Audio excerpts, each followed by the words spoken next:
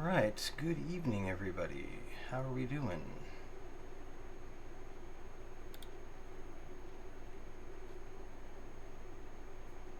Testing, testing, 1, 2, 3. Oh, that's not supposed to be there. Nope.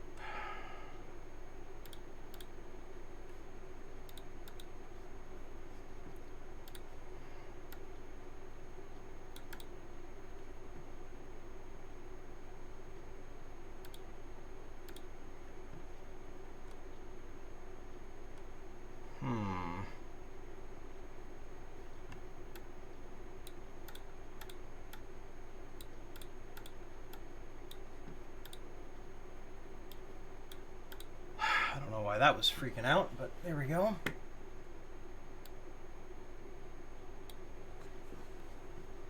Alright, I think we're set, finally.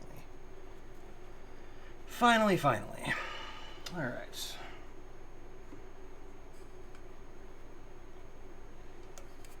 I say as I continue adjusting things because, well, that's just the way I am.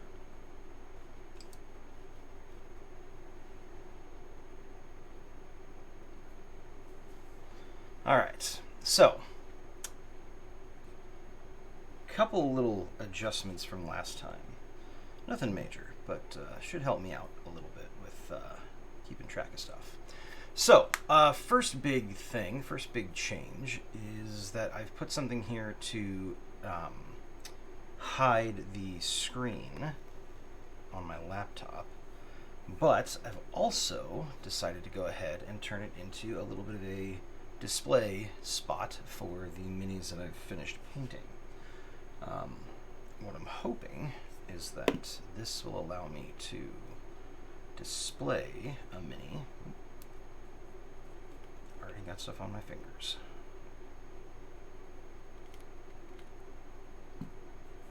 Yes, alright. There. That'll just let me display a mech so that people can see it pretty clearly while it's on the pedestal. I don't have to keep taking it on and off in order to show it. So that's going to work out really well. Let's see here. Is that light where I want it to be?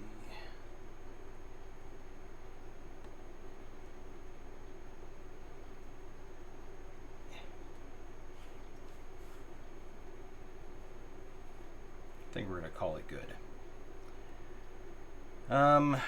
Alright, so welcome everybody, or anybody, whoever happens to be here. Appreciate you being here. So, my name's Ben. Hello. Tonight was supposed to be a Battletech RPG stream. Our Solid Metal campaign was supposed to kick off. But sadly, as a result of a couple of last minute, one player not feeling well, another one had a family emergency, we decided rather than try to kick off the story with just 2 players, we're going to go ahead and we're going to do another painting stream. So you get to listen to me for the next little bit. You get to watch me paint. Before we get into painting anything new, though, let's do a little status update on the stuff that we've already done. So, starting with the oldest to the most recent. So this is our Hellbringer. I'm not very good at this yet. Oh, right there. So this is our Hellbringer. He is a heavy clan mech. He turned out pretty well. I'm actually happy with the little yellow spots for the missiles. And in general, just the coloring on it overall looks good. I really like the back, the orange panels on the back, kind of like hazard orange. You know, the silver paint comes through way better than it did when I was trying to just use gray. So that actually paid off pretty big.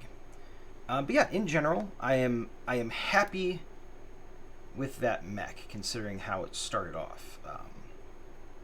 You know, good to go. Then we've got our Nova. I was going to call it a Bushwhacker, but that's the Inner Sphere name for it. Then we've got our Nova, aka Bushwhacker. Slightly different pattern on him, of course, than the Hellbringer, but still got the orange hazard panels on the back, of course, obligatory. Gotta be aware of like OSHA regulations and such. So yeah, pretty happy with the way this one turned out as well. A couple things that could have probably been better, like the white on these panels is a little bit faded compared to the others, like the ones on the other side. These are a little bit more vibrant. But otherwise, it turned out pretty good. The green we used for the lasers, I think really kind of pops against the other colors. And in general, I'm happy. There we go. So. And then I decided to randomly do this guy today on a lark. So the set of paints I bought was the D&D branded set, and I went ahead and the set that I picked up actually came with an Owlbear mini. And at first I was like, I'm not going to do anything with him. I'm probably just going to, whatever.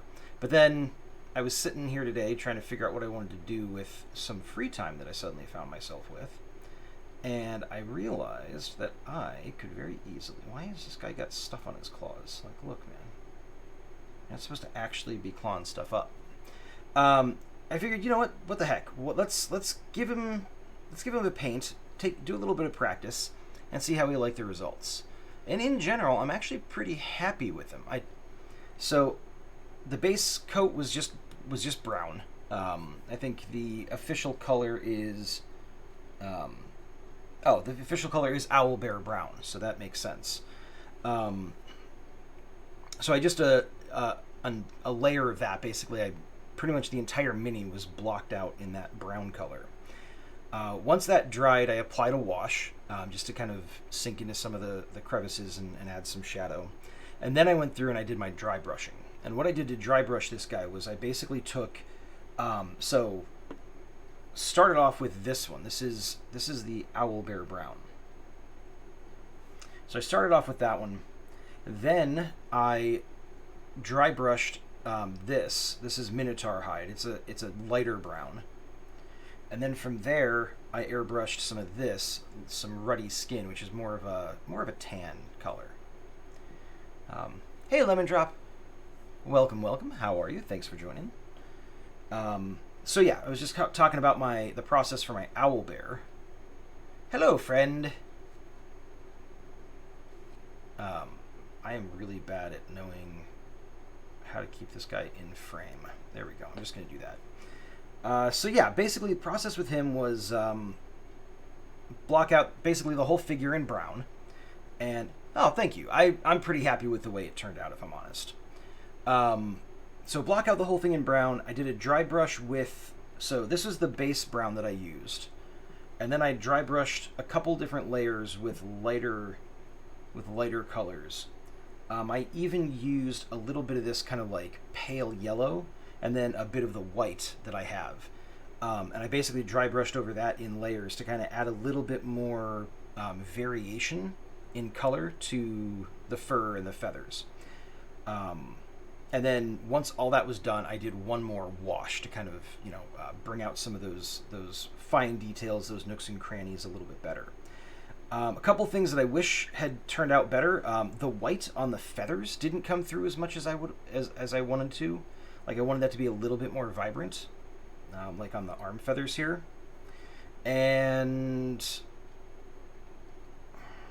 there's a spot on the back here where the paint sort of just kind of,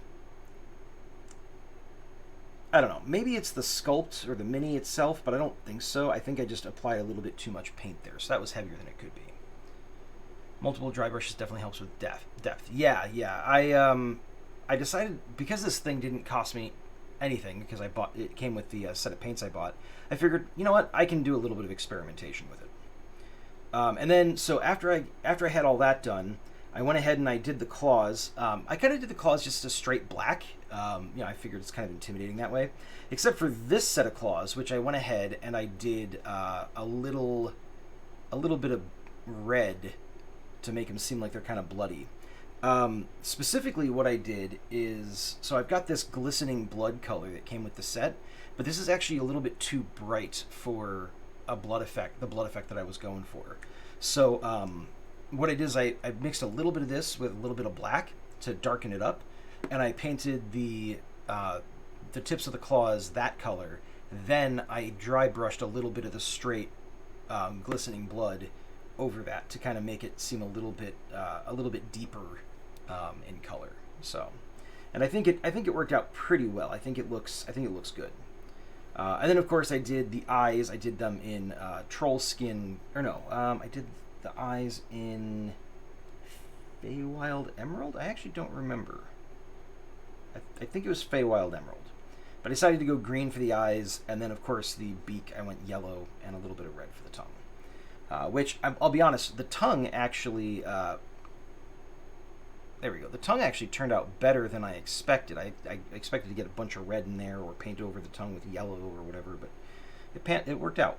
The base on the mini is amateurish. I'm not really fussed with the bases, but I figured since, there are like some little rock things here, I did those in gray, and then I did the rest of it just in green for like grass. So, it worked. But the overall mini I'm very happy with. So he's going to hang out in there with our Hellbringer and our Nova. And this is basically the lineup of completed minis. Ultimately, the Owlbear will be removed from that spot as we get more mechs to make the mechs all consistent and cohesive. But today we have a decision to make because it's time to start on a new mech. And the question becomes, which do we want to do? So we've got two choices here. We've got two contenders. That is paint. That is not a mech. We've got, just back a little bit. I think that might bring him into better focus. I don't know. Yeah. So we've got the Adder, which is a light clan mech. And then we've got the Viper, which is a medium clan mech. Slightly closer look at some of these. That's the Adder. And then we've got the Viper. So if anybody has any opinions, Adder versus Viper, the Viper looks cool. Yeah, I agree. Hey, Kashra, thanks very much for joining. Appreciate you tuning in. All right, well, that was the first one that anybody said anything about, so I think we're going to go with the Viper. Adder, we're going to set you over here with our other our queued up mechs, and you're just going to hang out there until we are ready to roll. All right, so, like the Viper sculpt. All right, perfect. Well, that's, in that case, it's 2-0, so we're going with the Viper. That's going to stay over there. Pardon me a moment while I grab some water, because I just realized I haven't had any in a bit.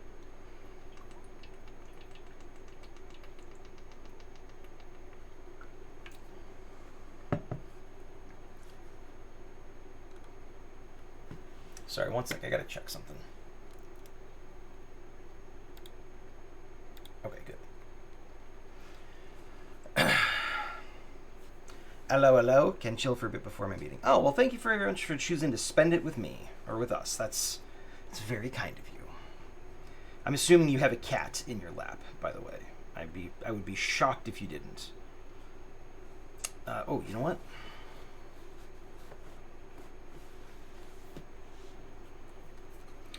So, I've got the stat cards for the mechs. So, obviously, the Hellbringer, the Nova, we did those. So those guys are done.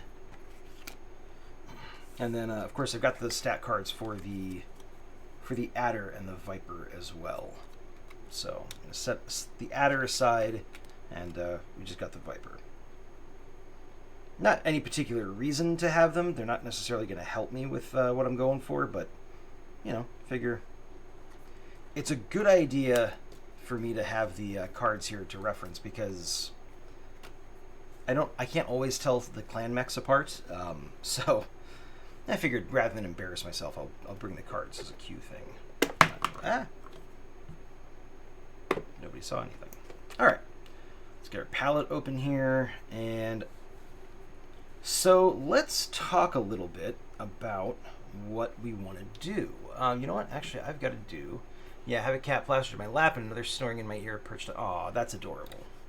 They love you so much. Alright, so here's what I want to take a quick look at. I want to see what the Viper typically comes equipped with. There we go. By the way, the inner sphere name for the Viper is the Dragonfly. It is, yep, it's a medium mech. Alright, primary configuration is an SRM-4, an AMS, or anti-missile system, 2 medium pulse lasers, and 2 machine guns. So let's see. I'm imagining that these here are the pulse lasers. That makes sense to me. So the right arm has the pulse lasers. This little blocky dude under the left arm looks to me like the SRM-4 launcher because it's got 4 little ports on it. And then we've got 1 machine gun turret on the left shoulder. And I'm trying to see... okay, so it's going to be kind of hard to make out, but if you look at the nose on the head, on the left side, it's pretty much clear. There's nothing there. However, if we take a look at the right side... there is a little detail here. I think that might be a barrel for a machine gun that's basically like in line with the nose on the mech. So I think that's the case. I could very well be wrong. We'll find out. So yeah, that is... The main reason I do that, by the way, is because I like to know where the weapons are, because sometimes they'll kind of logically have different colors in them. Like the barrels of the pulse lasers, I'm probably going to hit with the same green as the Nova has on its medium lasers, and then the SRM launcher is going to get a little doip of yellow in each of the ports to represent some missiles. Machine guns will probably just be gunmetal gray, basically, if I can manage that on those tiny little components. We'll see how it goes.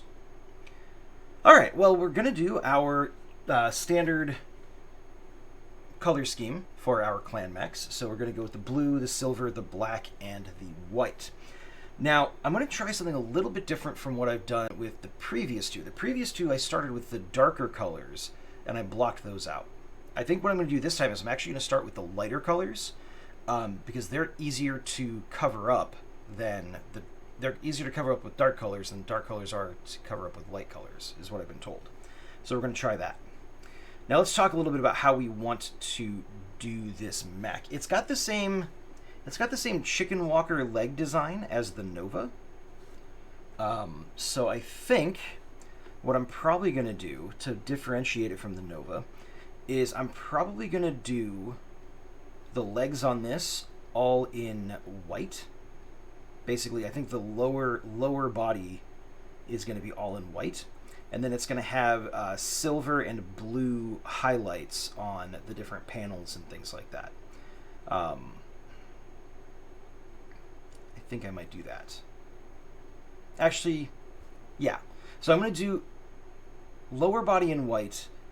I'm going to do the upper body in silver for the most part, with some black components to kind of add that black element in.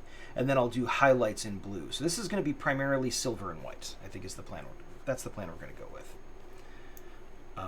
So let's actually get to it. Got myself a couple of paper towels there in case I need them. I am not going to need the red. I am not going to need this wash. I am not going to need any of these colors. This is all the stuff I was using for the owl bear earlier. So, whoops. So these are going to go over here. One thing I need to do is I need to go through and put a dab of each paint on the cap that cap goes with, so that I can like kind of have a good visual representation of what it looks like when it dries. So I'm going to have to do that at some point. Maybe I'll do that today while I wait for this guy to dry. I'm not sure. tilt this guy up just a little bit more. Yeah, there we go. That's a much better angle. That's what we're looking for. Now we're cooking with fusion. All right, so we got some brushes here, which is always a good tool to have when you're trying to paint. Damn, I still have forgotten to get myself a tool to like kind of mix paints with. So every time, that's fine. I'll just mix. Do I have a sacrificial brush for this? I should have a sacrificial brush.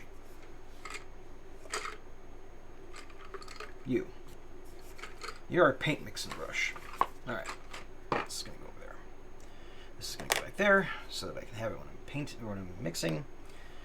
And to start off with, we're just gonna grab some white, just a little dollop. Well, it's more of a dollop than I was going for, but it'll work. And we're gonna go with a fairly wide brush because we want to cover as much room, as much territory as we can. Take the cap off my water so I can actually get to it. And let's moisten up that brush, shall we? By the way, if anybody is interested, I am currently listening to a YouTube playlist by the channel is Jason Skye, Skye.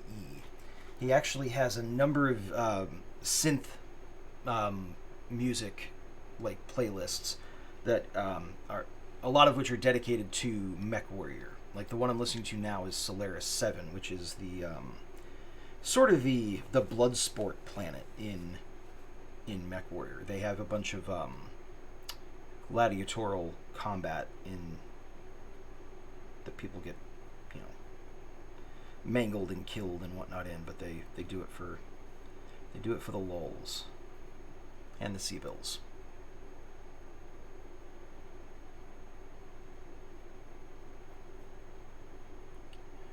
Of course, some of you who may not be familiar with the Battletech universe might be asking, what the hell is a Seabill? So a Seabill in Battletech is sort of the universal currency. And it's named a Seabill because it is a Comstar bill. Comstar is actually your super important space bucks. Yeah, exactly. The generic space bucks. So Comstar is super important in the world of Battletech. Comstar is essentially a telecommunications company. Like they're Comcast or Cox or, you know, Verizon or whoever. And now we apply paint to Mini. No going back. That is way thinner than I wanted it to be. And so the reason they're so important is because we talked a little bit last time we did a painting stream. We talked a little bit about Kerensky, the guy who basically led the Exodus after the Ameris Civil War. You know, he spent all his time fighting, and then the Intersphere House Lords were like, all right, well, you can go now. We don't need you anymore. And he kind of took offense to that and was like, all right, look, I can see where this is going. I'm just going to take all of our toys and we're going to get out of here. And not in a petulant way. He just did it as a, like, hey, this is, you know, some bad stuff is going to go down here. And all these weapons and things like that we have, that my forces have, are going to be used to kill a lot of people. And I'm not down with that, because I just fought this really long series of wars to have a bunch of people, innocent people, not be murdered. So that's why he decided to leave. But the reason that that's relevant to the Comstar conversation is because, so Comstar maintained these devices in the Battletech universe called hyperpulse generators. Now, hyperpulse generators are basically what allows jump capable. It's what gives the Battletech universe its jump capability, like the ability to essentially warp speed or hyperdrive or, you know, whatever other sci-fi word you want to use for faster than light travel. And not all of them are used for that. Some of them are used for communication. Like, obviously, you've got this government that spans multiple worlds and solar systems. So, of course, you've got to have a way for people to keep in touch. Otherwise, it just wouldn't work. And that's where the hyperpulse generator, the HPG like relay system, comes in. So this company, Comstar, basically is responsible for maintaining these. Like, they kind of have a monopoly on this. And as a result, they're extremely influential, extremely powerful, extremely wealthy. They sort of, in theory, they also have access to a lot of state secrets, because any communication that goes through an HPG goes through them. So, it's hard to keep secrets from Comstar. When Kerensky left, he was like, "Hey, we're gonna need someone to help us out with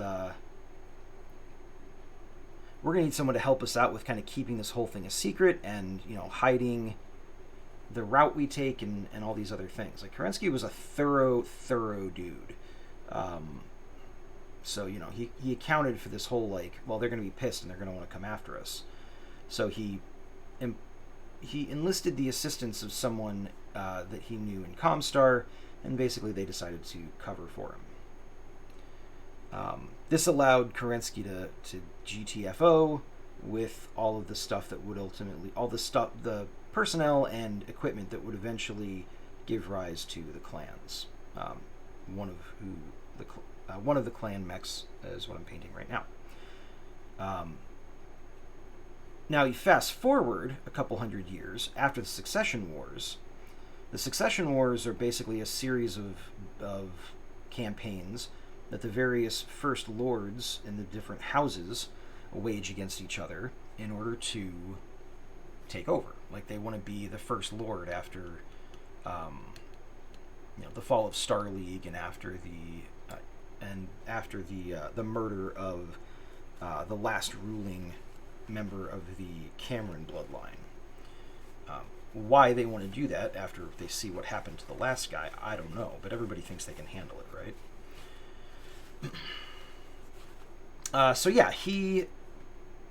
So these Succession Wars basically bomb everybody in the Inner Sphere back to the Stone Age. Like, technology takes a big hit. A lot of systems kind of just go no contact, whether by design or not, and they're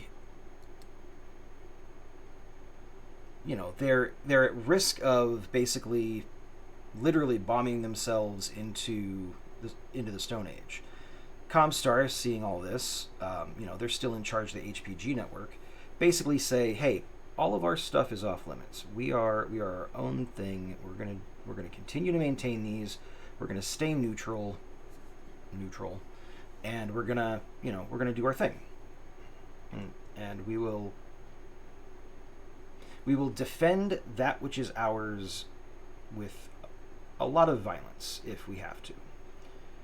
And they could back that up because they actually had Battlemechs, and they had mech warriors called the Com Guard, and they were really good at what they did. Some of them were former Star League Defense Force, basically Kerensky's forces, and they were hardcore. They knew what they were doing. They also had access to a bunch of technology because they were forward-thinking and smart, to a bunch of technology that was otherwise lost to the other great houses during the Succession Wars. They maintained stockpiles of Star League gear, and they kind of knew where these things were hidden, and so they went and grabbed them, ostensibly so that nobody else could use them, but really it was so they could have them. So they went and grabbed them, and they put together their little army that they used to defend Comstar interests, and specifically the HPG network.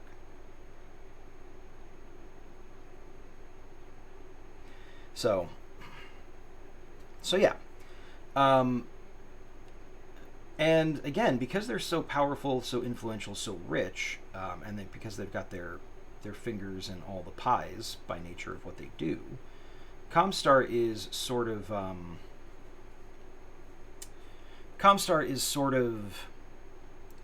pulling the strings in a lot of ways. Like they decide if someone just doesn't have access to the HPG network for a while. And there are actually a couple instances in the lore where Comstar basically manufactures a false flag operation, where an HPG network or an HPG relay gets destroyed, and they make it look like it was one faction or another, so that they can turn around and slap that nation's hand and say you were bad. We're going to cut off your access to the HPG network. And it kind of becomes this method by which Comstar is able to maintain some control over the galaxy. It gives rise to this whole religious fanaticism, a group called the Word of Blake, and it's a whole segment of Battletech history that gets kind of weird, but it's a thing. So.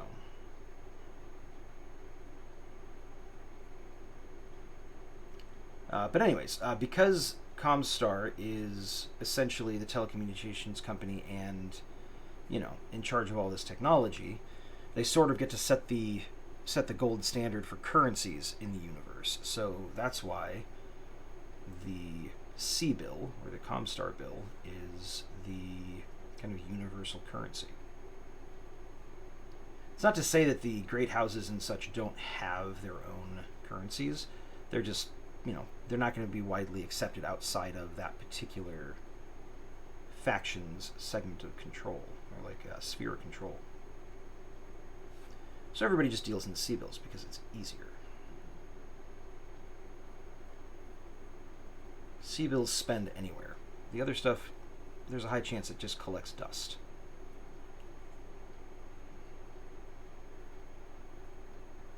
Also, the unit of measurement of a C-bill, a single C-bill is how much it costs to send one message via the HPG network, as far as I understand it. So that's kind of how they determined like what a C-bill was worth. Obviously, it fluctuates a little bit with the market and all that, but I'm not going to get into the complex economic stuff because I don't know it.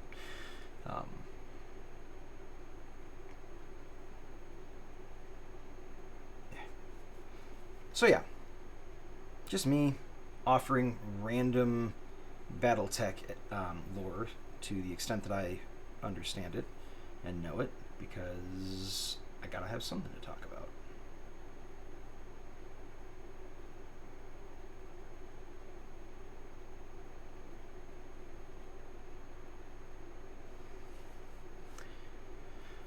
So, I had been told by a few people that, and this was after I bought the primer that I'm currently using, and that I've primed all my minis with, that a light-colored base might work better because then, rather than a dark base. Because as you can see, the white is having a hard time covering up the gray of the primer.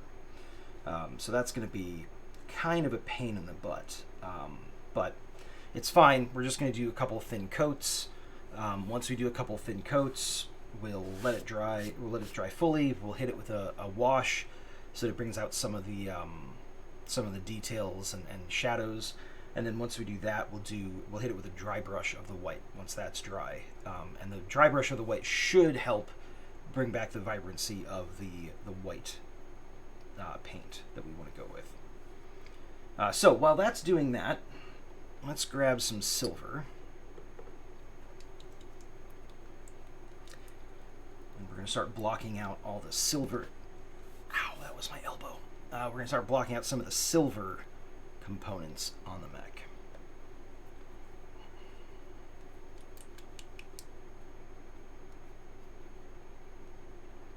Even got a little corner right here designated for silver paint.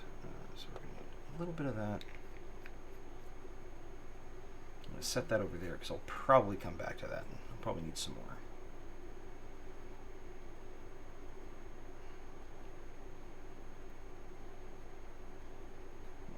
Pull some of this over here. Do a quick dip. And then water it down some.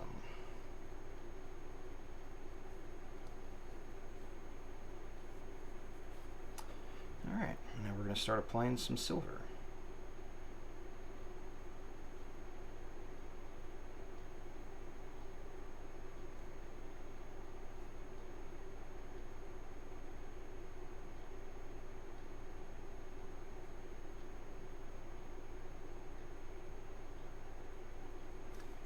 Here I am going quiet because I'm focused on something kind of fine motor control is important.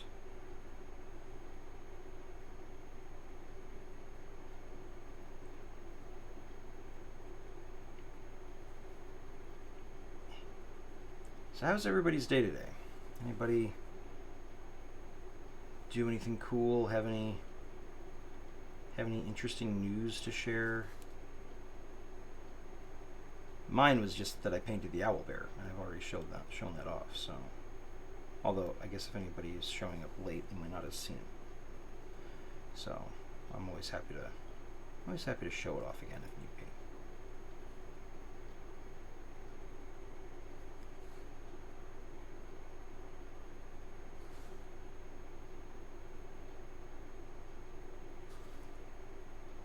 There's a Kickstarter starting in a couple of days, if it hasn't already started, for the next Catalyst Game Labs Mech Warrior set.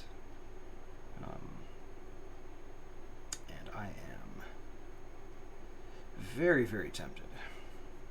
Very, very tempted to jump in on that. But I already have a bunch of minis. Do I really need more?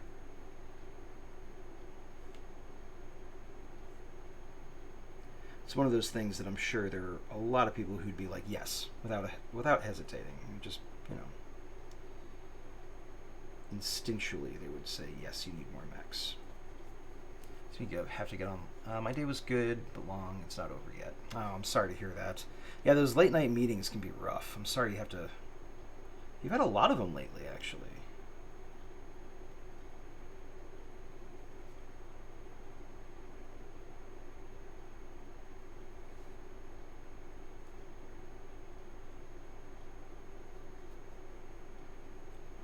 Don't like the way that's shaping up. Let's see. I can't.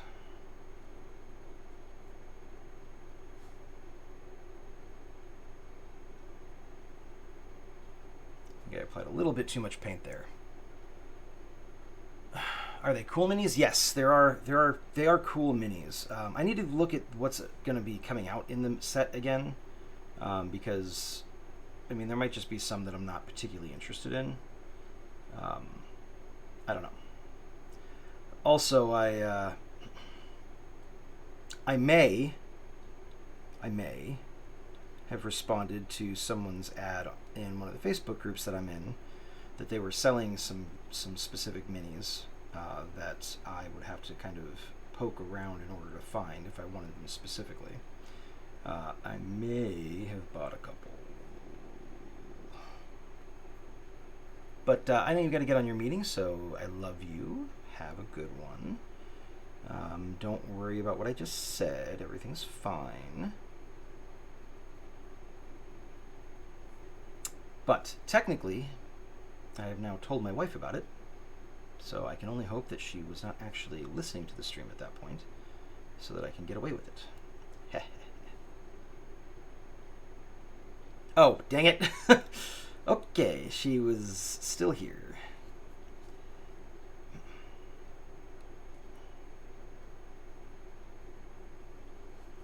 But yes, always listening. Yeah, that's the truth.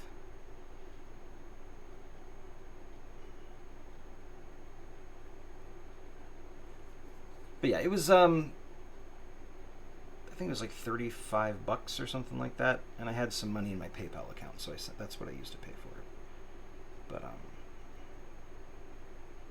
But yeah.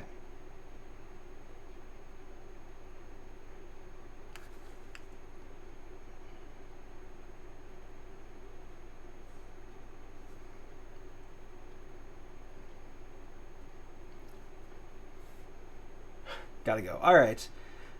Goodbye, my love. Have a good meeting. I hope it's short and that you were able to get to sleep post haste. But I will see you when I'm done here. For those of you who don't know, Kashra is my wife. So when I say my love, I'm not just calling random people in chat. It's those terms of endearment. This is someone that it actually does mean something.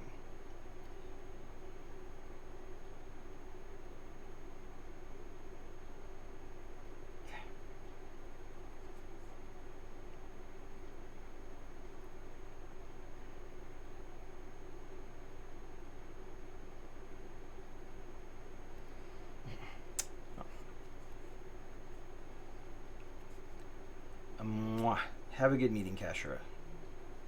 I will talk to you soon.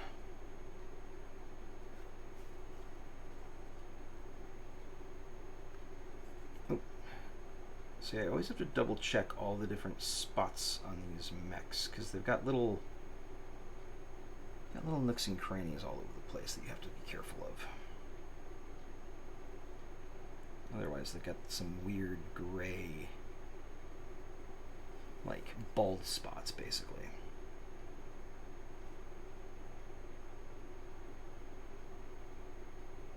Doesn't look very good. All right. Hello and welcome to everybody who has just recently joined. Appreciate you popping in. Welcome, welcome. Feel free to chat, feel free to lurk, whatever you're comfortable with. We're kind of trying for a bit of a Bob Ross vibe here. Just nice and chill, just chatting, hanging out, nothing stressful.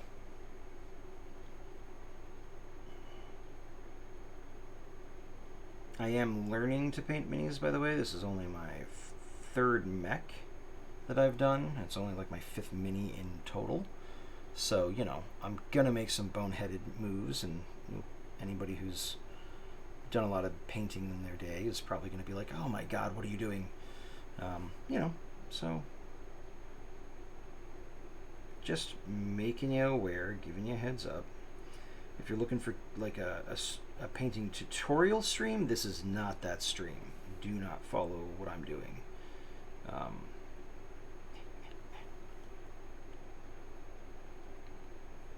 Pretty sure even I shouldn't be following what I'm doing, but here we are nonetheless.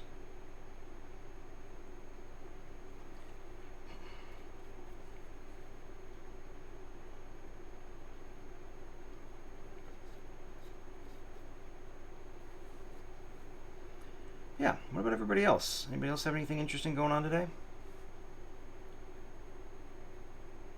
Alright, so that's my first thin silver coat. So we'll leave that as it is. Then we're going to grab some more white, and we're going to thin some of that out.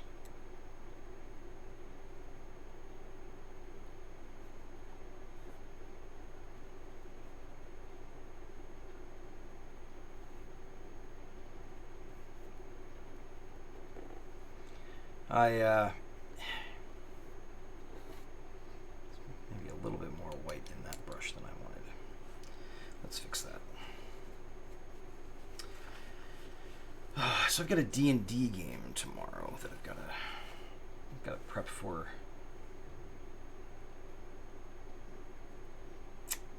It's a Dark Sun campaign, which is very exciting because I'm a huge fan of the Dark Sun setting.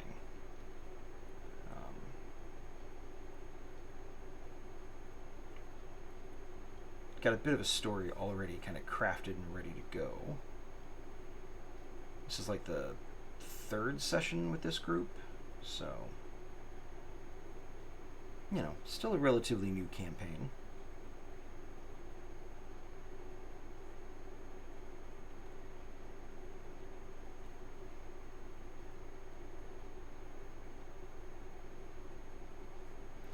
New campaigns are always interesting because there's a lot of excitement. There's a lot of like energy around them. Groups don't always maintain that level of energy, so sometimes things fall off a bit. We'll see. I don't think that's going to happen with this crew. They're actually pretty good. They're all friends with each other in their normal day-to-day life, which kind of helps.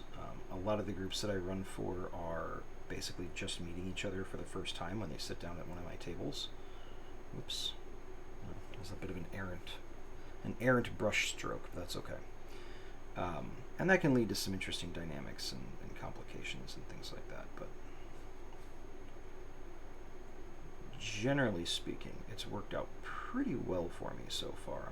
I'm very lucky to have not had any major issues.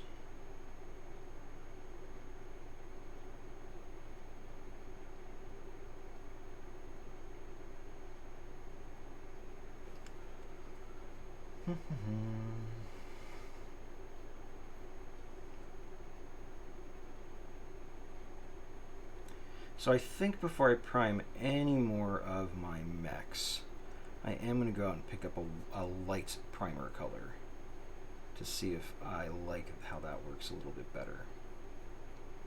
Because as it is, this white is not... This white is not vibing. Not a fan.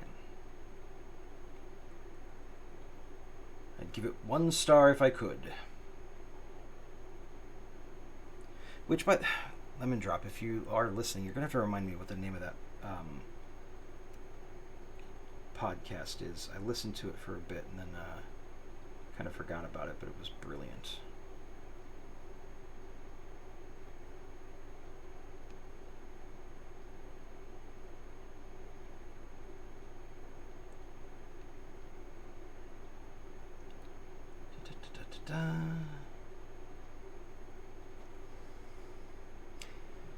I'll probably have to do another coat of that white before I do the wash.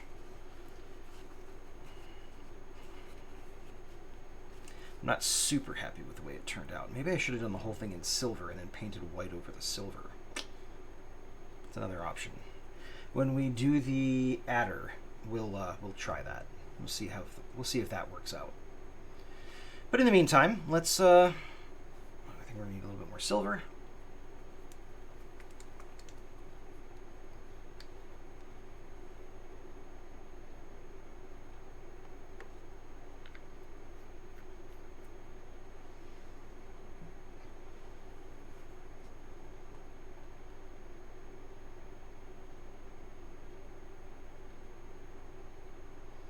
So when it comes to thinning out one's paints, one of the things that everybody has kind of said to me is, oh, you want it to be kind of the consistency of milk. What does that mean? Does milk not have the same consistency as water? I mean, I guess it is a little bit thicker, but I mean, not noticeably so.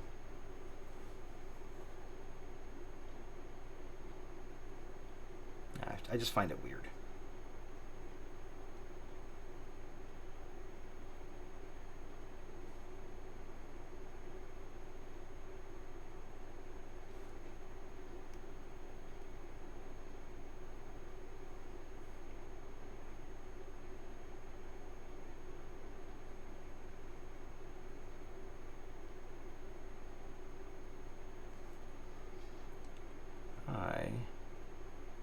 Digging this playlist.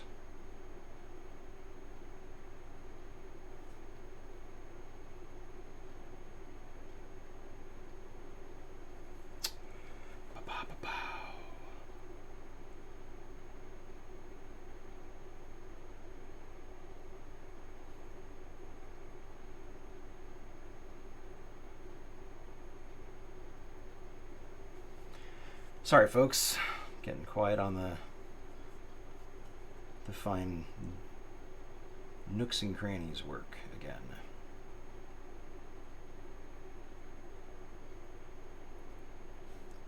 Anybody excited for the D&D movie?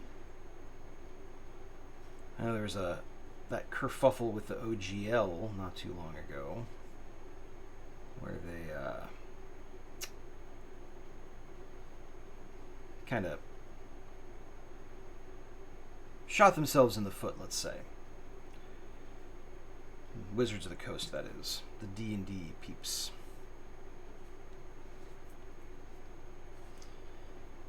And a lot of people were talking about, like, possibly boycotting the movie and everything like that, which I get. Like, they burned some bridges, so people are allowed to express their opinions with their money. There's nothing wrong with that. Strongly encouraged, in fact.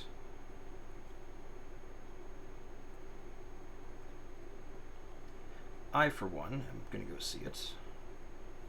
And I'm looking forward to it because I love the idea of a D&D movie. But mostly I love the idea of a D&D movie, if you know what I mean. Like, the reality of a D&D movie, it's been attempted a few times before. And never really did a good job with it. Not for lack of trying. Like, I'm not saying anybody set out to make a bad movie or whatever. It just...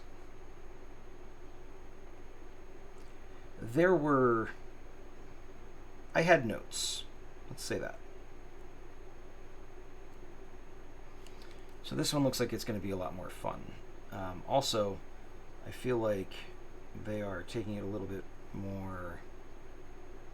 Not seriously, because I feel like that is the wrong way to go with it, but I think they're being a little bit more strategic with it. Like, I like that they're incorporating the... okay, so the second coat of silver looks like it did pretty well. I like that they're incorporating stuff from the movie into some of their materials and stuff like that. Like, they're making it a part of the game, whereas the last D&D movie in particular was very much not that. It's almost like they were pretending the movie didn't exist, which, I mean, hey, it wasn't a great movie, so I get it, but...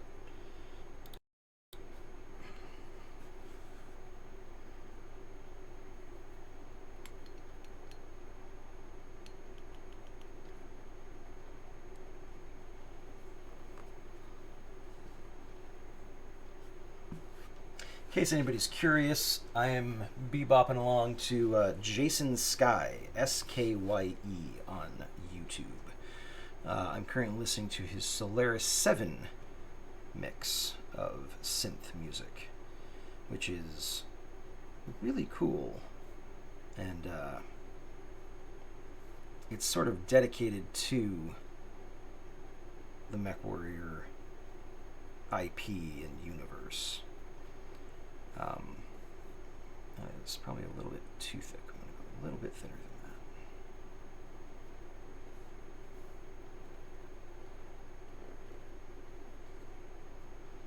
So if anybody wants to listen along.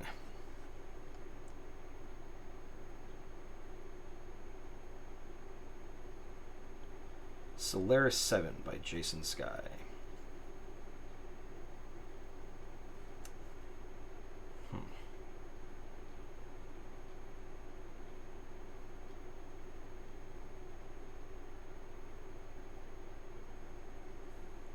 Alright, something I have learned in my very short time painting minis. Don't do white as a base color. White as a base color is a terrible idea. It just does not look good. But we forge ahead.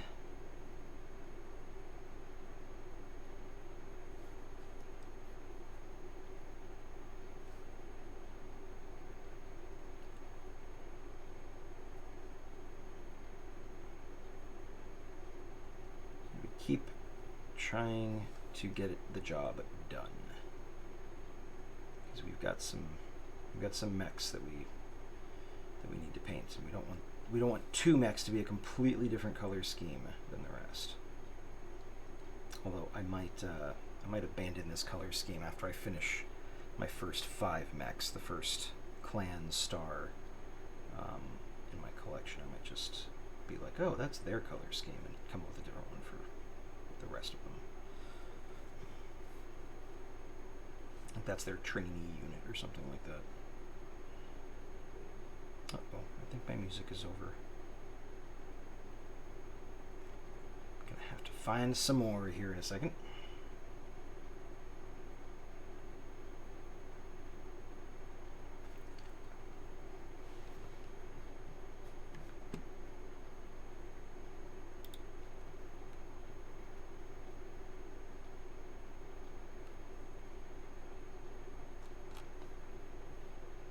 Sorry, one second. I'm just finding some new music to listen to. Scouted.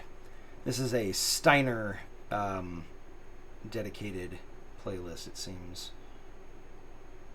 Playing on the old Steiner Scout Lance joke.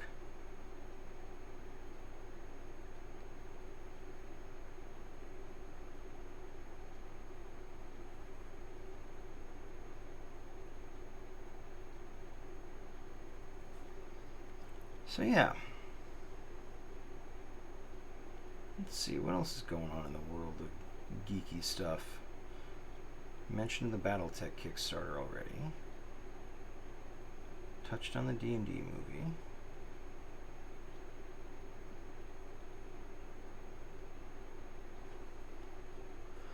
Huh.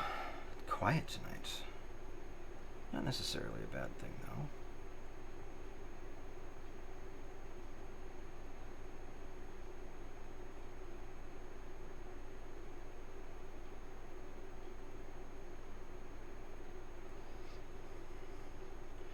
Quiet can be good. Quiet can be very good. It just depends on the circumstances.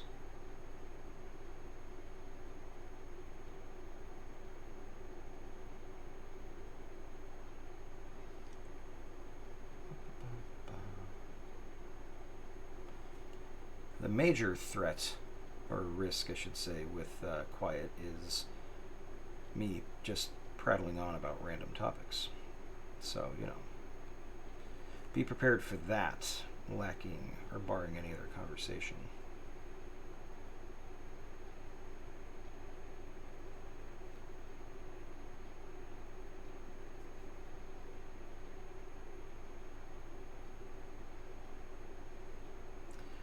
Actually, you know what? I can talk a little bit about the Battletech RPG that we're running. So I need to finish coming up with the mechanical effects of some of the common equipment that you find in. Okay, that's gotta dry. So I am going to go ahead and do what I mentioned earlier, and that is I'm going to do just a little dollop of paint right at the top of each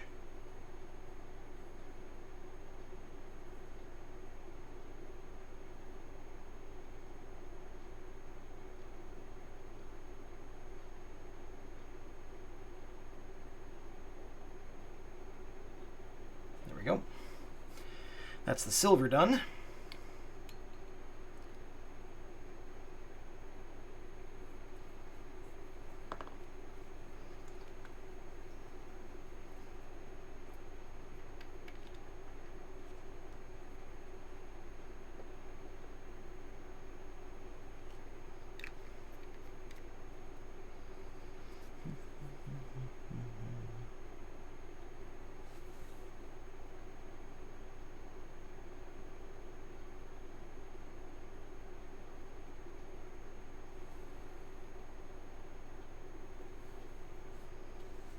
Here's the yellow done. I'm going to put the silver here because I'm probably going to need that again soon.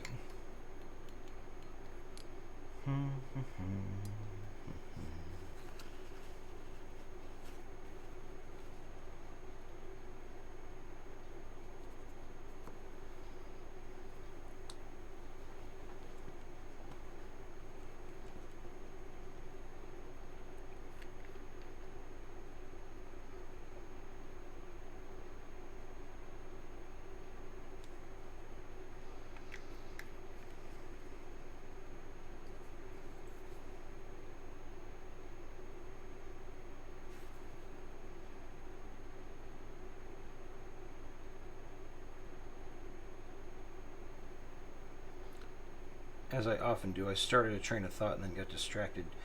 So yeah, we've got to finish figuring out some of the mechanical effects of some of the common equipment in the MechWarrior universe. Like I've got PPCs, I've got pulse lasers, I've got Beagle probe, I've got the active probe, I guess, the electronic countermeasures, I have that.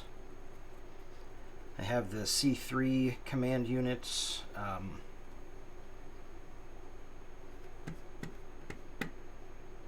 Skip that ad real quick. Okay. Ooh, you know what I need to do? I need to add rockets onto the list of weapons.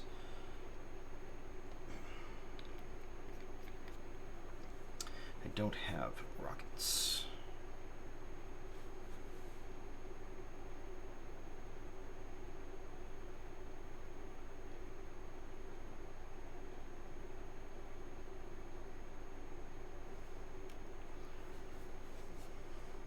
Sorry for my arm occasionally getting in the way there.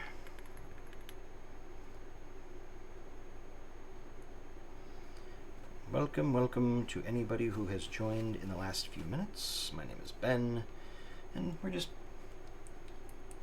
painting some miniatures, you know, that kind of thing. I am not a minis painter by trade. It's something I just picked up, so I'm still very new, still making dumb mistakes, still learning. So yeah, if you want to stick around and watch me blunder through it, please do. Always happy to have people to chat with.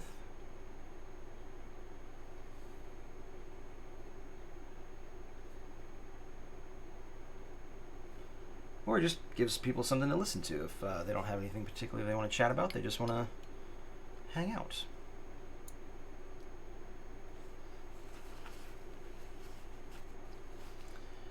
Alright, so I'm going to do one more of these, and then I should be good to do a wash on this guy. I'm a little bit hesitant to do a wash, because the only good wash I've got for what I'm trying to do here is a really dark wash. It's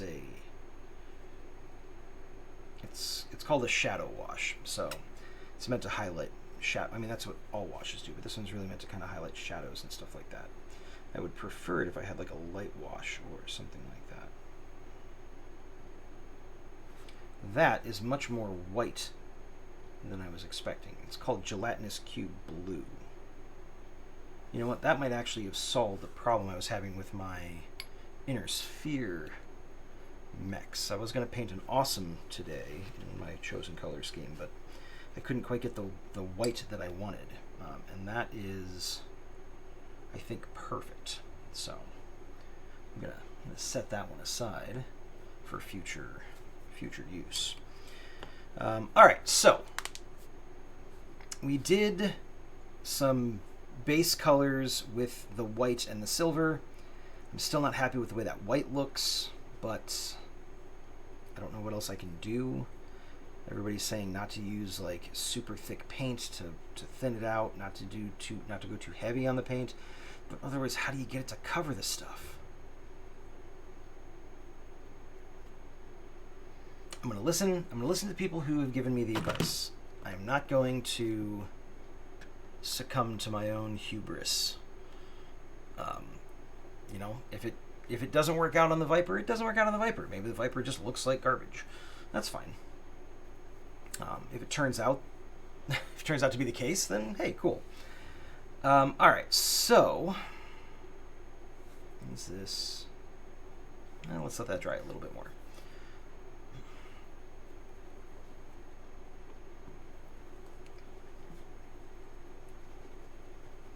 Hi, Sarah. How are you? Welcome, welcome. Very nice to see you, as always.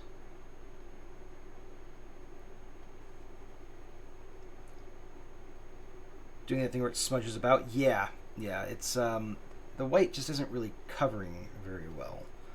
So, which is fine. You know, it was a risk.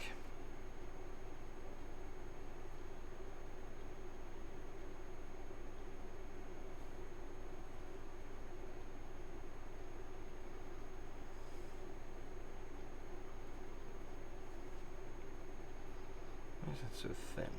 That is not...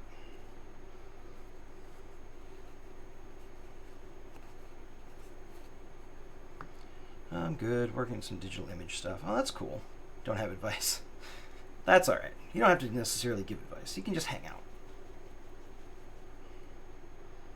I just like chatting. What digital image stuff are you... Is it for work? Is it a hobby thing? What's the dealio?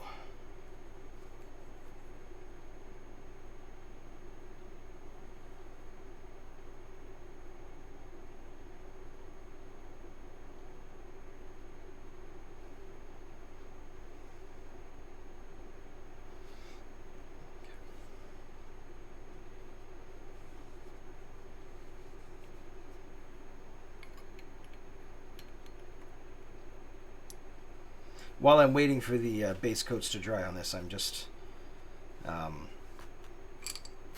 lack of a better term, labeling my paints to make sure that I know what they look like when they dry. So I'm just hitting them with a little dollop of the paint on the top of the cap. Ooh, I like that ethereal blue. That's a good color. I'm gonna have to remember that one too for...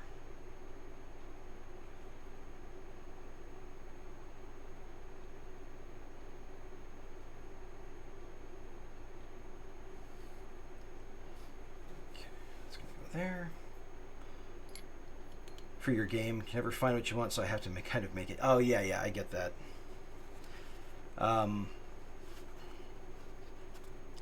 don't have that level of artistic talent, so I basically just find stuff that's close enough and call it good, which, I mean, you know, it is what it is.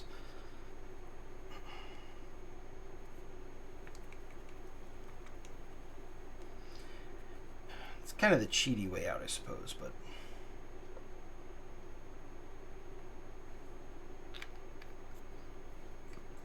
I'm not ashamed. I know my limits. I know my strengths.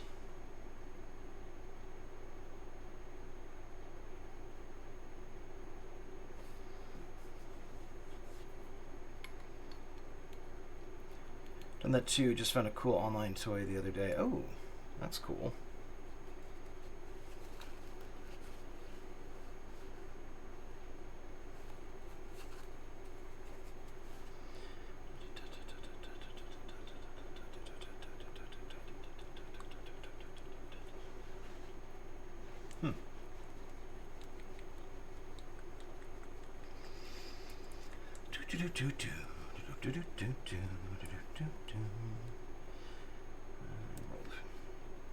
Feywild Emerald. This is one I've already used a couple of times, but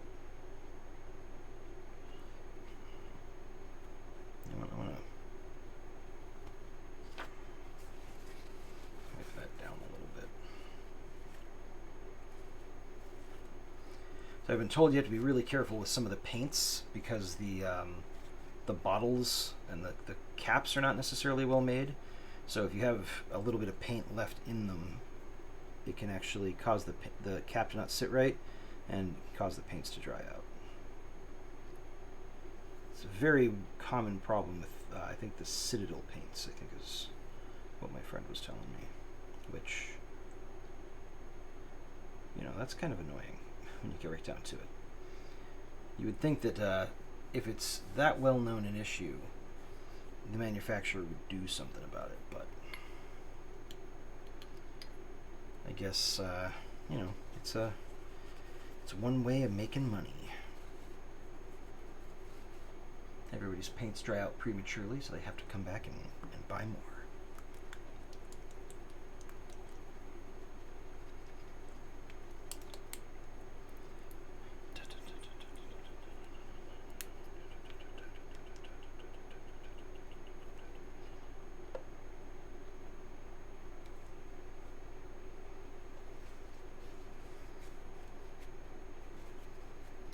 For the record, I'm not officially accusing any paint manufacturing companies of that.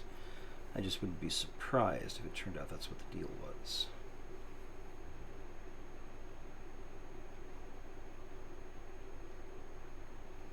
That went a little bit more crazy than I anticipated, but that Kyrene Gold, that's also going to be really useful for my inner sphere colors, I think, so I'm going to hang on to that. Set that one aside. I'll save you for later. Okay. All right, I think... Yep, dry. So, here's what we're going to do. I've had a corporate job, they don't think that far ahead. Yeah, exactly. That's very true. It's one of the reasons I think a lot of these like big conspiracy theories are so funny, is because, you know, there's like this belief that large groups of humans are capable of maintaining secrecy and coordination and, you know, cooperation long enough to fool the entire world with their sinister ploy. I just find that to be absolutely laughable. I'm going to really draw some of that out. I don't want to go too heavy on this wash. So what I did with this wash is I actually watered it down a bit because it's such a dark wash. It's not going to really make a huge difference in the color of the wash ultimately, but it makes me feel better, and that's really all that matters.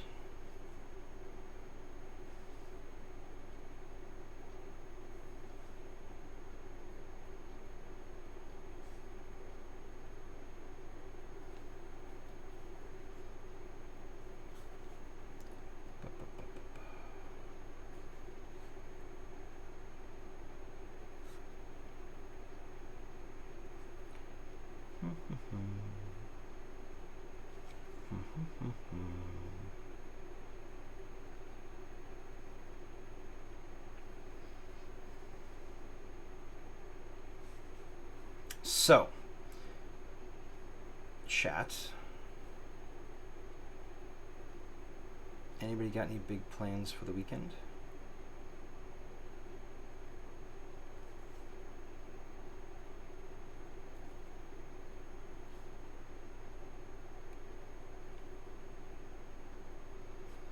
I myself have a bunch of games to run. Got my Dark Side game tomorrow night. I've got another D&D game first thing Saturday morning. Another D&D game at 5 p.m. Saturday. Vampire in the evening. D&D on Sunday.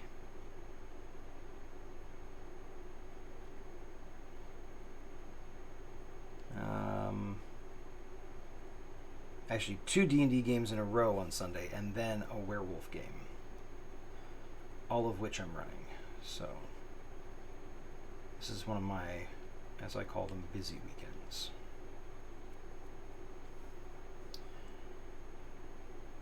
Staying active.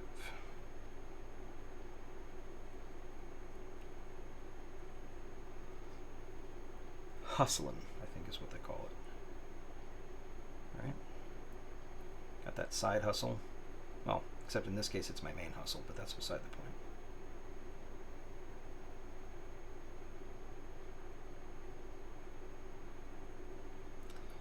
I don't think this was as dry as I wanted it to be.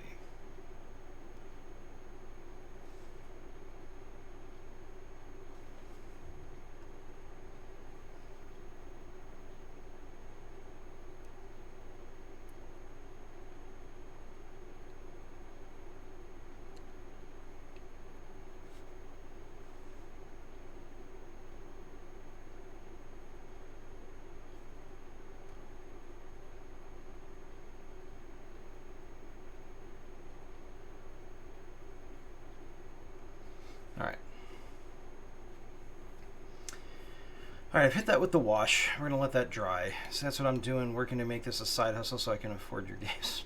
I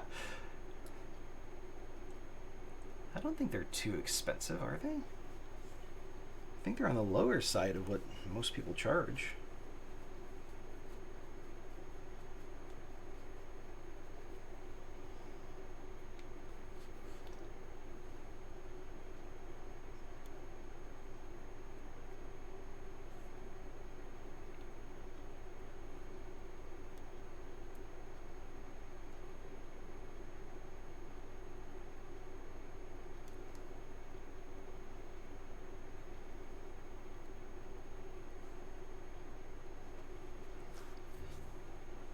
Okay, that's good.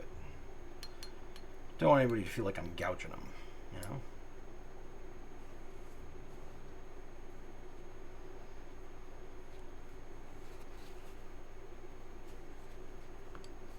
I'm going to switch over to a different brush for my dry brushing.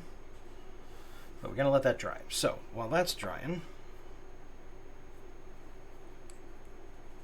let's label some more paint bottles.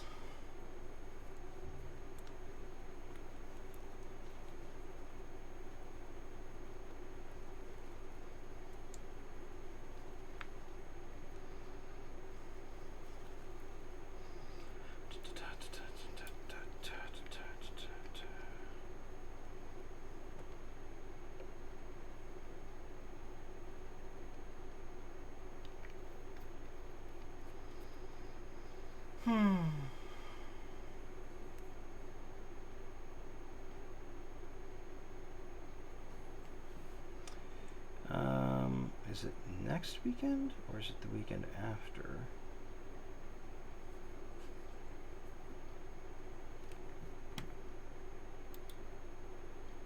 Oh, it's the weekend after. Okay.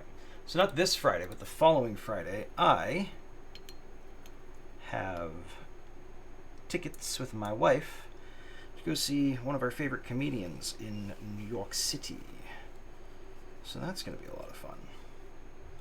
Not this weekend, but you know, still something to look forward to. The washes don't really, they're not really thick enough to properly work that way, so I'm going to leave those as they are.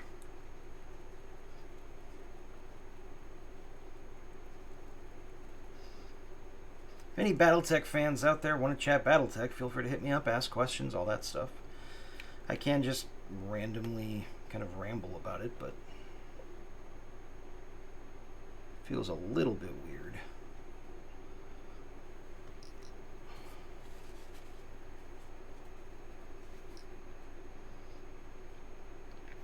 Not that I'm not willing to ramble. Who? Oh, it's Sarah Milligan. She's a British comedian.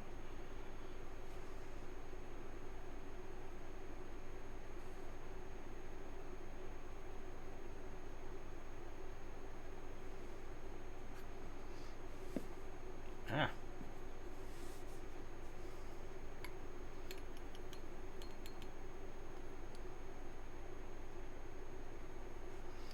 We were introduced to her through a couple of British panel shows that we watch, like QI and 8 out of 10 Cats Does Countdown. So they're generally funny shows that tend to attract a lot of comedians as guests. So we've been exposed to a few British comedians that way, and Sarah Milligan is one of our favorites. But I decided to get tickets for my wife as a surprise a couple months ago. And yeah. Well, that's what we're doing next Friday. Haven't seen her. Been to a bunch of comedy shows, not too many since COVID. Yeah, that's fair. I think this is the first stand-up thing that we've gone to in ages. Not that I've done a lot of live stand-up, but I have really enjoyed the ones I've been to. I don't know why I haven't gone to more. I guess because when you get right down to it, I kind of just tell myself, you can if you like a comedian, you can just watch their stuff online.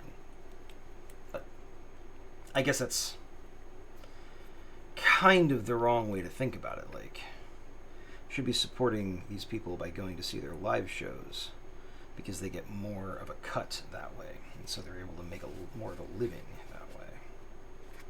So I really should change my mindset on that.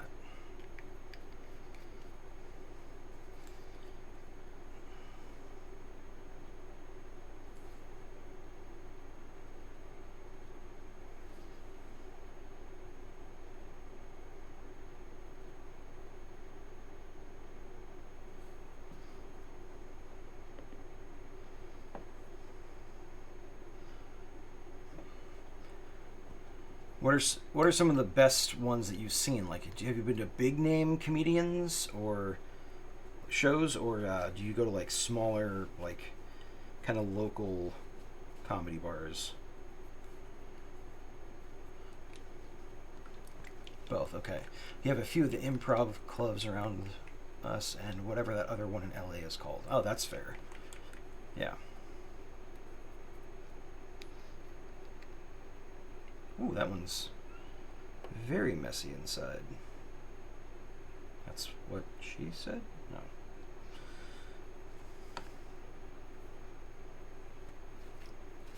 Why is that one so bad?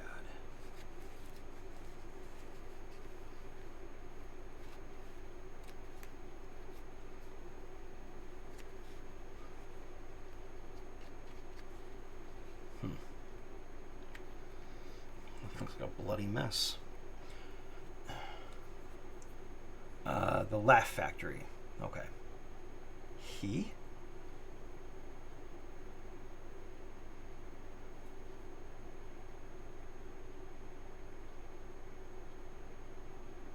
Sorry, did I use an incorrect pronoun there for somebody?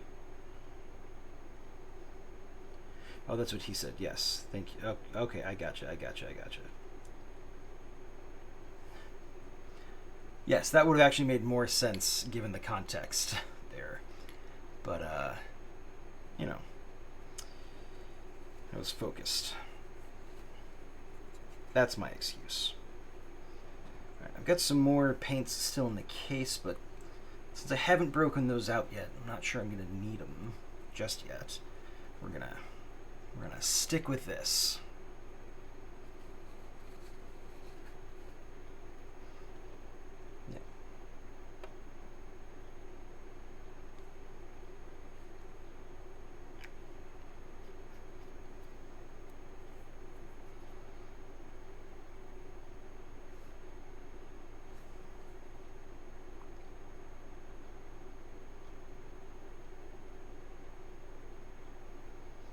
All right. There we go. That should have been enough time for the wash to do its thing and dry sufficiently. Let's take a quick look.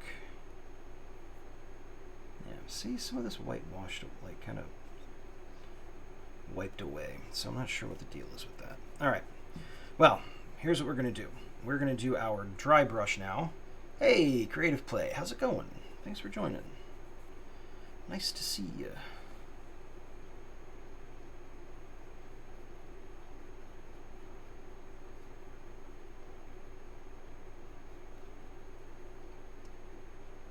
It's definitely looking good. Okay.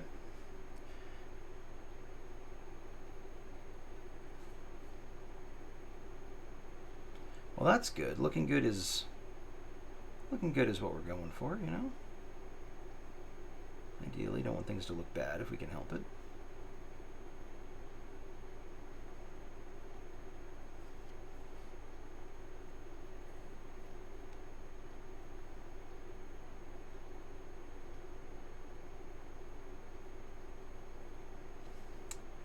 I just don't think this is working.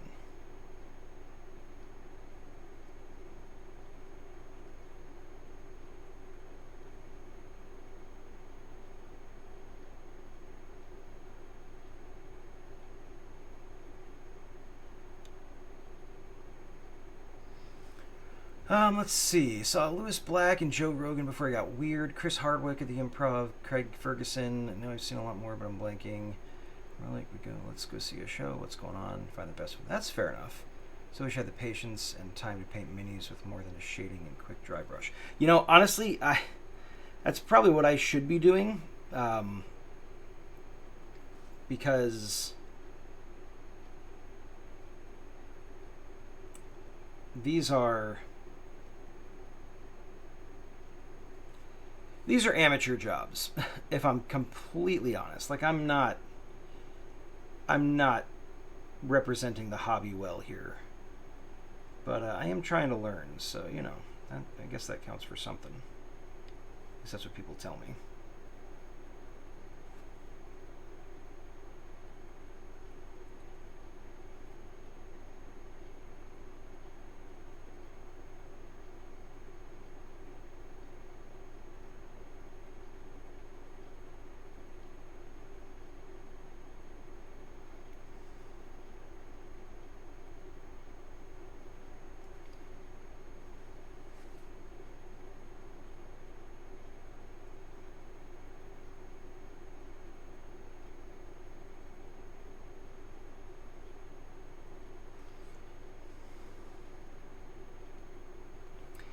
Yeah, this is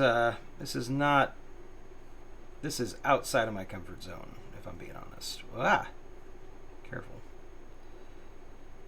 Like, I basically said, I'm gonna pick up this hobby within my hobby that I've never really done before, and I'm gonna do it on camera in front of people, because that'll be fun. So far, it has been. Except for this problem with the white paint. I just cannot seem to get it to cooperate. Okay, that's fine. Bob Rossinet. Bob Rossinet. Bob Rossinet.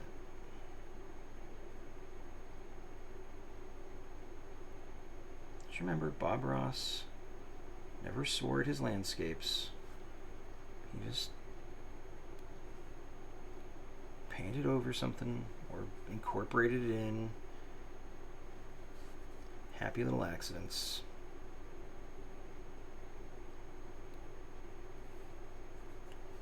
Not sure that necessarily applies to using entirely the wrong color, but, you know.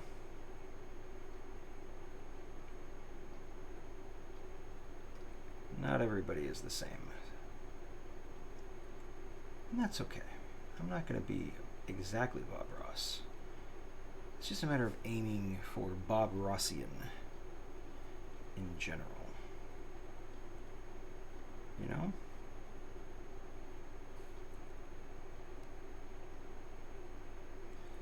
Just a general vibe of chill and relaxing. And the proficiency part is not necessarily required. Hopefully it'll come with time. No, he was a drill instructor before he was a painter, a drill sergeant. I did, actually, yeah. He, I believe he basically was like, you know what? I'm tired of yelling at people. I don't want to yell at anybody ever again. And he was like, I'm just going to go become a painter, and I'm going to be quiet and calm and cool and a hell of a role model for a lot of people. I still watch some of his painting stuff on YouTube or whatever when I'm just like kind of stressed and don't really know what I want to be watching. I don't want to watch, like, you know, any of the true crime stuff that I'm into because, you know, it's just kind of a downer sometimes.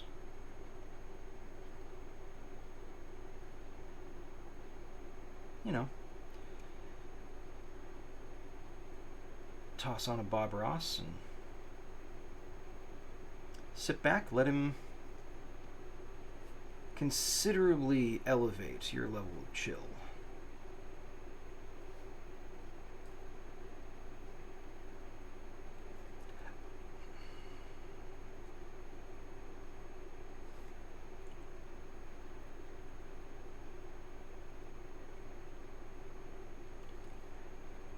Bob Ross therapy.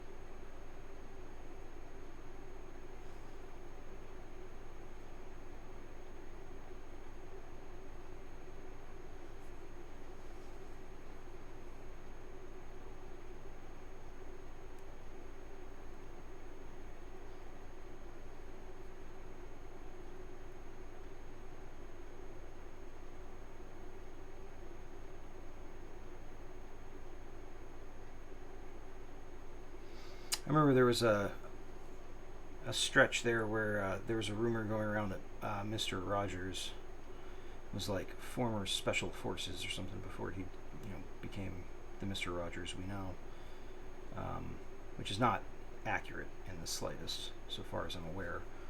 But I did find it somewhat entertaining.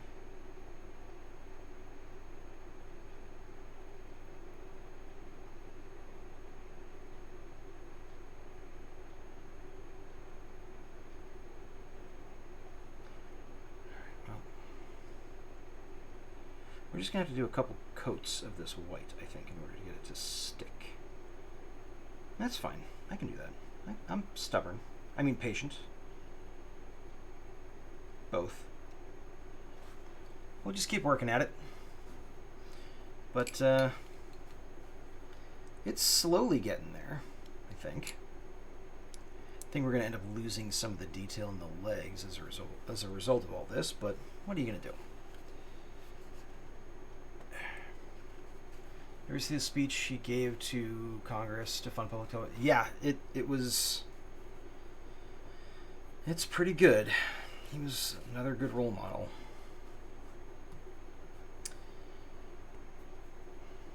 One of those guys I wish that we as a society would emulate a little bit more actively. You know?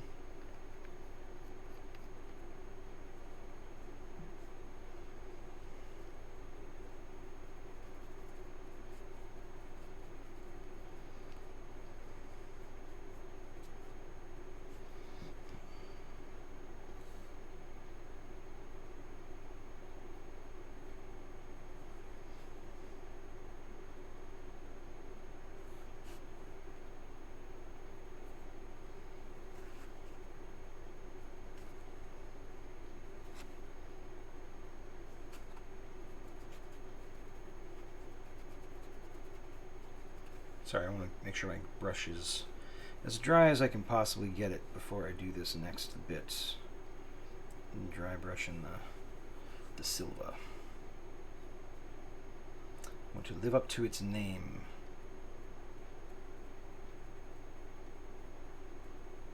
A brush as dry as the Sahara.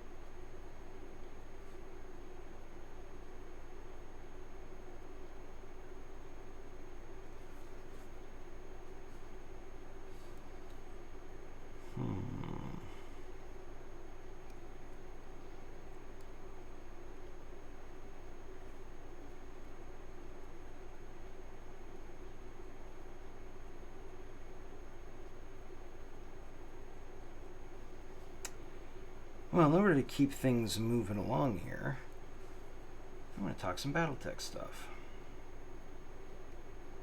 Because why not?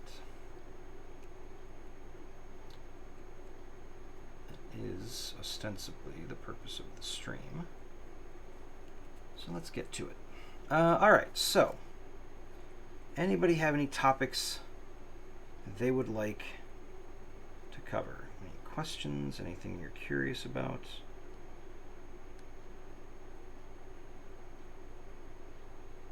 I think that's where we'll start, if there are any questions. If not, then I think well,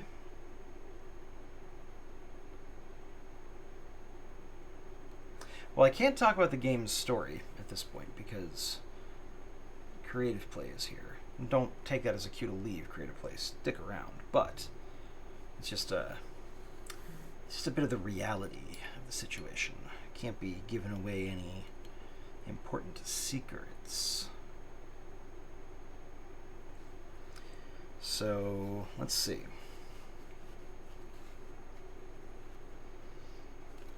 Okay. I'm gonna talk a little bit of smack about some Battletech stuff, actually. So I get why they did it from a business perspective, but it does kind of bug me that there are so many kind of like weird mech designs later in the lore. Like, there's a lot of good lore in Battletech, and it covers spans of hundreds of years in the game. Maybe even 1,000?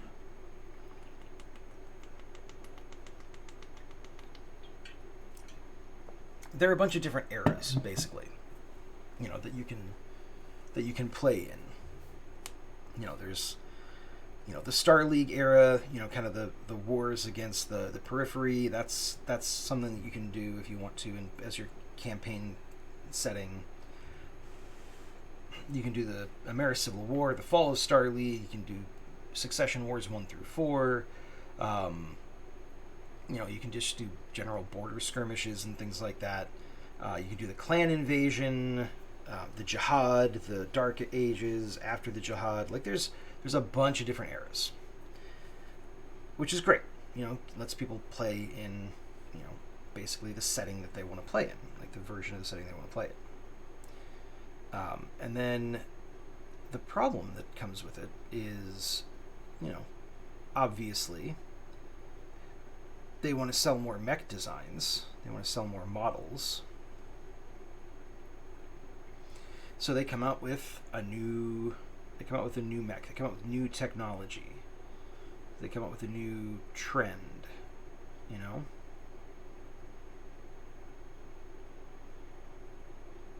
Like, there's a whole series of mechs that come out that have like 4 legs instead of just the 2, so they're harder to knock over. And like, it kind of makes sense. Like, I get that, but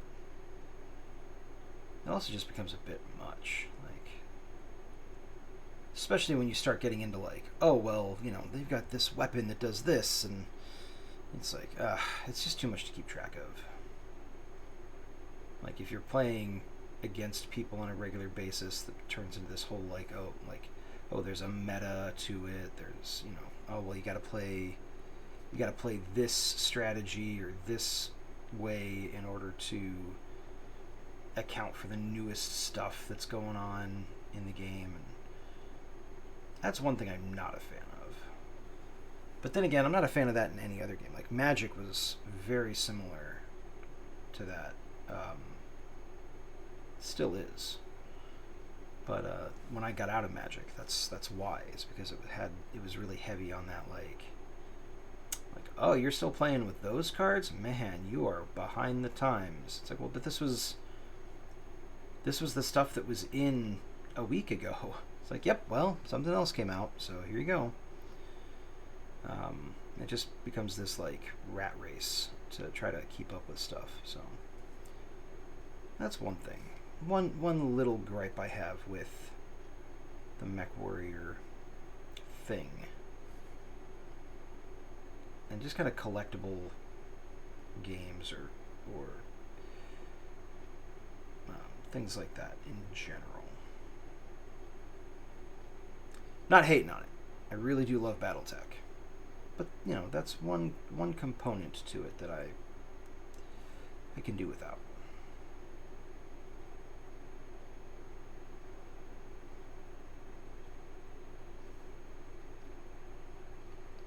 Of course, I mean, the easy way to avoid that is just to not play on any kind of competitive circuit.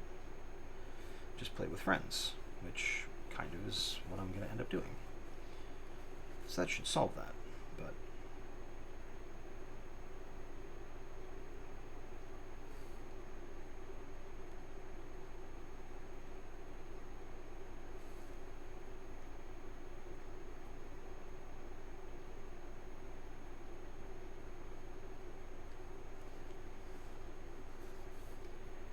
don't think I'm doing a very good job with painting these legs white.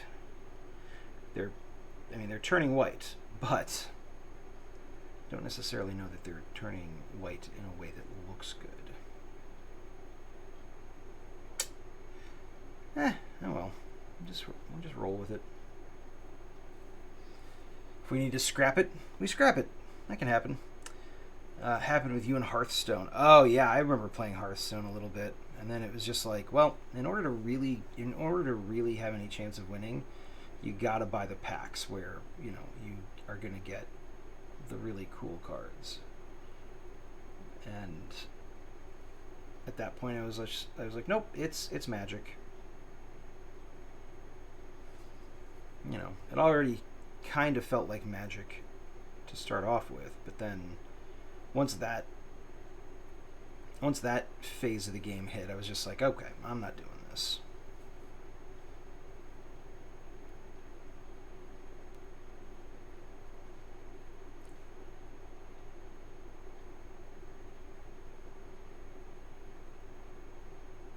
One game that I did give a shot briefly was Keyforge. Keyforge was an interesting concept. Basically, all boosters, or like all packs, are a self-contained deck, and each deck is completely randomized and unique. I mean, as much as they can be. I'm sure after a certain number of iterations, you'll end up with the same or very similar decks. And so you didn't know what you were going to get. Like, you kind of just picked up a pack and opened it and played. And it might be a good deck, it might not be a good deck. And you'd have to just kind of roll with it. Kind of an interesting concept, because the second, like the second-hand market for them, third-party market, whatever you call it, I imagine there isn't really much of one, because you can't sell the individual cards for much. I mean, I guess you could, in theory, you could put together a deck of your own from cards that you've purchased in other decks, but I don't think they were valid in any capacity.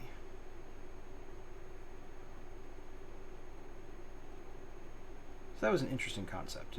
It did, change the dynamic slightly.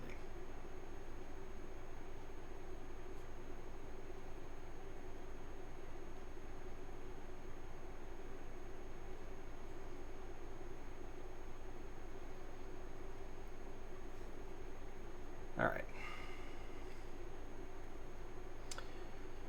So yeah.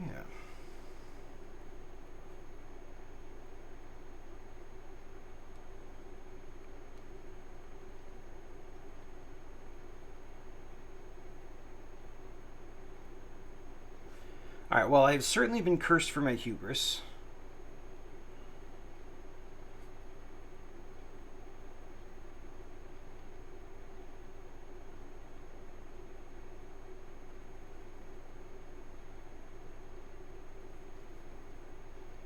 For daring to try to use white as my base coat. At least over a dark.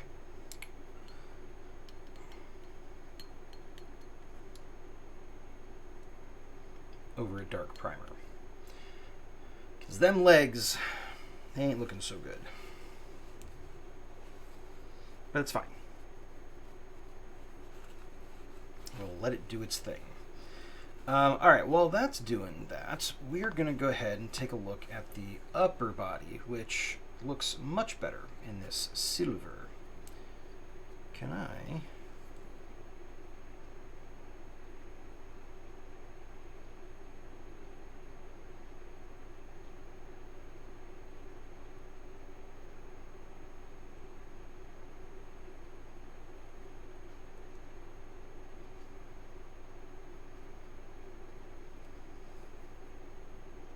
Let's see if I can manage a cheeky little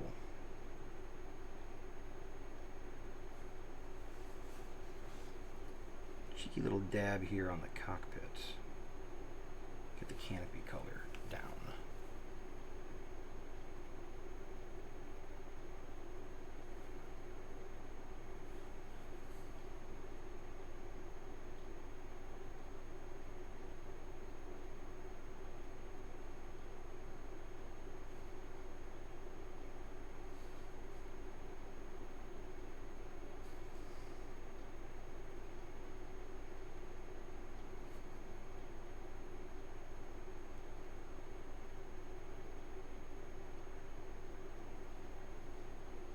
Nice. Yeah, I like that. That's gonna work out well. And then I think from here, only thing I really need to worry about up top is sectioning out a couple of blue areas, the brighter blue. Where is my... There it is. So we're going to do a little bit of this. And we're going to mix it with a little bit of the white. Where is my sacrificial brush? Is this it? No. Ah, sacrificial brush. There you are. So, let's grab some of the white before it dries. And put this up here.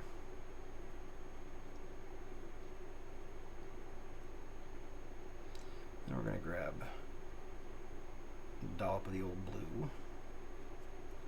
And we're going to mix them together. May end up needing more white to make it the kind of blue that we're going for. We'll see.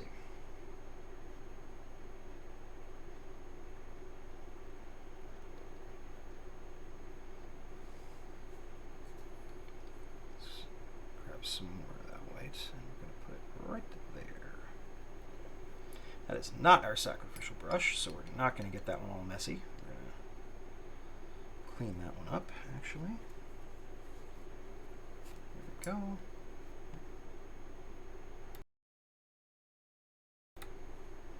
Okay. And we're going to lighten that up a bit more.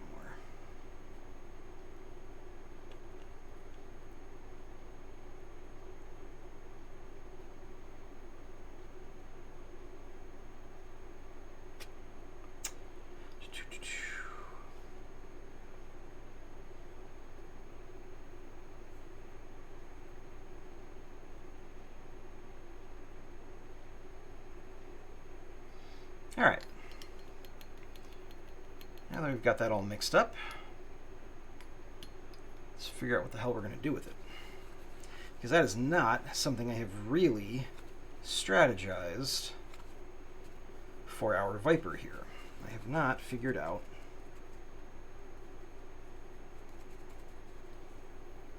all right.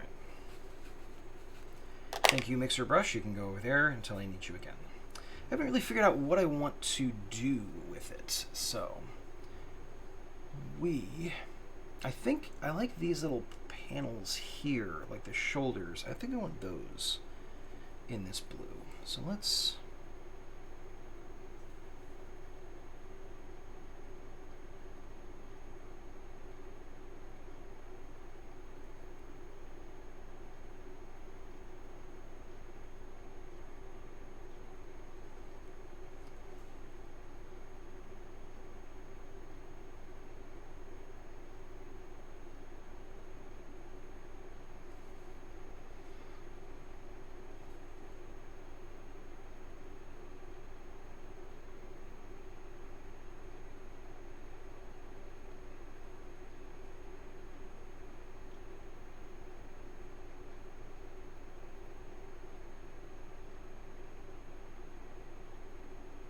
Okay.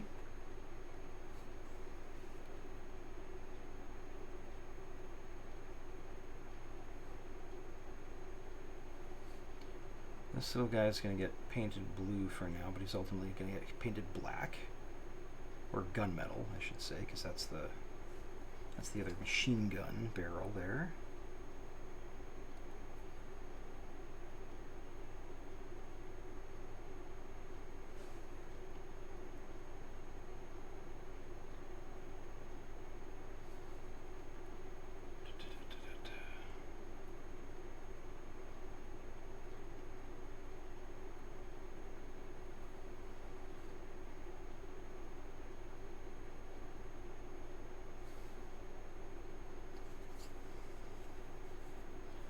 It's hard to tell in this light.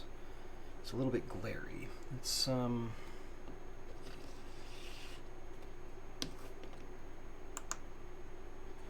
we go.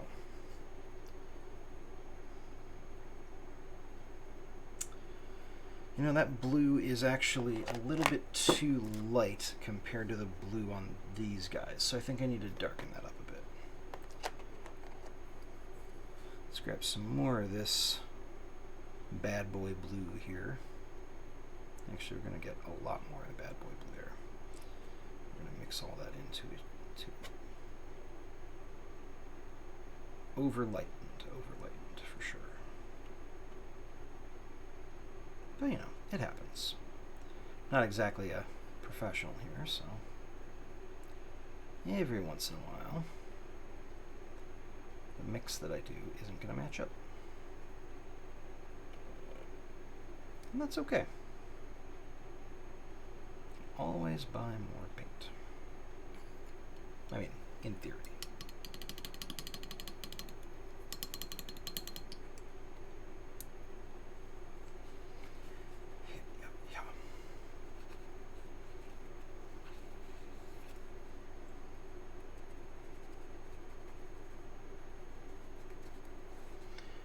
So Sarah, let me ask you this. I thought you had a stream on Thursdays. Am I wrong? Am I crazy? I probably am.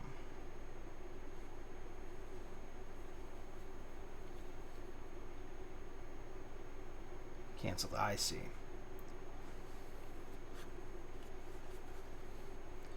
Is it just canceled tonight or in general? Like,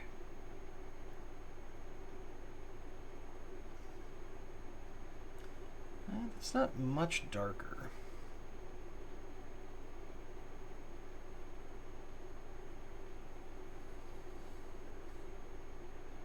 Let's see.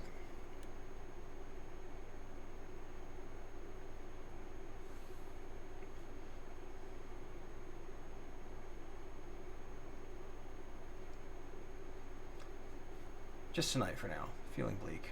It's my least favorite, so. No, I'm sorry to hear that. Which game is this? Because I know you play a goblin in a Pathfinder game, if I remember correctly. Let me know if I'm wrong.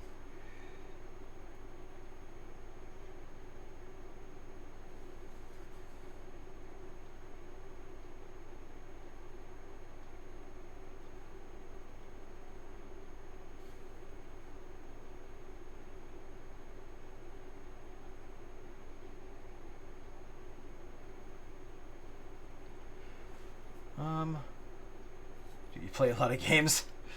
There's nothing wrong with that. I play a lot of games too. Not always easy to keep them straight. Actually, I say that, I've never really had too much of a problem keeping them straight. Like if I take a long break, like I did over Christmas, then maybe, but generally speaking, it's not too difficult for me. It's kind of nice. Just got a brain for games, I guess.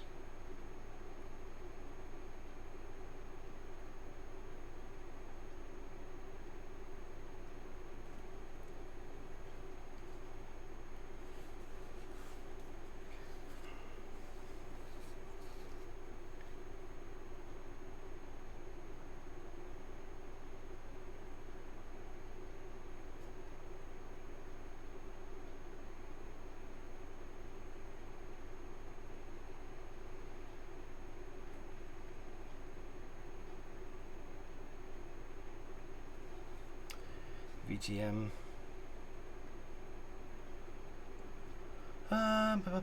Commissioned an ST after another ST quit. Honestly, knew better, but they talked me into it. It's the one in New Orleans. Play your Malkavian. I see. Okay. I mean, at the expense of setting off a little firestorm, what seems to be the trouble with it?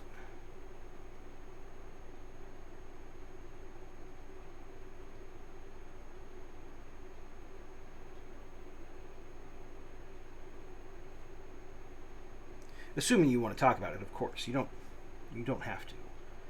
You are under no obligation whatsoever.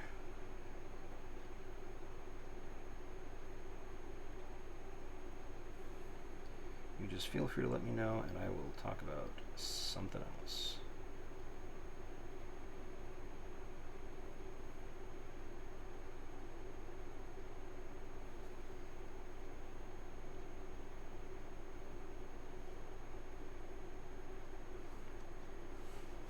That arm actually turned out pretty okay for what I was going for. Mixed all that blue and white together, and ended up not really even using it because I didn't like the shade. It was too light.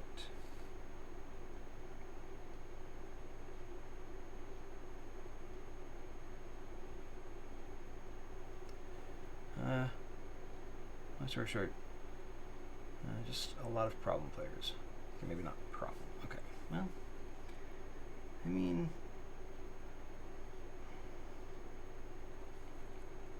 I would say if they are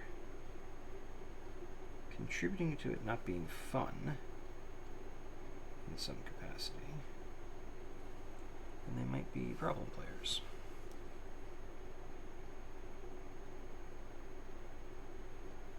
You know what I mean?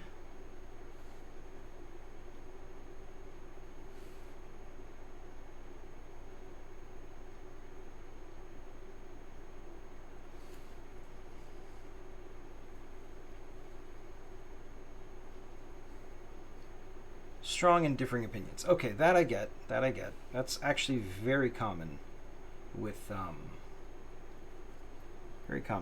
Vampire.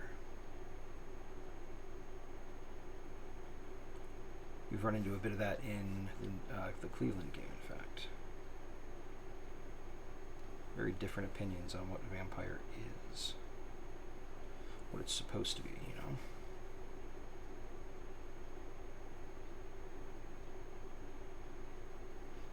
How it's quote-unquote supposed to be played, which I will say I don't generally believe that the game has one way to be played. Like, you know, any group can decide they want to play it, you know, play it differently, play fast and loose or whatever. But there are certainly ways that I like to play the game that don't mesh well with everybody else's idea of what Vampire should be. So,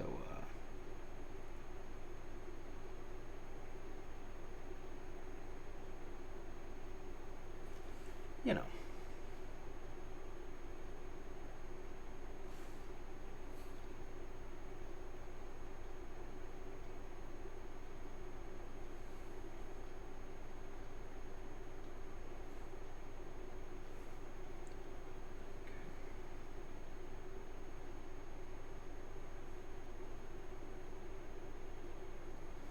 Not too worried about getting blue on some of these spots because I'm going to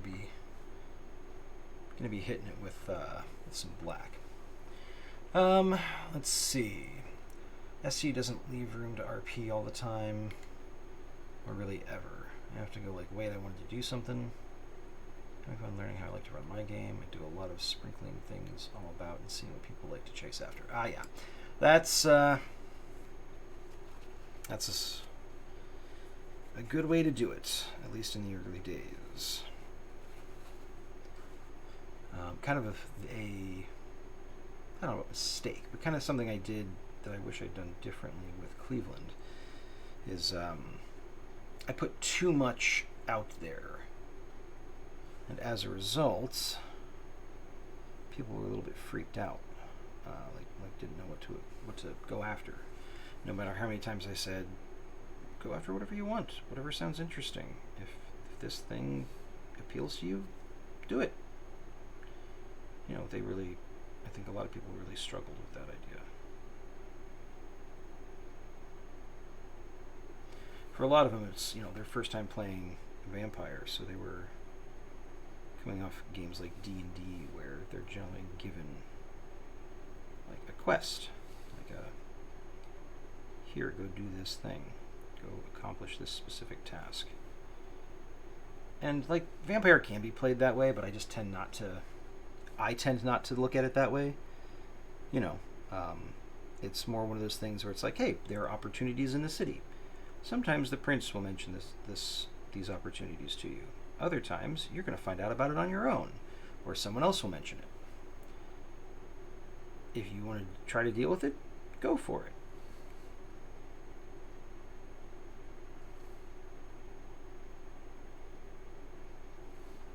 Because I find one thing that a lot of vampire players don't like is well, now you find yourself in peril through no action or fault of your own. And a lot of vampire players are like, no, I would like my vampire to survive, please. So I'm not going to do that.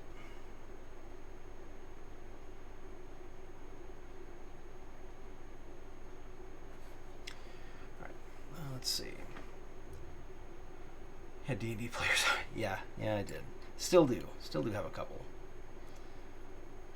Not you are a very proactive. You are a very proactive vampire. There's a thing? That seems interesting to me. I'm going to go check it out. What about the other thing you were doing? I'll get back to it. Alright. Well, I guess that's what we're doing. Trouble? Yes, please. Yeah, exactly. And to be fair, again, I'm not saying anybody is wrong for saying, like, oh, I want to play this really, really chill. I don't want to go getting into gunfights or whatever. That's fine. I'm not bagging on anybody for that.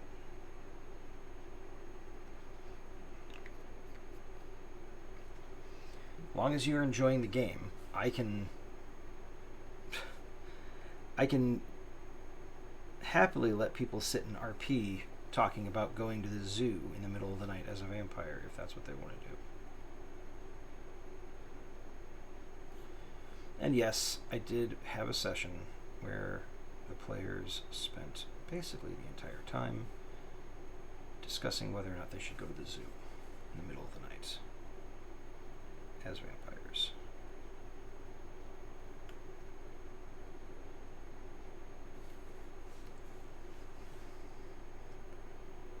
Wait, you had other things? What? I don't know what you're talking about. No.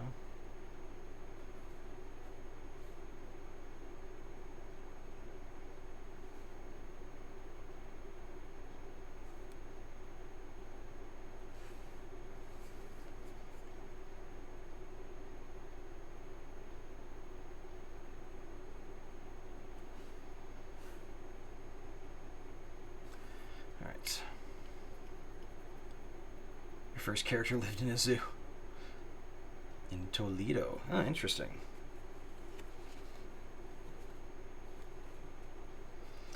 That's where Strix lived with his character first, was in the zoo. He lived in the Cleveland Zoo. He grew out of that. He decided to move to slightly fancier digs. But keep in mind, slightly fancier meat is slightly fancier to a gangrel, so it's a low bar to clear. I think I want this thing up top to also be blue, so let's grab a little bit more of that.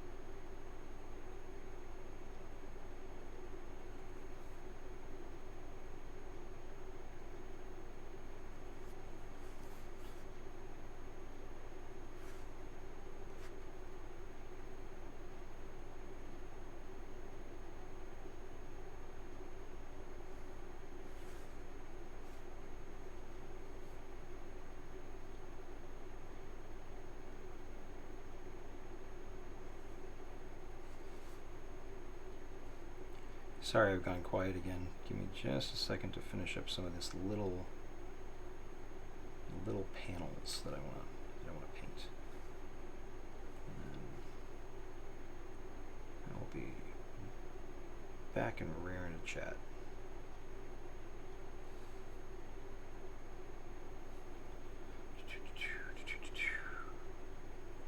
Didn't last long.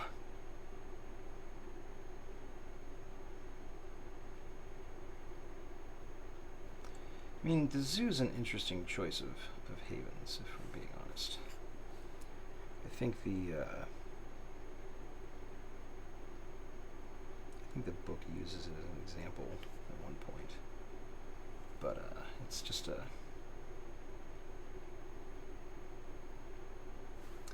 a risky proposition, if we're being honest.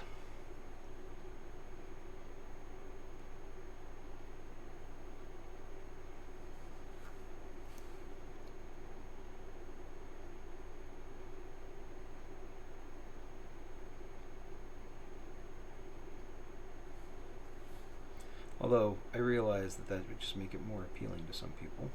Pepper.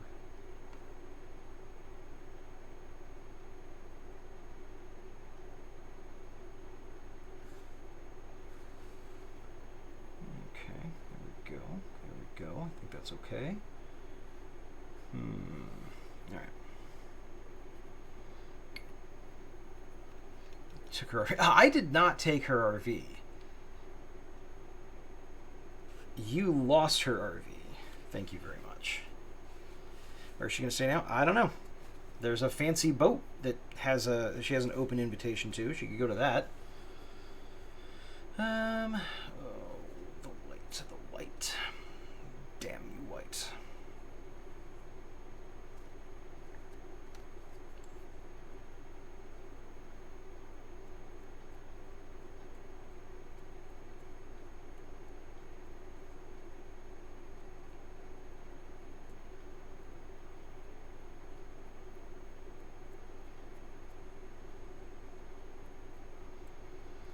White is dry. We're going to try one more time with the white. She's just going to say, forget this city, I'm out of here. I mean, hey. Ain't no shame.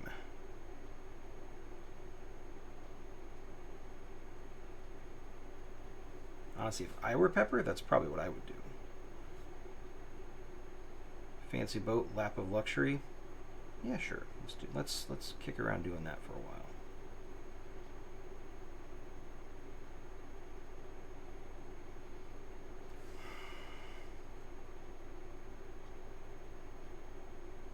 This white paint just does not want to cooperate.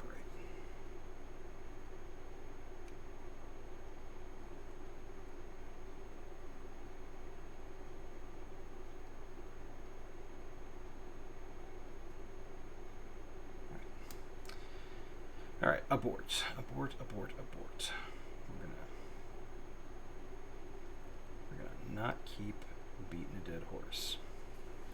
We're gonna try something different. All right, let's see what we got.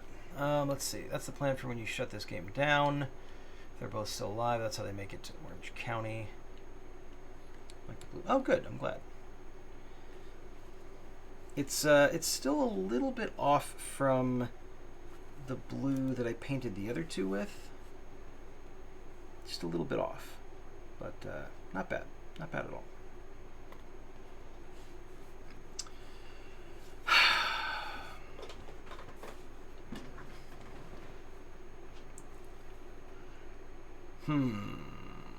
What am I going to do with you, legs? What am I going to do with you? Well, in the meantime, I think we're going to need to do some black paint. Just a little. Come on. Little doop. Come on. There we go. It's more of a dupe than I wanted, but I'll take it. You like this one more? Okay. Well, that's good to know. All right, sacrificial mixing brush. Come over here. I need some of that, and then I need some of that. And we're gonna mix. I think that's gonna be maybe a little bit too light for what I wanted. Probably have to toss a little bit more black in there. Come on. Here we go. Yeah.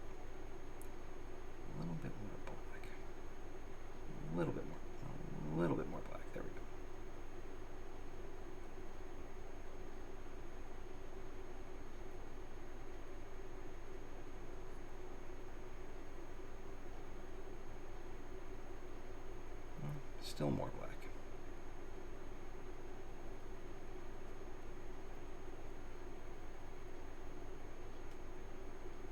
There we go. That's what we're looking for. That's the stuff. That's the ticket.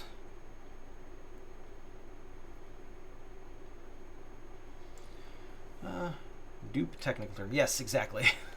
Just a little dupe of paint.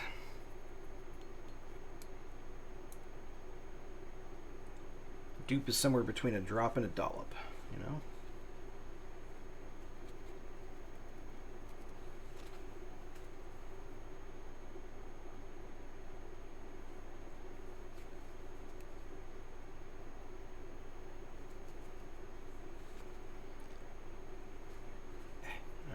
There's that.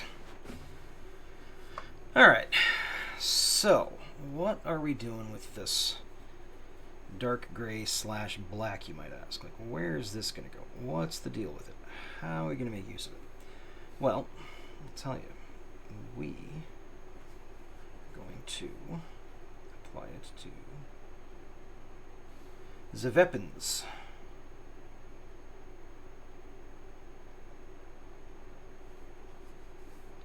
Every good Battlemech has weapons.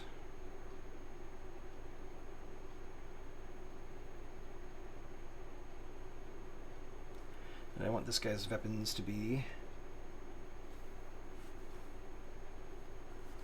distinguishable from the rest of the mech. So, we're going with a slightly starker color. Still kind of fitting with the paint scheme in general.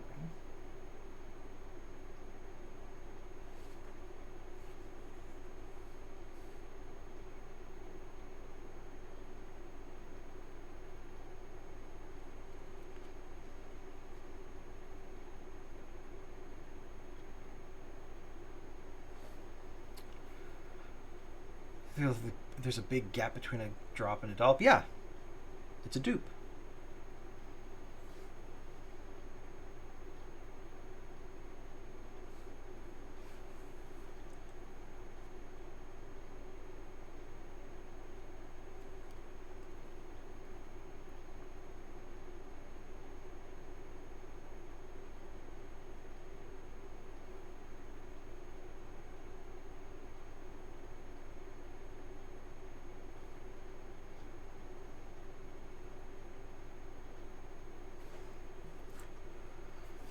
Okay, so there's that weapon. That's the SRM launcher.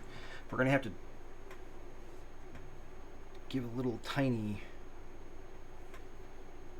yellow missile tips in there at some point.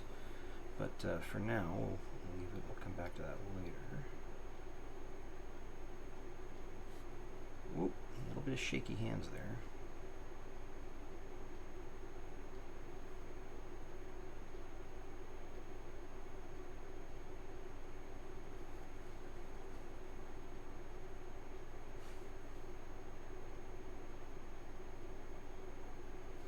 Generally, I feel like I've done pretty well with not being too unsteady with this stuff, but, you know.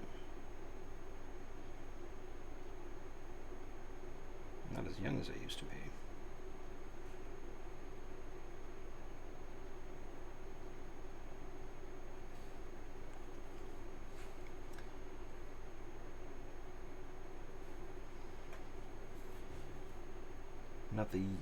Not the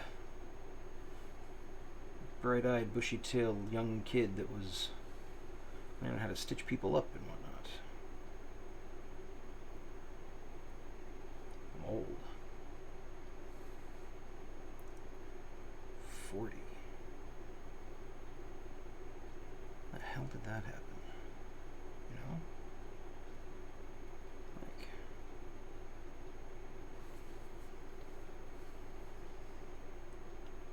I remember being 27 just yesterday.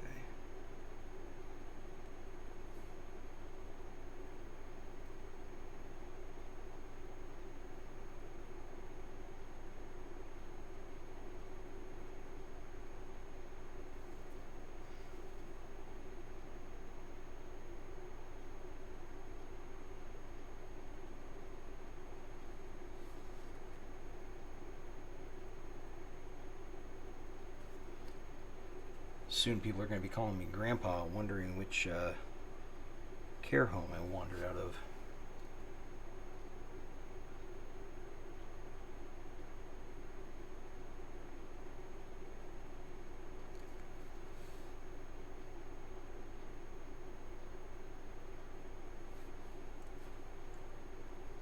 Your sister started crying about being almost 30 today. I mean, you know, for her it's a new experience. I get that.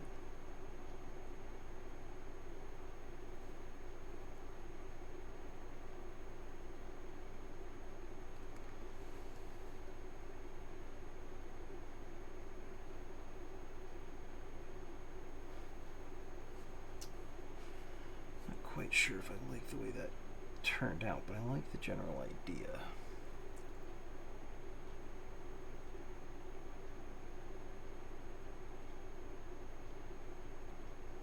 Sarah, no joke. I was about to say, how old's your little sister? I mean, she's almost 30. So I think I can guess there are only a couple numbers that are almost 30, so that are not actually 30. So I think I might be able to solve that conundrum on my own. Oh, that's okay. I was going to go back through and touch up with the silver anyways in a few places.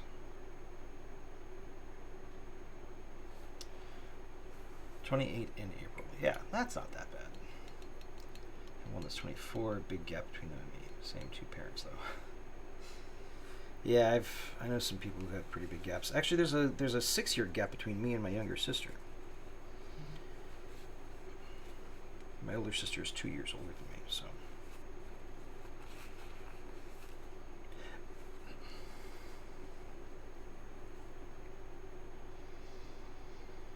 Okay, let's see. I want to do this teeny tiny little gun turret.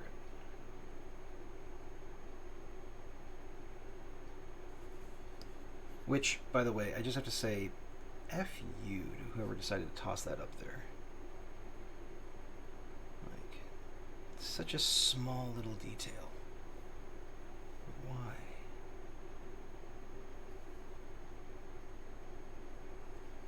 Why would you make it so tiny?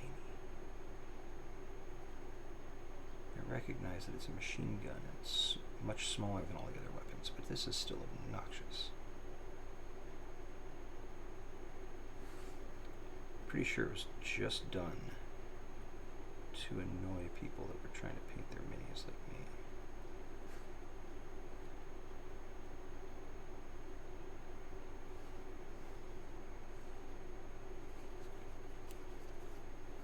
Matter of fact, I think it might have been done explicitly to vex me.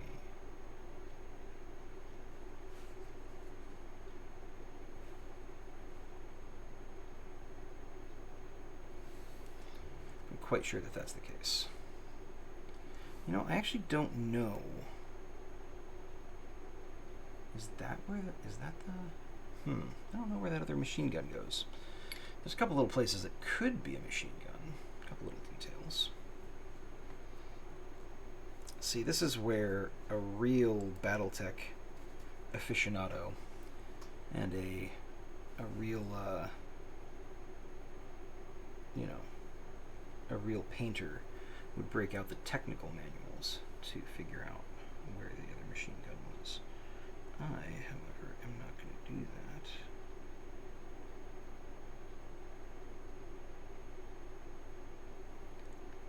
I'm going to give my Viper a little soul patch. I'm going to assume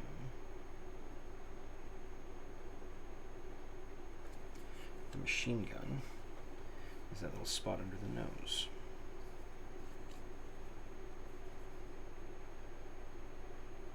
If it turns out that's not it, well, whoops.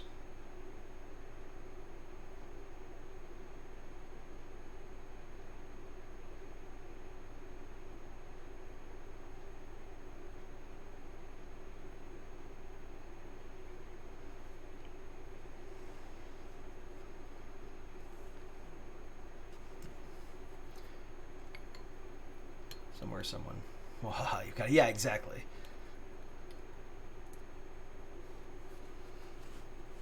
Okay. I'm starting to notice a slight problem.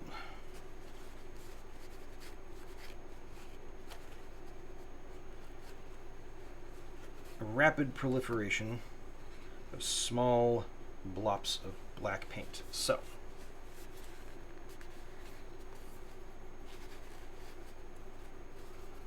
because we don't want that to continue running amok, we're going to do something about it, which I did just now. That was something. It's been done, so now we're done.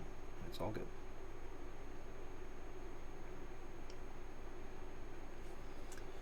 I'm going to do a little shoop-a-doop there.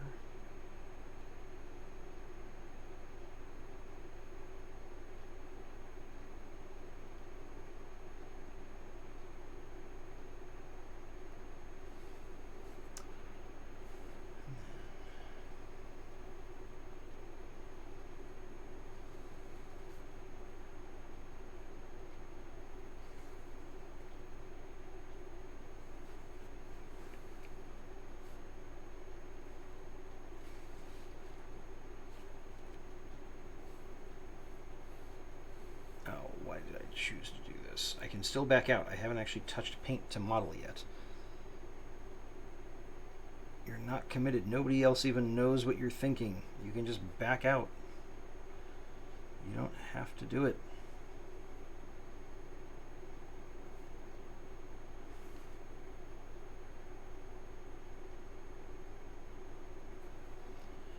Oh, now we're stuck.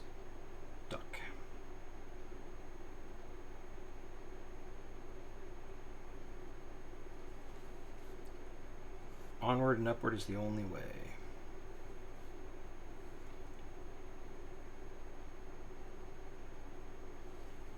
It's like that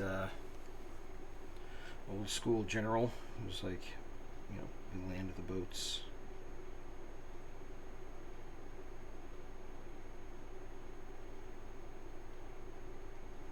You know, we bring them in ashore, we bring the boats in, and then we sink the boats. There's no way back.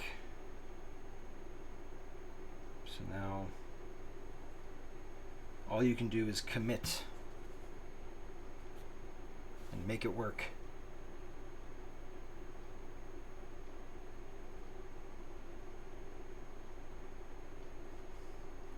Chicken. Yeah, exactly. But I wasn't a chicken. See? I did it. I went through with it.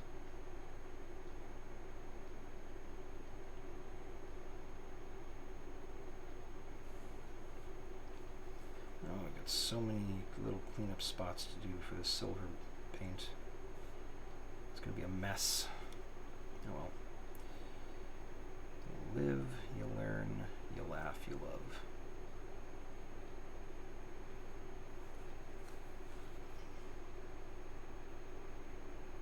At least in theory.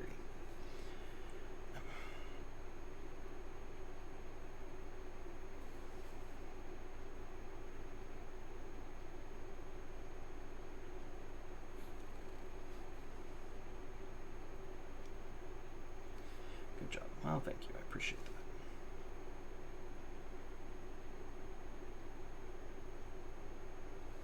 Your approval means the world to me.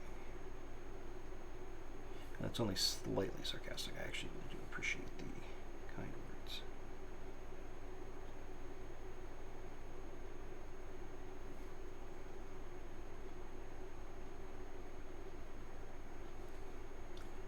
You can even say sarcastic. Sarcastic's not the right word. Only a little bit. Only joking a little bit.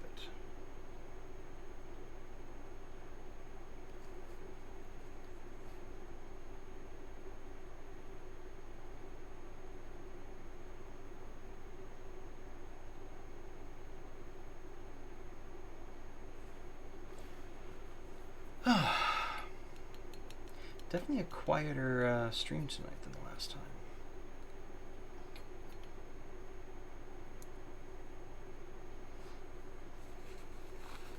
Not as many folks chatting.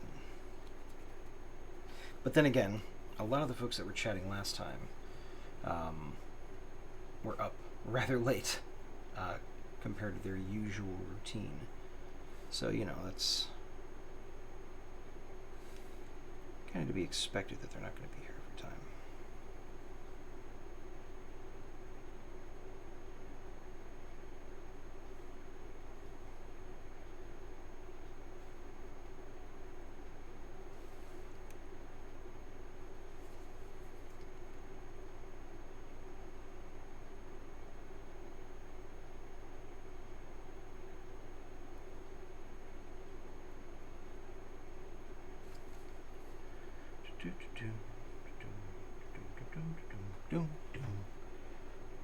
Huh?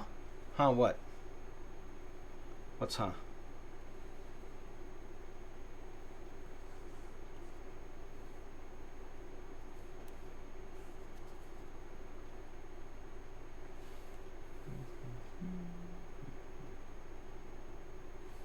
Okay.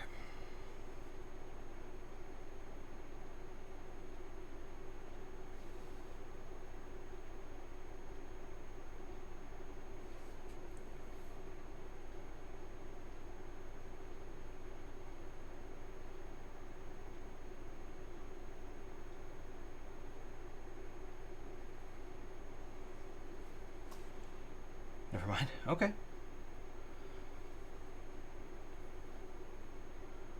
Sorry if I confused anybody. Would not be the first time. What I think I'm going to do.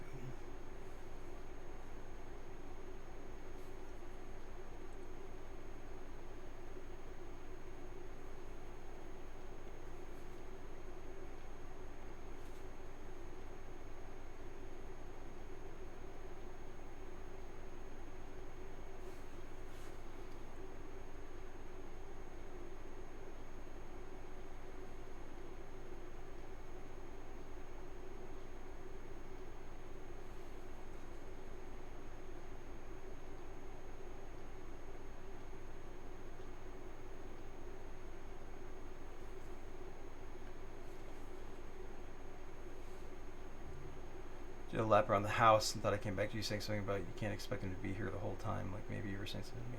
No. I'm just talking about. I'm just talking in general.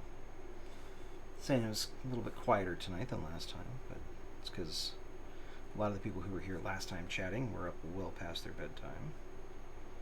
And I was just saying, you know, you can't expect them to be here for every stream. You gotta sleep. Sleep is critical.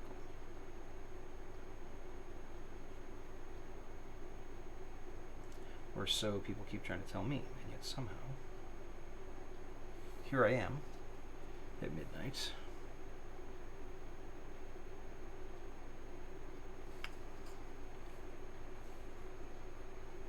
Gleefully slapping paint on a mech.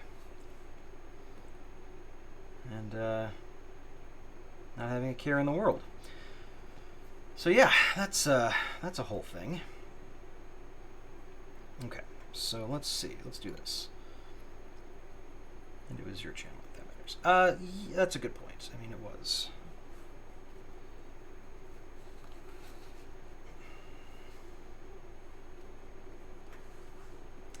It is a very, very good point.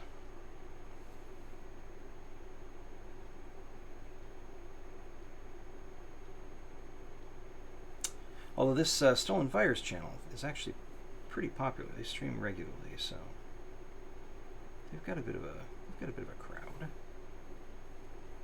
you know, crew of regulars, so to speak.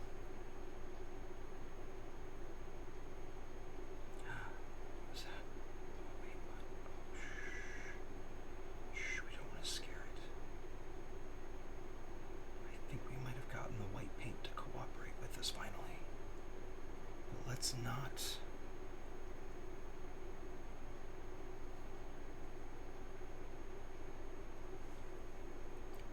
Let's not spook it. We talk nice and quiet, soothing tones. There you go. That's good white paint. There you go. Yeah, That's exactly what I'm looking for. See? I knew you'd come around to my way of thinking eventually. Just had to be patient, give you your space, not be too pushy. You know. Yeah.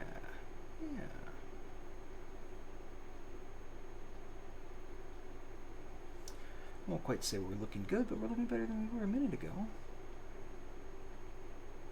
Still way too thick on the white paint. Would have preferred if it had cooperated a little bit earlier, like a coat and a half ago.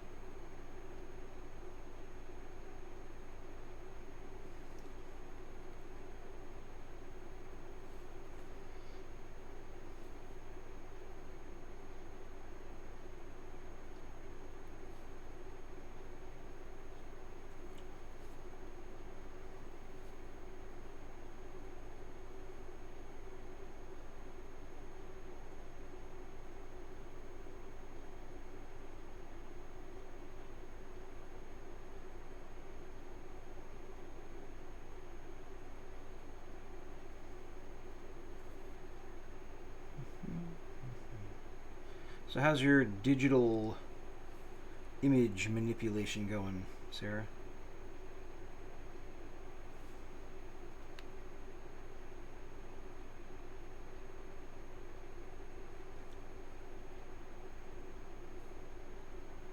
Did you manage to get everything you needed?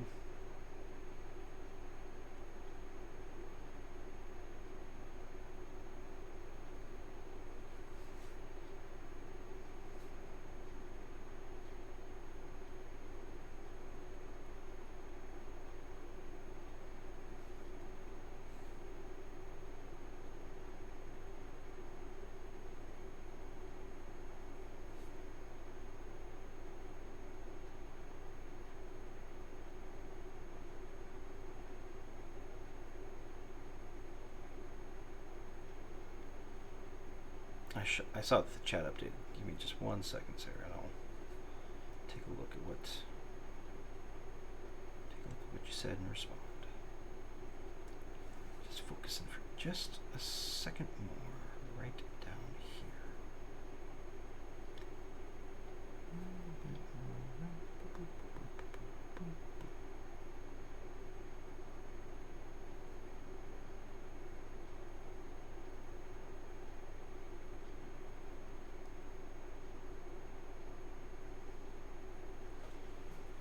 Alright, I'm not happy with it, but I'm happier. Thing where you're looking for something and then you fall down a few other lines. Yes. Yes. Yes, I do.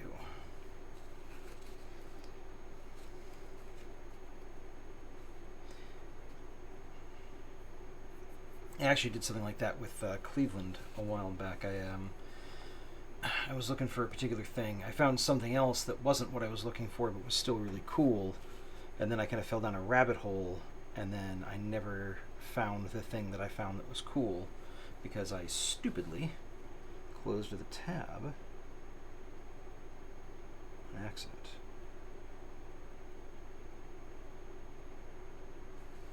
And even my browsing history could not save me.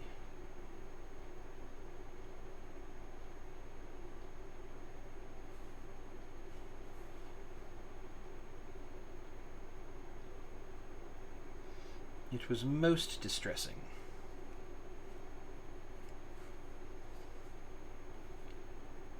I mean, it actually wasn't really that big a deal, but yeah.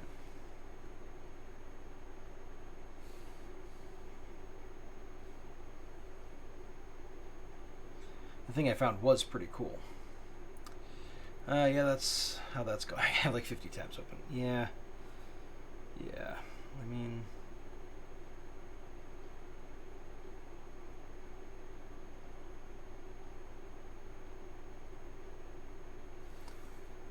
That's pretty much par for the course as a game runner, you know?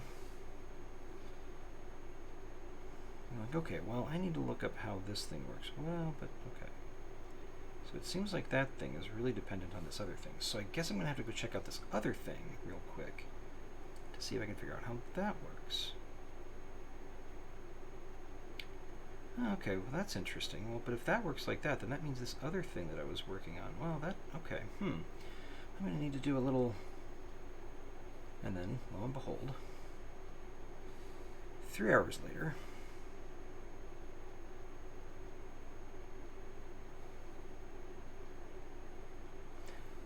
you find yourself downloading the floor plan of a Waffle House.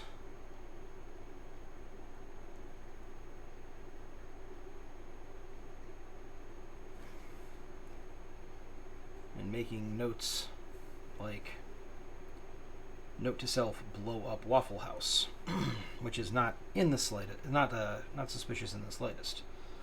So, I just cackled. Good, I'm glad. That's what we're going for here. We're going for funny. Oh man, those legs look terrible. Alright, not going to worry about the legs. We'll come back to the legs.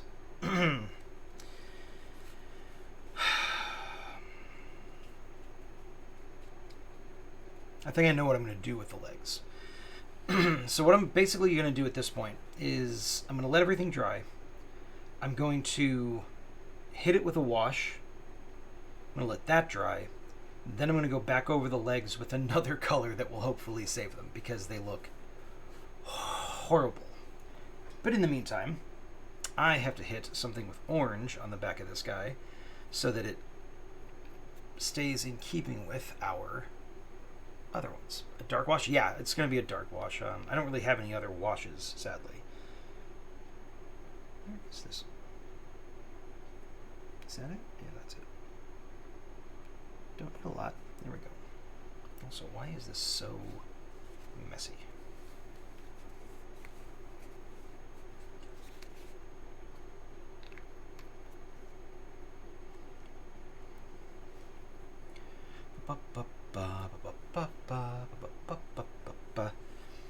Hello to anybody who might have just joined. Welcome, welcome, welcome. I am Ben. Normally we'd be doing a Battletech RPG stream tonight, but players were not available, so instead I am painting. Not painting well, by the way. That is not... You'll notice expertly paint minis is not part of the title for this particular stream. It is very much amateur hour here.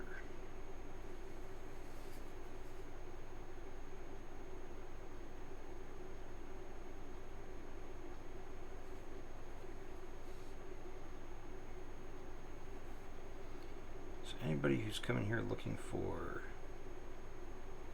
proficiency, expertise, confidence,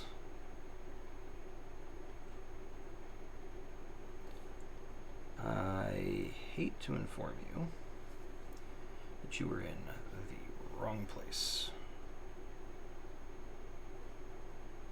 You're welcome to stick around, though. Don't feel like that means you have to leave.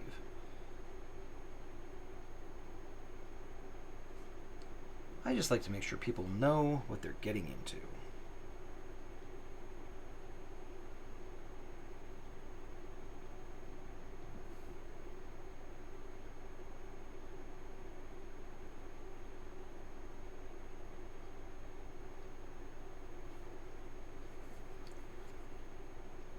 Paint my stuff, I do it opposite of what you're doing. Don't know if it's because I'm painting basically stone. Paint everything black, then midtones, then light dry brushing. I think the fact that it is stone probably makes that work a little bit better. Because I'm going for some, especially because I'm going for some fairly light colors. That makes a pretty big difference. So I think starting with a dark primer is kind of messing me up a little bit here.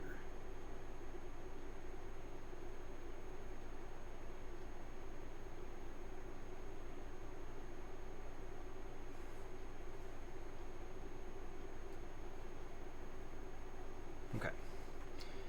Let that dry.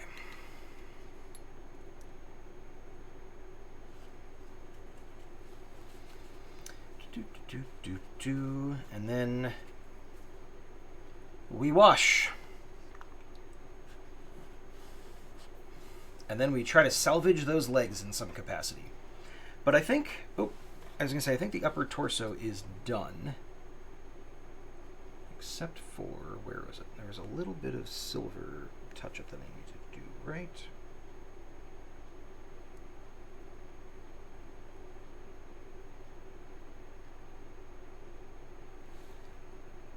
Right there.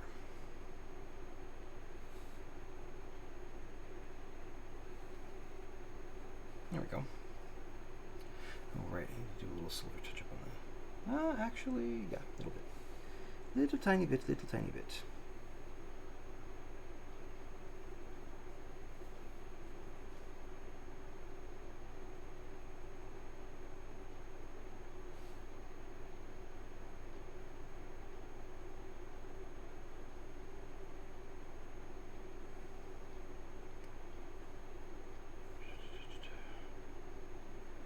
That's good.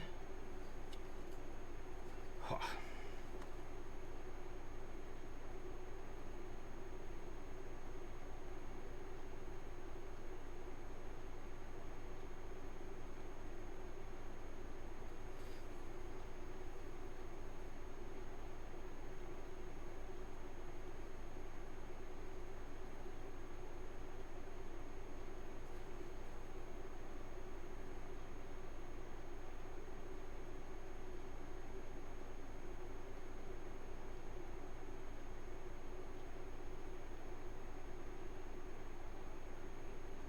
Pardon my silence for a second, folks, while I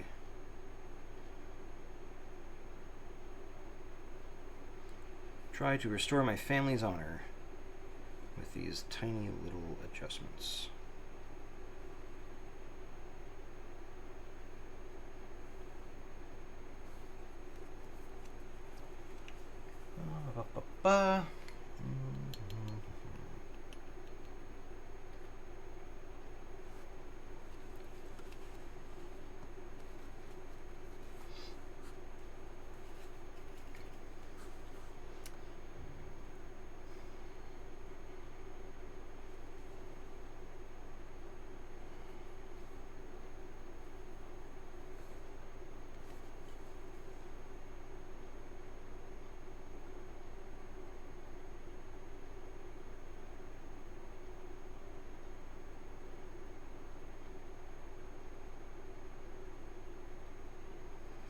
It's the Battletech equivalent of turning your baby upside down to burp it.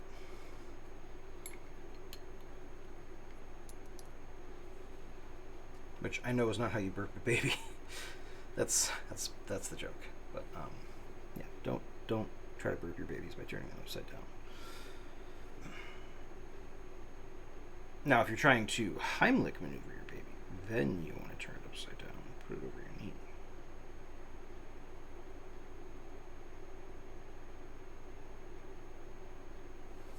But, you know, Heimlich maneuver, burping, slightly different things.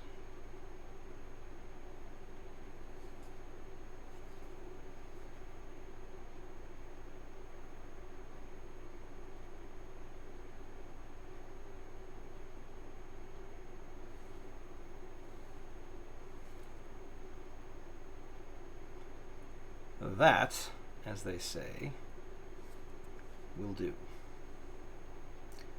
I'm not going to get any crazier with it. Hold on. I say that, but...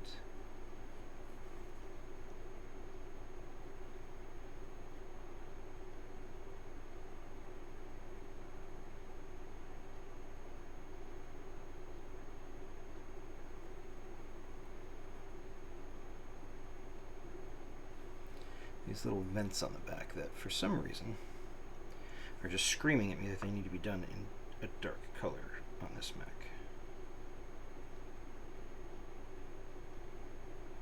It doesn't have to be super dark. It doesn't have to be very, like, incredibly dramatic, but I feel like it's a little bit of, like, exhaust residue or or just the vents being themselves being black, but it feels right to me.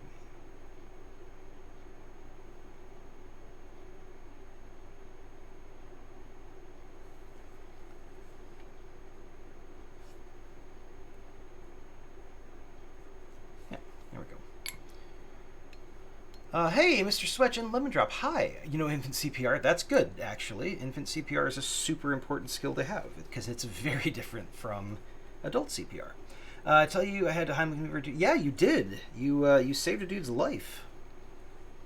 Why are we giving the Heimlich to babies? Because babies are dumb and they put all kinds of things in their mouths, and often those things are not supposed to go in their mouths. And so,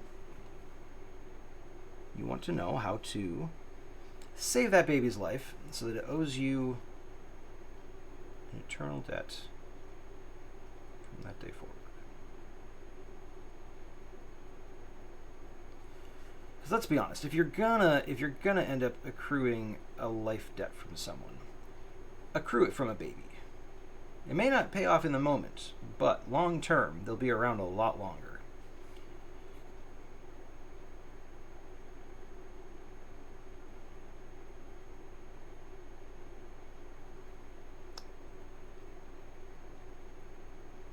Follow me for more life hacks.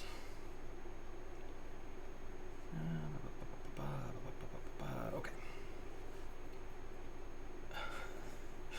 Very true. Humans are dumb in general. That is accurate, yes. Humans are indeed dumb in general. But also, hello to you both. Well, welcome back to Lemon Drop, and hello, Mr. Switch. You are both up very late. I was not expecting to see you tonight. I'm very happy that we're seeing you tonight, of course. I'm not saying you should leave, just wasn't expecting it.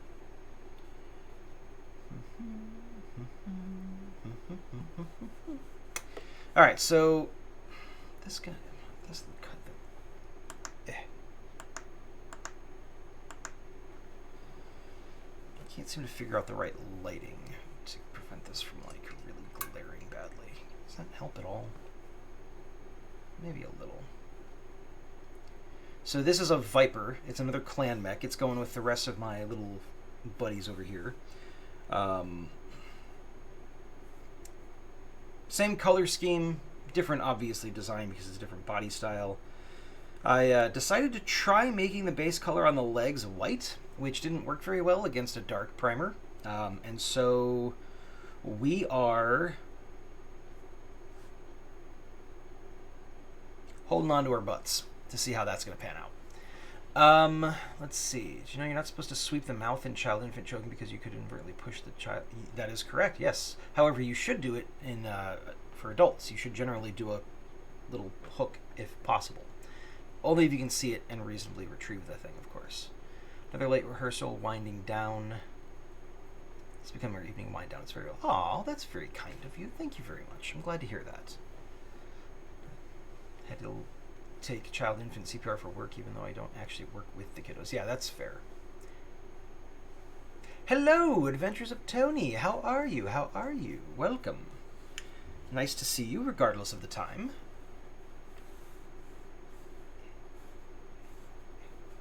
Alright, so yeah, this is the mech we're working on. It's going. I wouldn't say necessarily going well, but, you know, we'll make do with what we can. You know, this camera was working really well for this, maybe it's because I'm just not putting it in the right spot. Maybe I'm holding it too close to the camera. That does seem to be a little bit better. So, I guess the problem was me all along. User error. Your weekend has started. Oh, that's always nice. I'm glad to hear that. Alright, so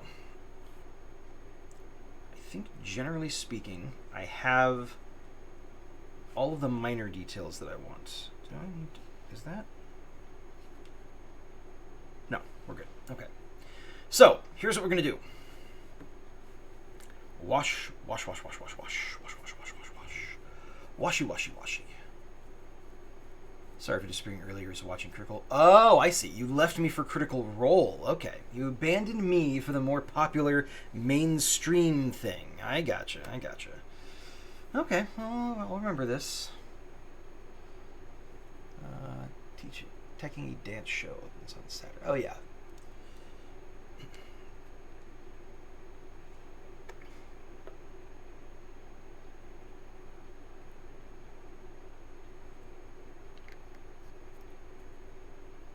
It's a spicy time in the story. All right, I guess you get a pass, but only because it's a spicy time in the story. If it wasn't so spicy, I'd probably hold it against you forever. Okay. I know this is probably not what you're supposed to do, but I'm watering down the wash a little bit further because I don't want it to be too dark. Please don't be too dark.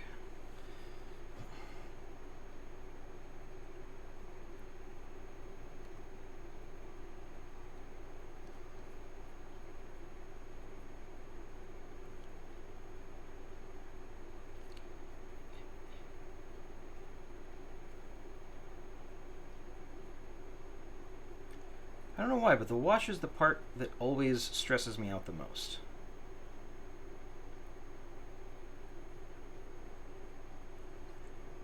Here, take this mini that you've just been fiddling around with for who knows how. Oh, that's way too much. For who knows how long. And smudge some black, kind of gross-looking water on it. It's like, I don't know, where did that water come from? Well, you know, we went and did the dishes and collected what was at the bottom. And there you go. It'll be fine, trust us.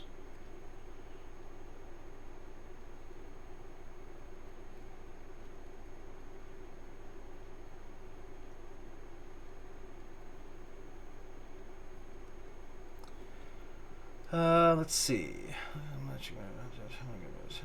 I'll catch up with the rebroadcast at midnight. If you know, you know. Washes typically just paint plus H2O. You can absolutely water them down further. Okay, cool. Get a Q-tip. You can dab it off if you need to. Okay. No actual play tonight, unfortunately, Tony. Sadly, one of the players had a family emergency, and then another one woke up feeling, well, just not very good, to put not too fine a point on it. So, we have had to put that one off.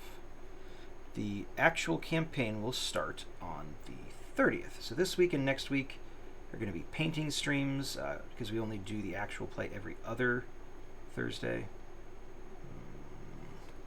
That looks suspicious. I don't think I liked that. Why does that look like some paint came off? Because I think some paint did come off. Me no likey.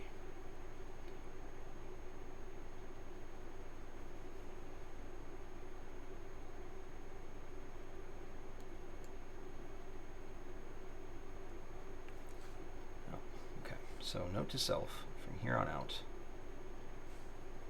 only do the legs. Do not transfer over to another part of the body. Let's clean the brush off. Let's do a quick tap there, which I think I already got, but I want to be sure. Don't think I got the back. It's not as much as I should have. Got that.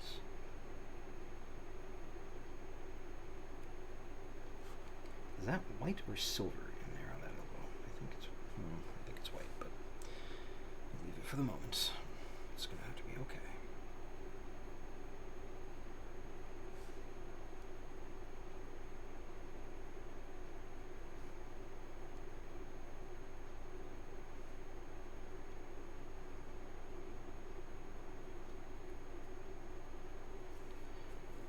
Let's see.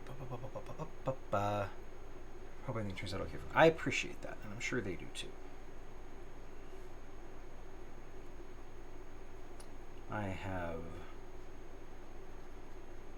good vibes for everybody that is going through anything right now. whether they're part of my crew or not. You know, sometimes you just need to know that other people out there are hoping for the best for you.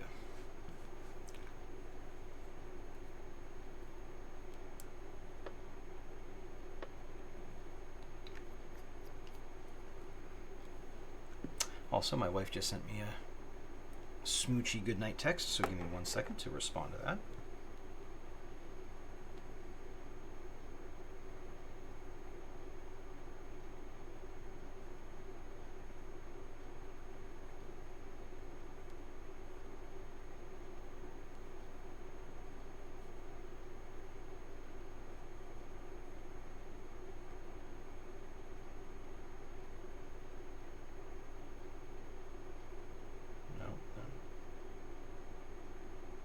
Cooperate phone.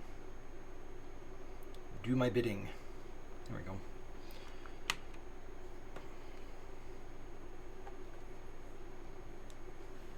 Yeah, good vibes. That's what we're all about. All about good vibes.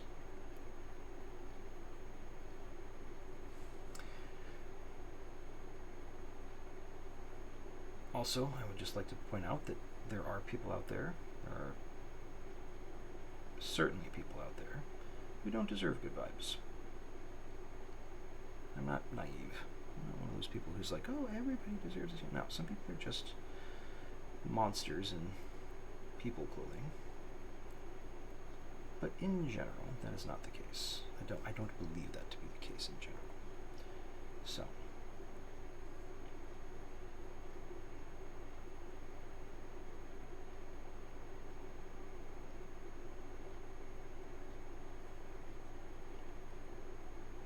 Exactly. Maybe you get exactly the vibes you deserve. See, I like that.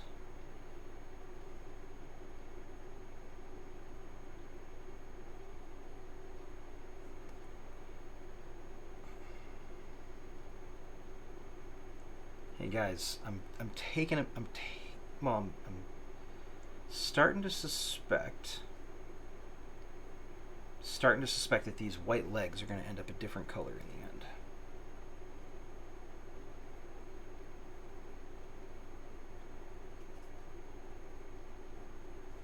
Something a little bit more cooperative, if you know what I mean.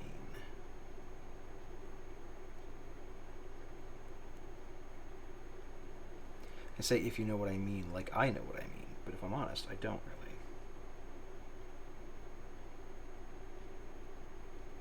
I know what I would like it to mean. I would like it if it meant that I could find a color that was just going to work for me and do what I tell it to do.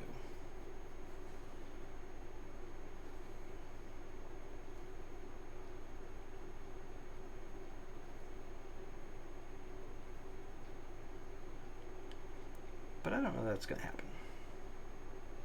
So we might have to make it happen. All right, that's going to get set aside. That's going to dry for now.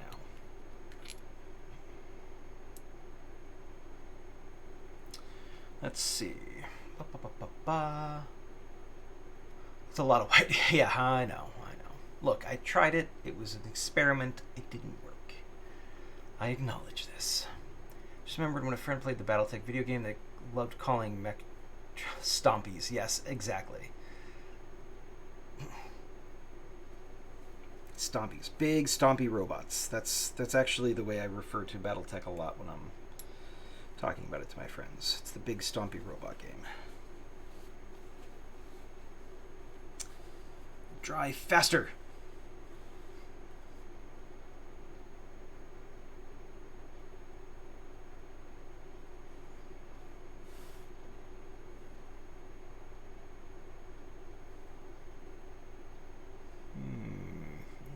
That seemed to have actually washed off. Like, did I not do a second coat on that? I could have sworn I did, but maybe I didn't.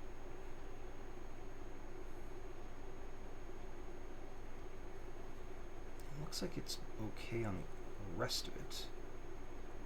I actually like the way I managed to get those arms done. Pretty happy with that. Everything else is looking okay. I got a little problem there on this little shoulder bit. The blue wash seems to have washed off when I did the wash. So It lived up to its name, but not in a good way. Hair dryer, yeah, maybe, but I'm not going to be that impatient. I'm just gonna kick back. Let's see. If you had a mech in real life, what would you have it for?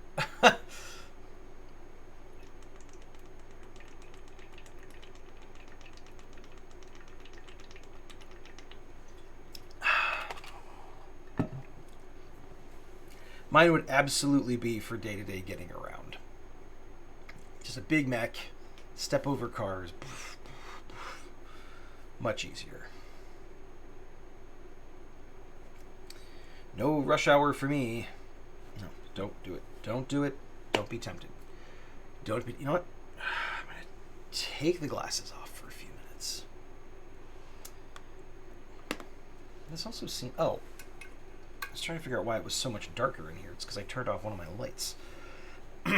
Registration on that would be a lot. Who's gonna make you register? You have a giant robot that you can ride around in. Nobody can make you register it.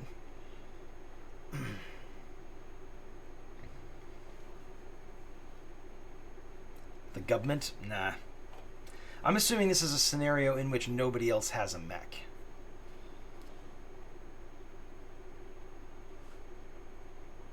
If that is an incorrect assumption to make, please let me know.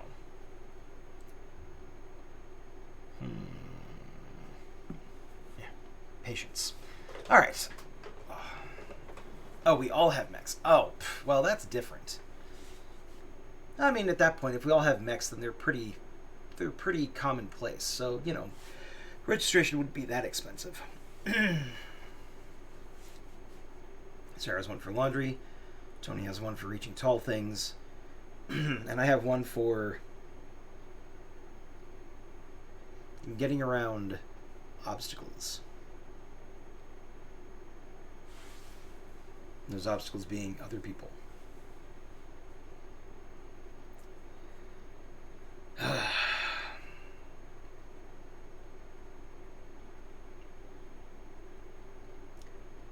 Okay, gurus, how do I recover from the white on these legs? I thought it was going to look good. It does not. It looks, in fact, pretty bad. So, I'm trying to figure out what I can do to fix it. I mean, I guess I could paint over it with the gray/black. That's an option. And then from that, I can toss a couple like highlight colors in the silver and the blue. That might be the way to go. So good at picking apples and changing light bulbs. Nice. Navy, maybe, but I don't want to mess with the color scheme too much. As it is, the blues in my new mech are just a little. I'm sorry. Trying to. The blues in the new mech are just a little bit different from the blues in the other ones. So, you know, I'm trying not to deviate too much, but maybe navy might be the way to go.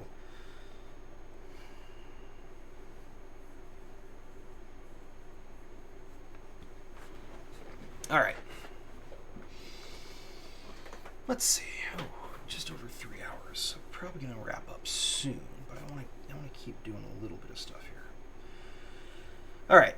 I really need to address this shoulder stripe.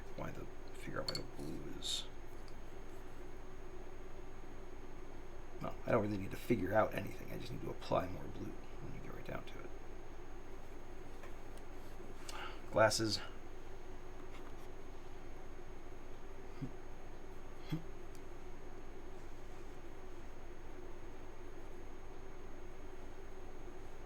Still not used to these damn things.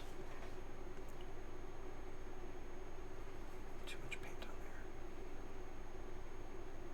Drop some out. There we go.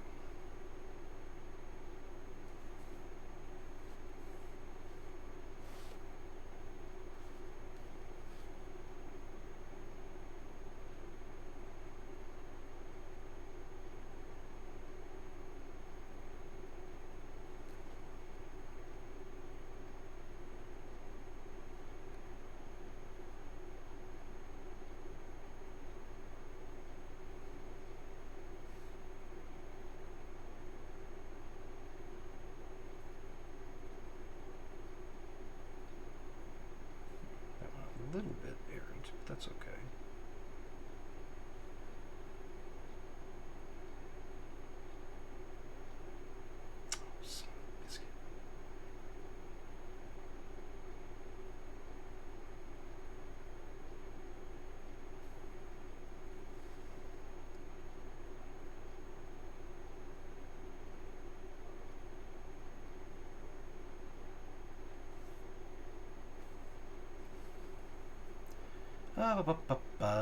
You could throw heavy black wash on the legs and see how that dries.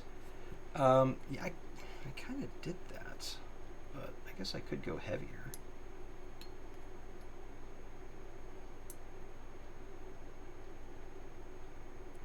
Alright, what the hell? Why not? I mean, I'm probably going to end up covering it in black anyways if I don't do anything with it. So,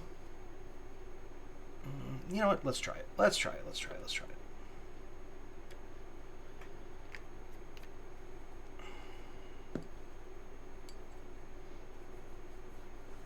Alright, White. I don't like you and you don't like me. Let's just work together to get through this. And we can all go home happy.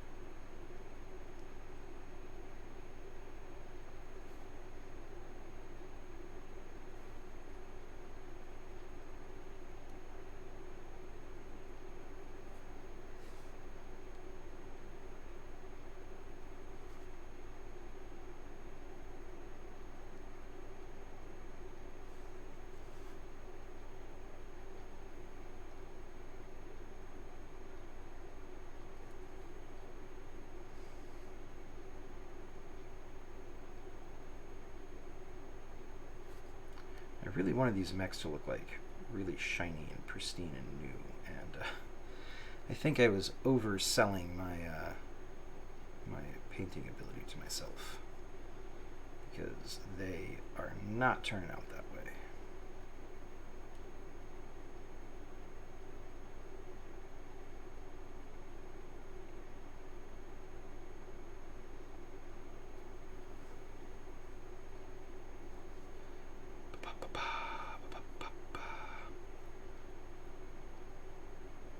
Pull the pin and chuck that pineapple.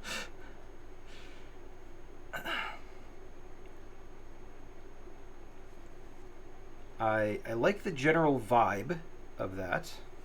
I'm not quite sure it's what it's referring to, but I'm assuming it's sort of a YOLO adjacent sentiment.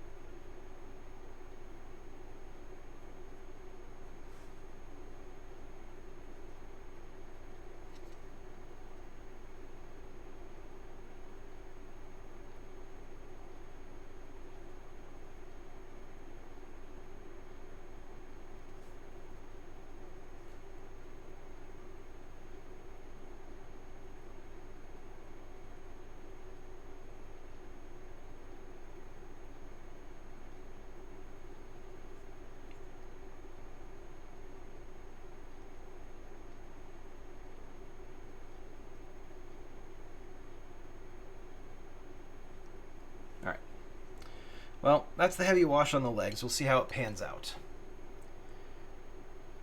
Or not. We'll see.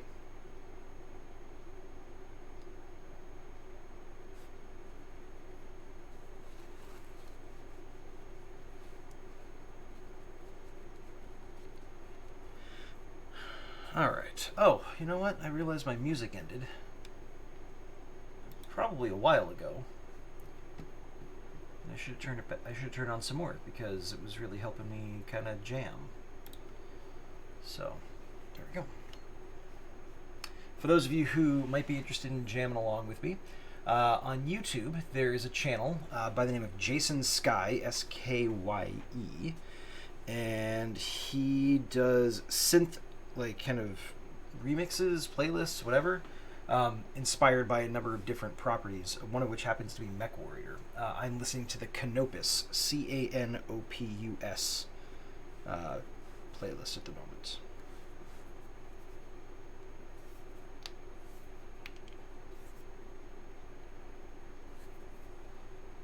One of my gaming groups is just a gang of chaos gremlins. We highly encourage always doing the bad idea. Yeah, that's I'm familiar with that. Many a player that has decided that that's their thing, much to my chagrin. Okay, so I'm going to do a little bit of like dry brushing touch-ups on some of these spots.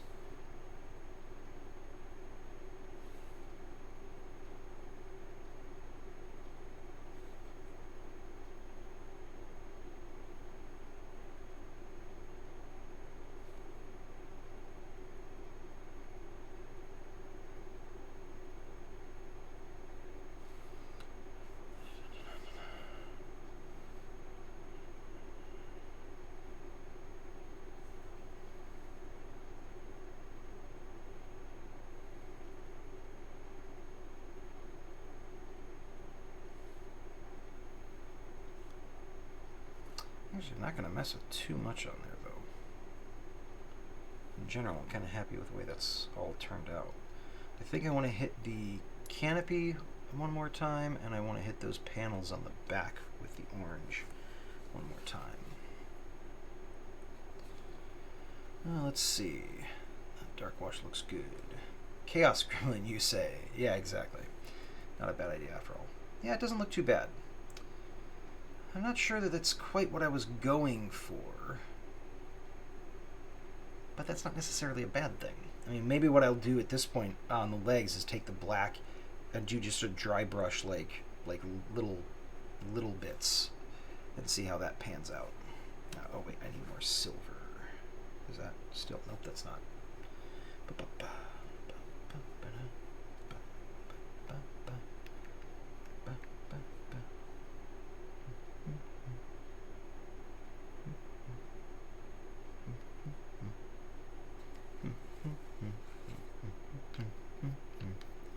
Was walking in the mud. Yeah, he must have been. Alright,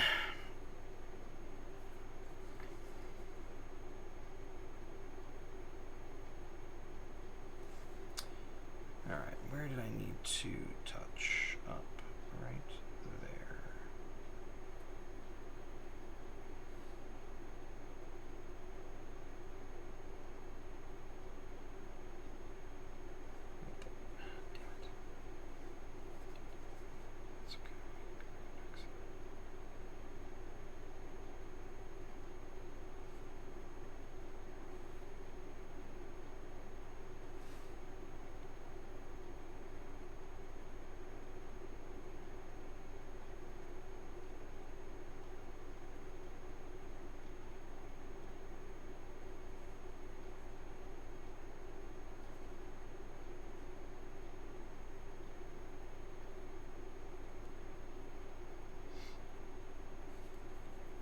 Alright, I actually didn't need much of the silver after all. Hopefully it'll still be wet when I get around to doing highlights on the legs, because I'll probably use some of it. And then I need the eternal struggle. Now I have a little bit of silver that I need to get rid of on this spot that's supposed to be blue. I need to do that without accidentally getting blue on the spot right next to it. That's supposed to be silver.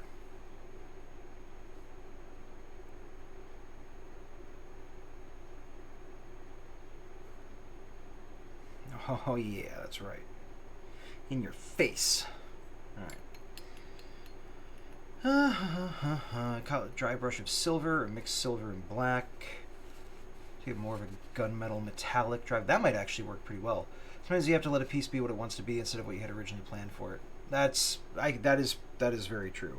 And yes, Tony, I've got some very inspirational people here. Lemon Drop and Mr. Swetch are friends of mine from my D&D games.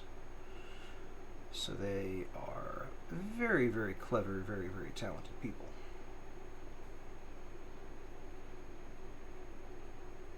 No idea why they hang out with me, but you know, I'll take it. Skip ad. Ha ha ha. Alright, let's see. Where is... Is this what I used for my canopy? Yes. Let's get a little bit more of this on there.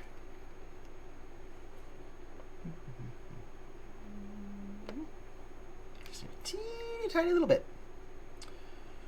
Alright, you go back up there with the others. You come over here. Let's do...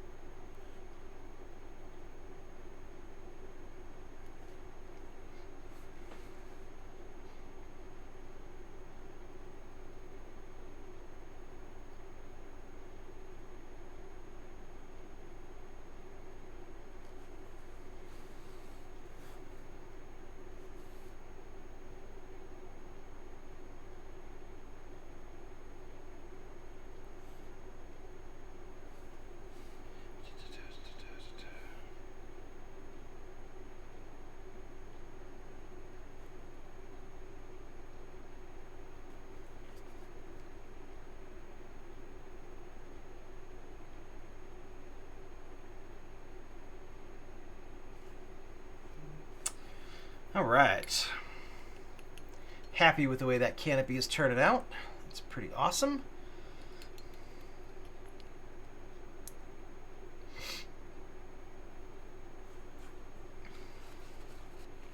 You know what? I think I'm going to dry brush. I think I'm going to dry brush the legs in silver.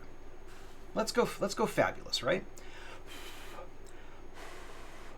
I got to make sure that this wash is actually dry though, which I don't think it is. No, it is not, because it's on there pretty heavy.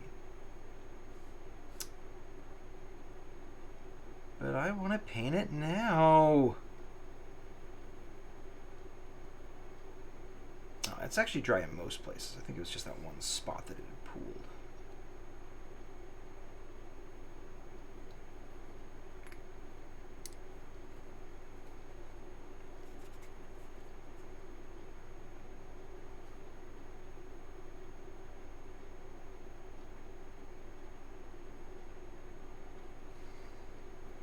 I think part of the problem with this white paint is it hasn't dried yet. It's still wet for some reason.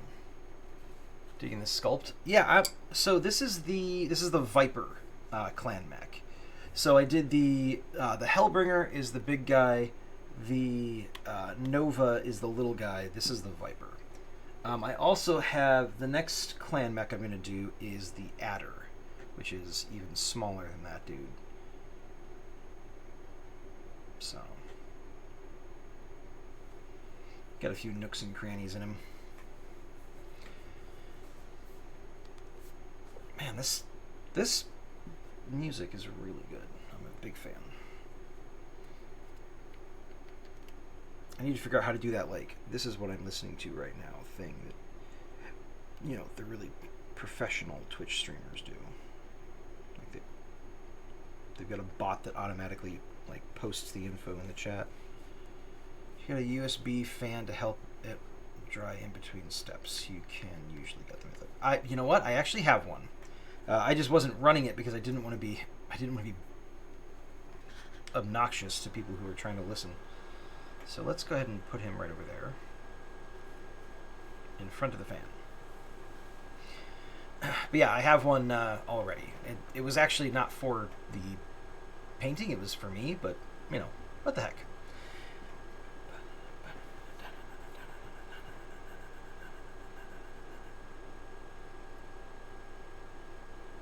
Gonna mix around this black that I have on the palette just as a as a just in case, and if I decide to use it.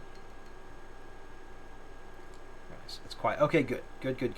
My big concern was that it was going to be like incredibly loud. Can you hear it at all?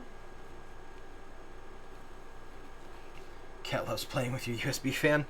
Cats are weird, man. Like they'll pick the strangest things to suddenly be like, I've decided that this is what I'm going to be fascinated by next. You can cooperate, human or not. It makes no never mind to me. You kind of just have to make it work. Okay, that's going to go there because it's got silver on it now. And I realized I needed to... I got myself a little dollop of the orange because I wanted to go back over these panels in the back. And then I forgot to do that, so let's do it real quick.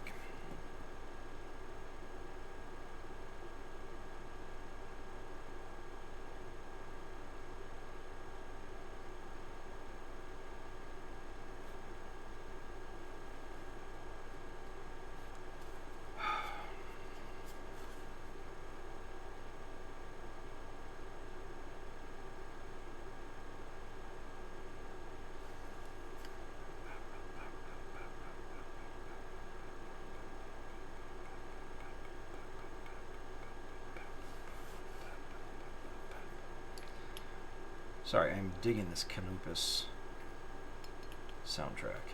It's really good. It actually might be the best one I've heard of his so far. He's got a couple good ones. YouTube, Jason Skye, Skye. He's got Mech Warrior like inspired like synth playlists.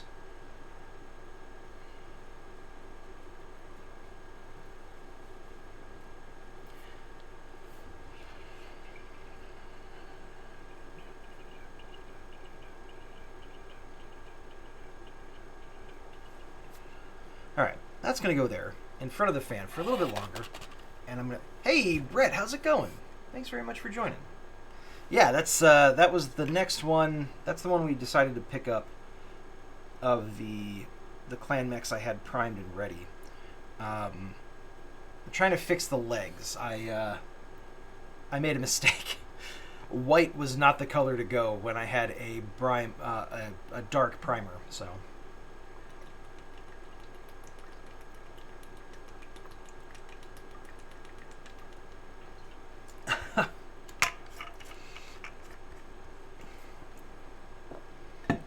What were you running?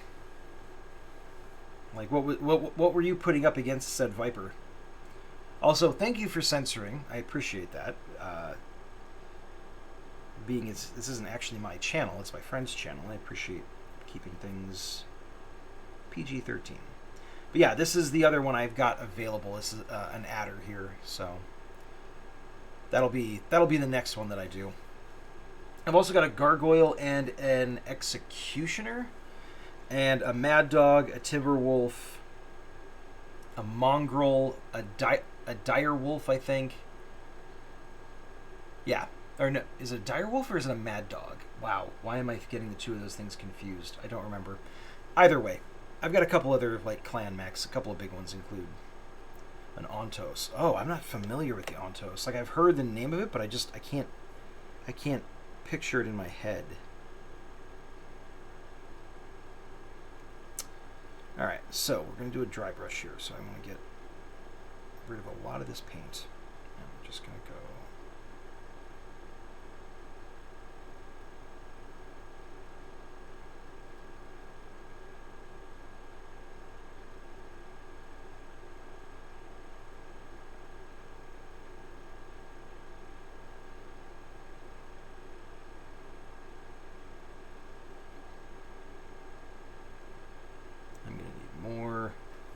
more silver.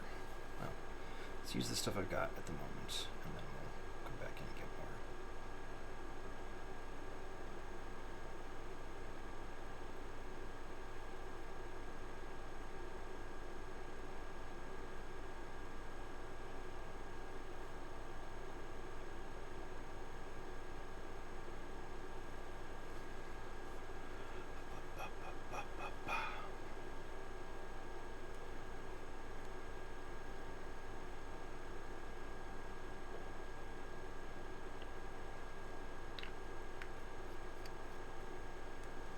Oh, that's why I couldn't picture what an Ontos mech looked like, because it's not a tank. It's not a mech, it's a tank. Jeez. I'm a dope.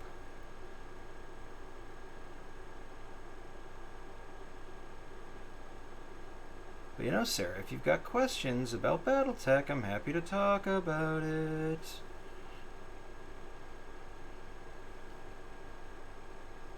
I'm going to try to get everybody into Battletech.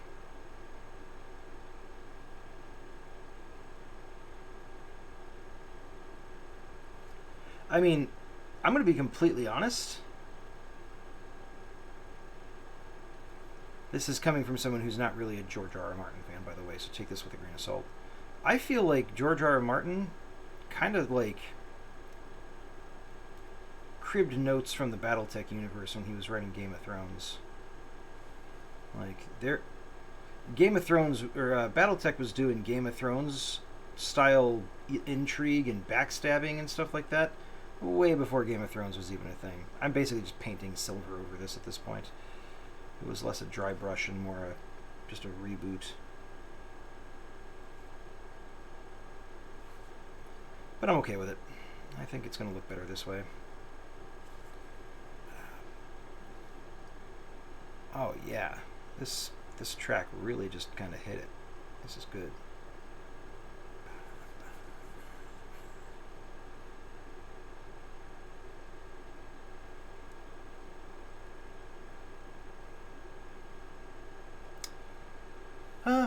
One's big enough to smash other ones. He stole history, so Battletech probably did too. Yeah, exactly.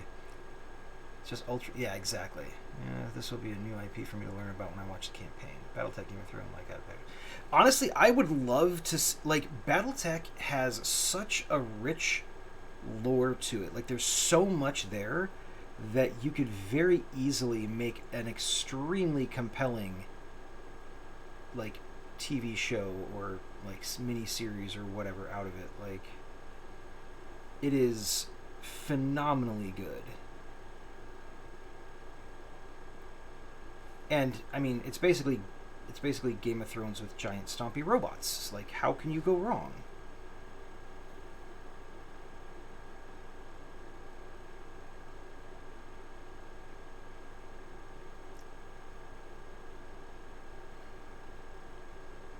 Well, I know how you go wrong. You go wrong by emulating the terrible 80s, 90s. I forget what decade it was. Cartoon that they made for BattleTech.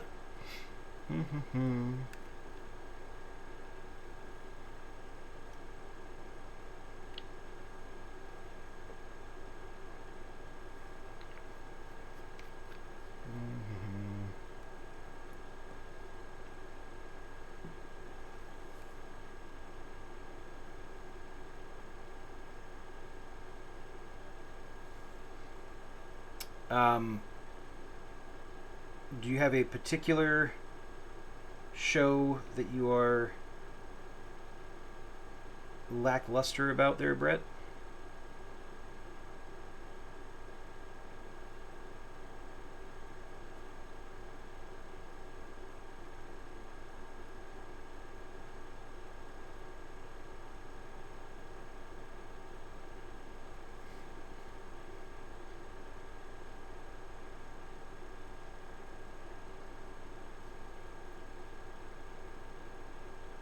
Legs looking a lot better. Yeah, I agree.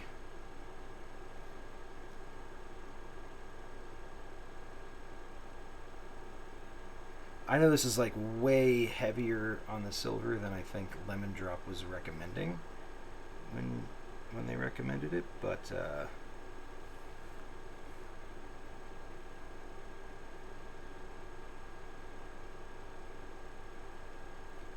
it is what it is.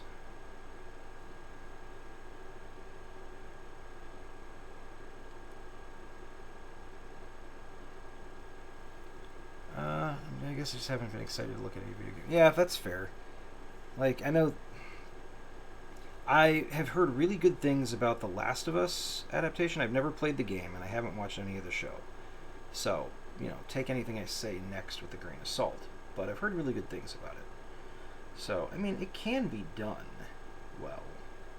It's just rare.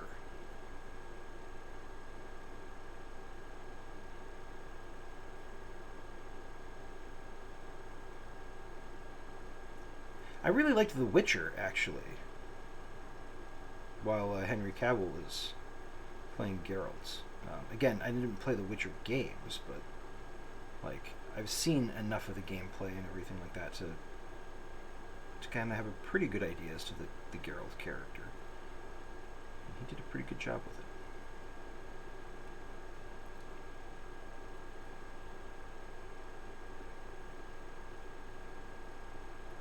Okay.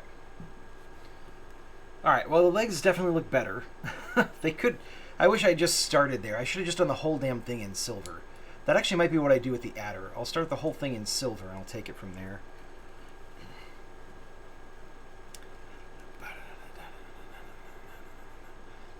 Okay, Tony. Definitely cuddle that cat.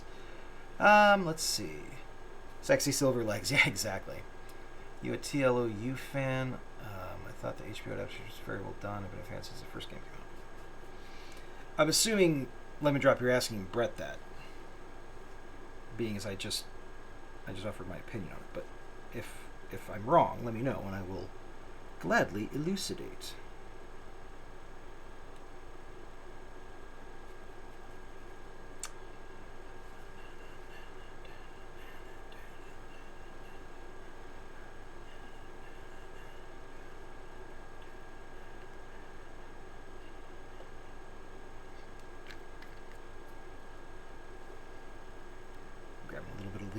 Warhead yellow here so that I can... Wait, is that the right one? No, it's this one. Honestly, I need a brush with shorter bristles. I probably have one, I just haven't.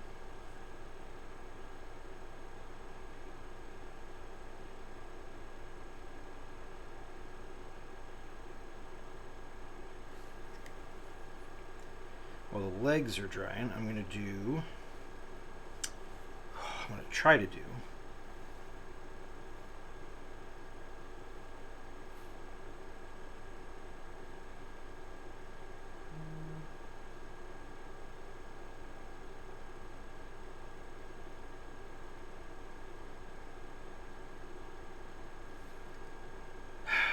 that is not working out so hot.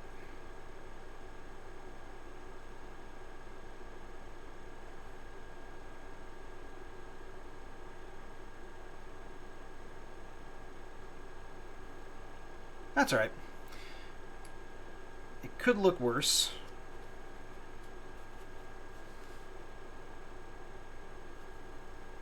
Comes through at least. Basing in a more neutral tone like a gray. Well, the primer that I used is kind of a slate gray, so. Never played the game. Tourists seem like fun enough to just get distracted. Really a good shot.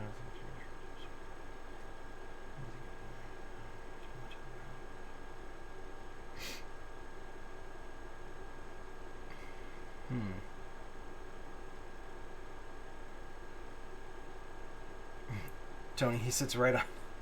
Aww. That's adorable. I also love having cats. I have 5 of them.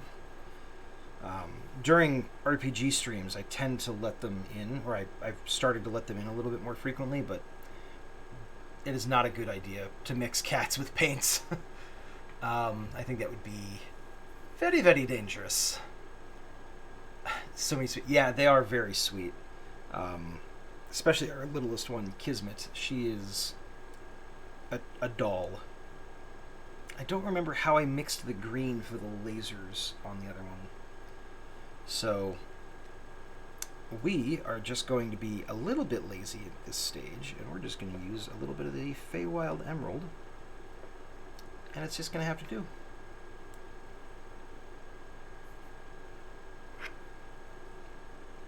Technically, he has pulse lasers anyways, whereas the Bushwhacker had regular lasers, so I'll just say that that's why there's a difference in color.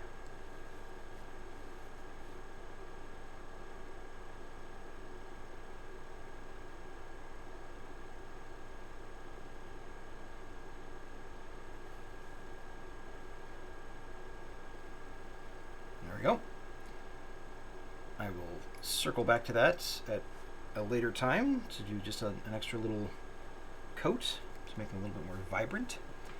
Bushwhacker, yeah, that's... Oh, sorry, I keep forgetting where the frame is. So, not the prettiest bushwhacker out there, but, you know, does the trick.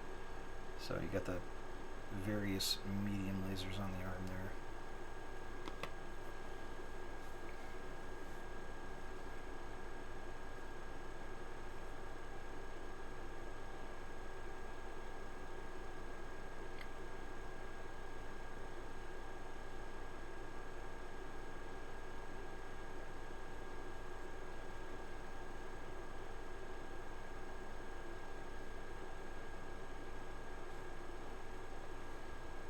I am going to need to remix that black.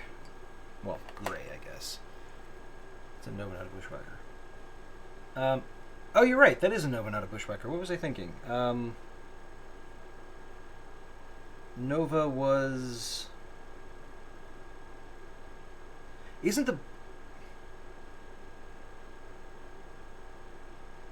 Oh, wait. Hold on. I've got it right here. Blackhawk. That's a Blackhawk, not Bushwhacker. I don't know why I thought Bushwhacker. Well,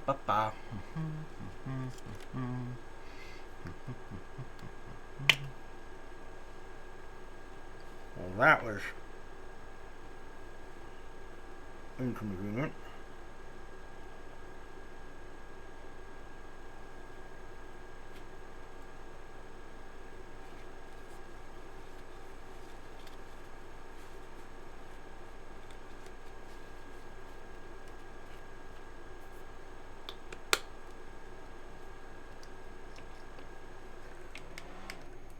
I'm going to turn that fan off because it is cold in here now. Alright, so I need these two together.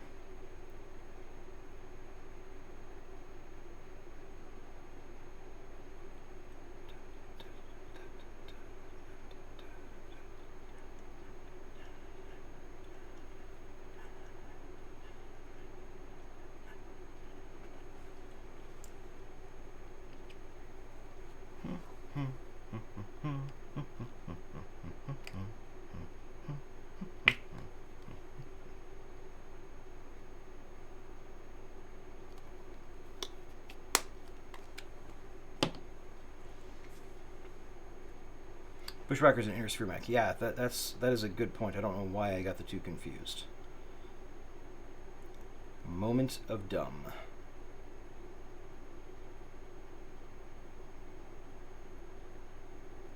I'm probably a little bit too free with my use of the white and the black because I've got them in much bigger volumes. Should probably be a little bit more careful with how much I use when I use it.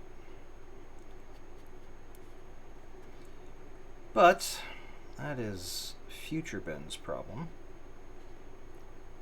Right now, Ben is living large. It's all boom and no bust, baby. Paint for days.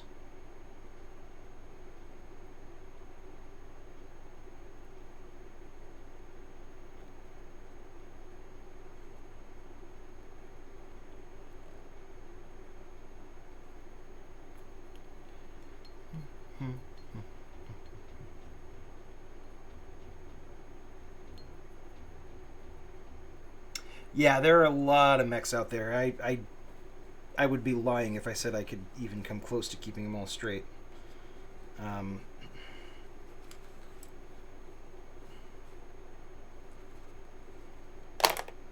Like I mostly know a very specific like core list of mechs, just like off the top of my head from scratch.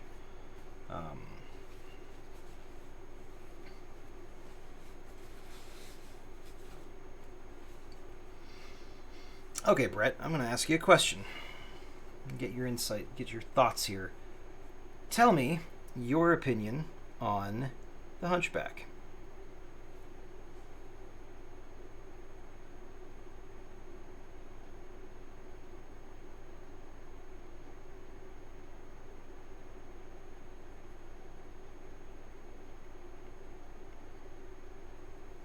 Both the mech in general and like any specific variants that you think are particularly noteworthy.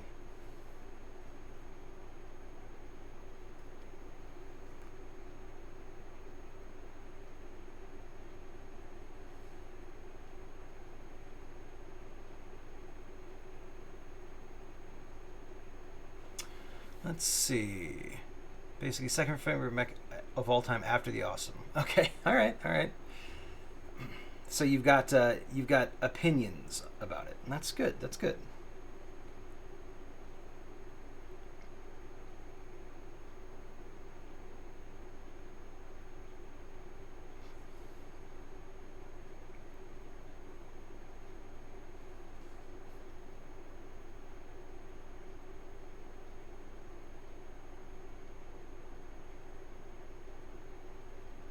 Do you have a Hunchback variant that you like in particular?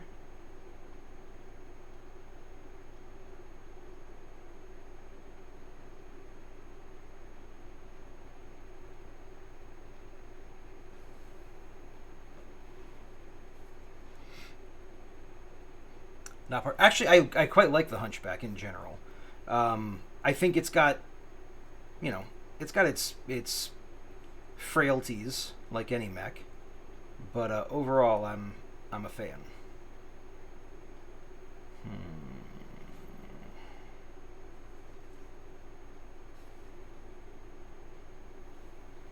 We're gonna mimic some of the stuff we did for the design on the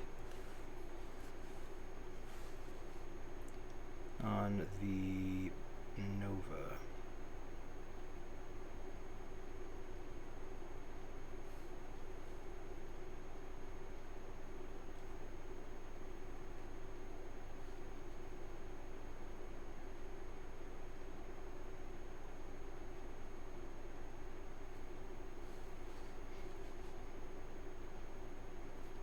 Being a little bit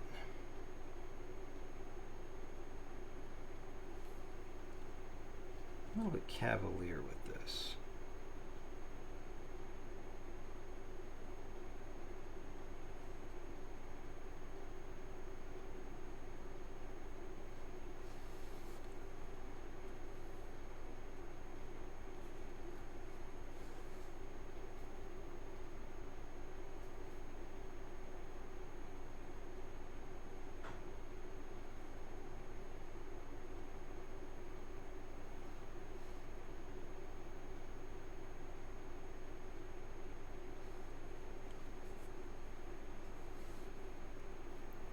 That is a really, really awkward and annoying angle.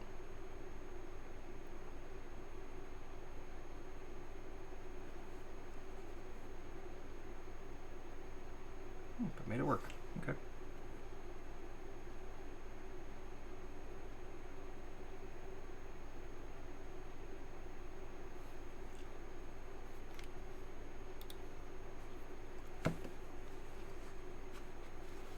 That could have been bad. Let's see. But I mean, let's see. Okay, sorry. Top variant has definitely got to be the 4G because no one argues with big guys. It's a Battletech. You meant Hunchback. That would be pretty awesome. All other variants are pretty great. 4P, the one with LRM10s, the AC10 one can basically do anything. That's a good one. Neat color pop on those kneecaps. Which kneecaps?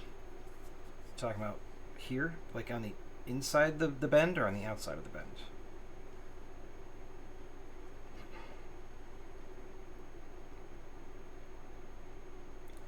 The back part?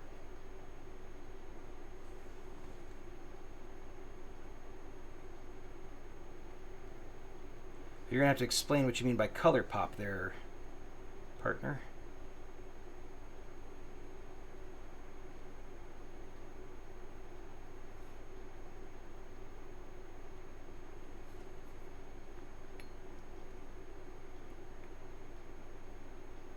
Anything but silver. Okay. Well, good, because I was planning on something. Yeah, perfect.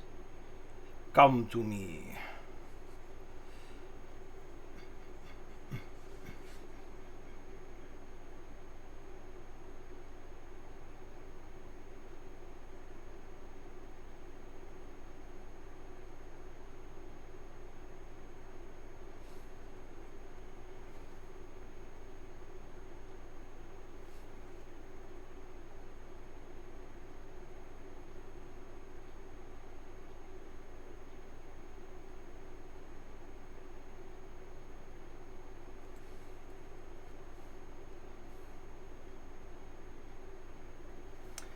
Brett, regarding the going back to the Hunchback conversation real quick, I am a big fan of the 4SP.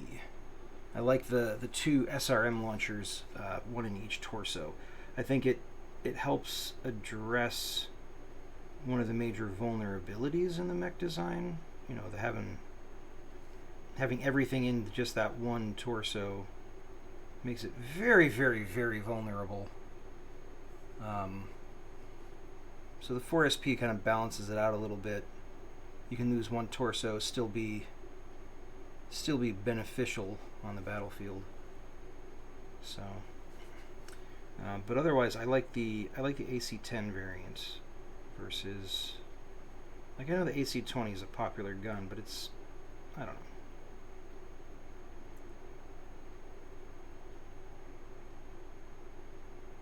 A little bit limited, in my opinion, in terms of its deployability.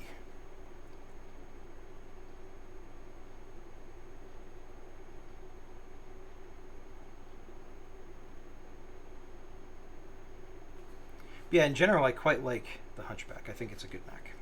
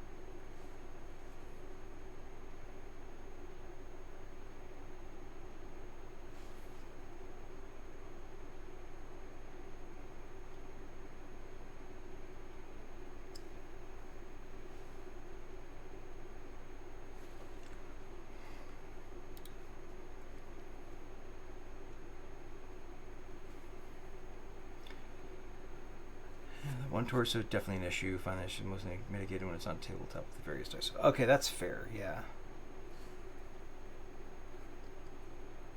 Definitely easier in the video games to target that weakness.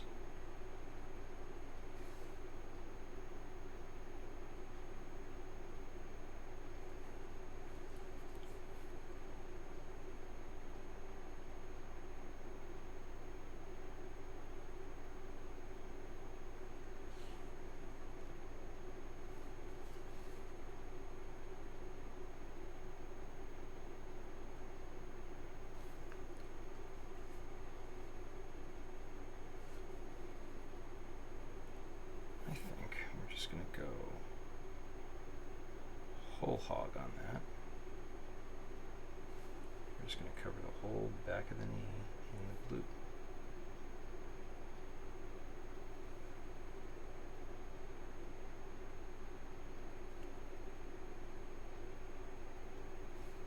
Also, Lemon Drop, I saw your recommendation about the index cards. I think that is a great idea, and I'm going to have to do that.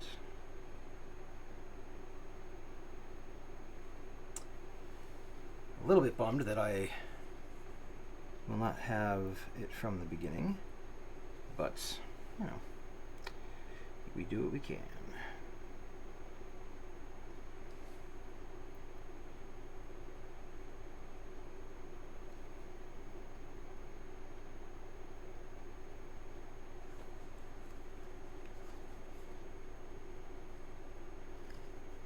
Well, what do you think, Sarah?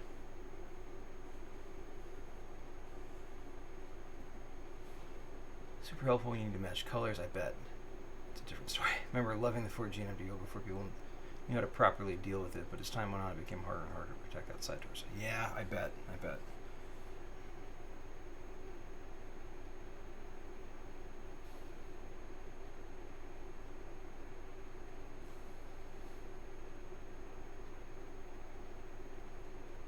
People being jerks, blowing up your mech before you can actually blow theirs up. What's up with that, man?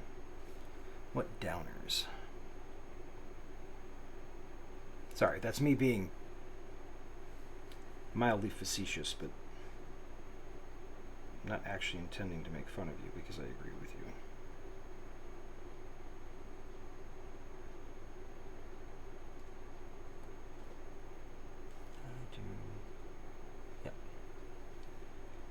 This part.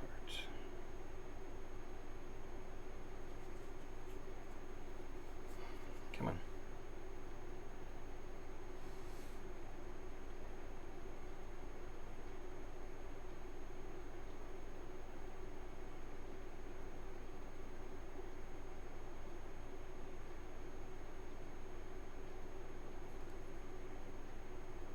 Sorry, being a little bit quiet because I'm trying to get this little finicky spot. Oh, well, I messed that up.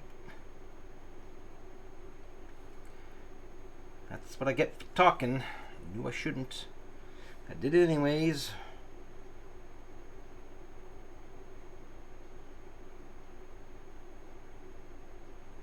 Now here we are.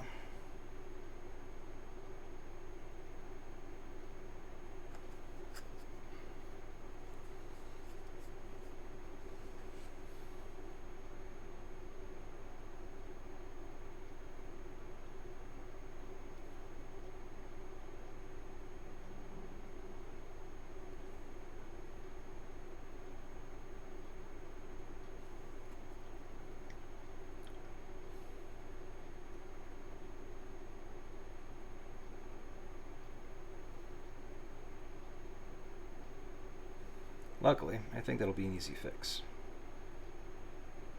Just need to dab it with a little bit of black.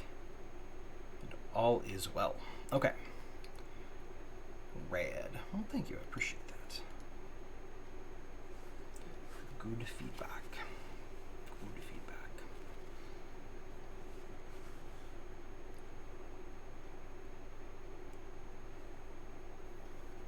It's just going to be what it is. Okay, so I do want to do one little adjustment or one little fix right back there. A little bit more black though.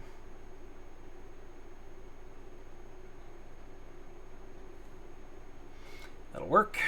And then the other thing I want to do is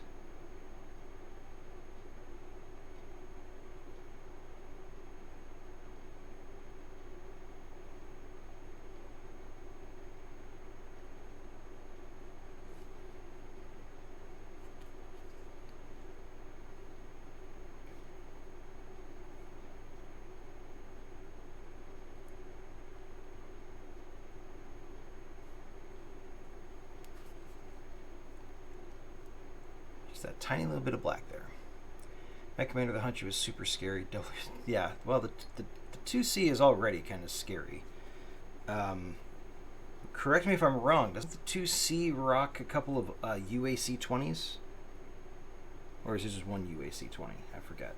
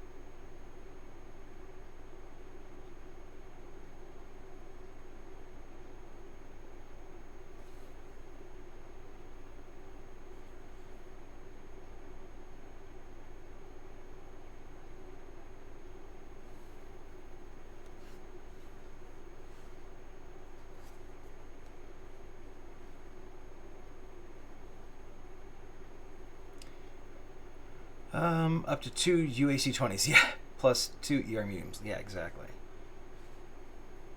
Yeah, the Hunchback 2C is a beast.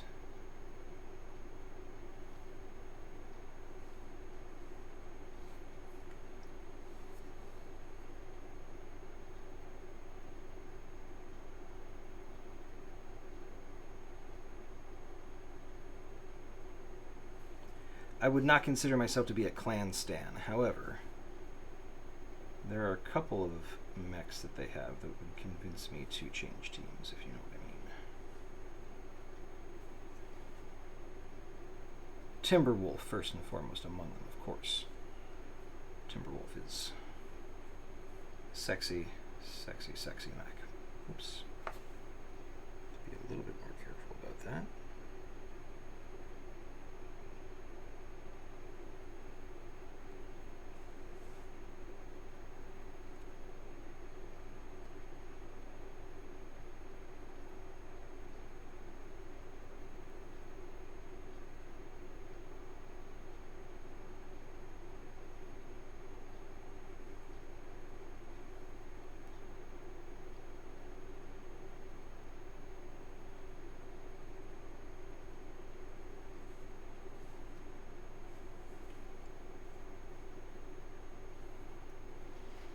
Fortunately, has to sacrifice all that armor that has to play more as an ambush. Yeah, agreed.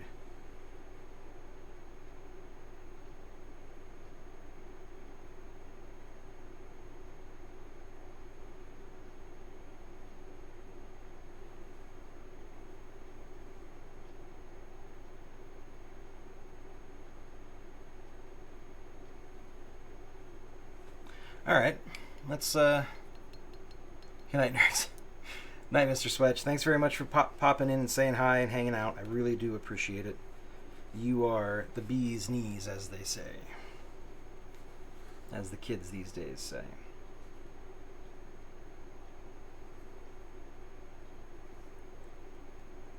I think...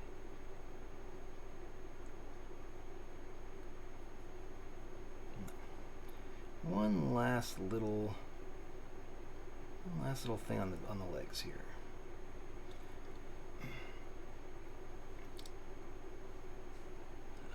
Brett, is that you saying goodnight because you're leaving, or is that you saying goodnight to Mr. Swetch?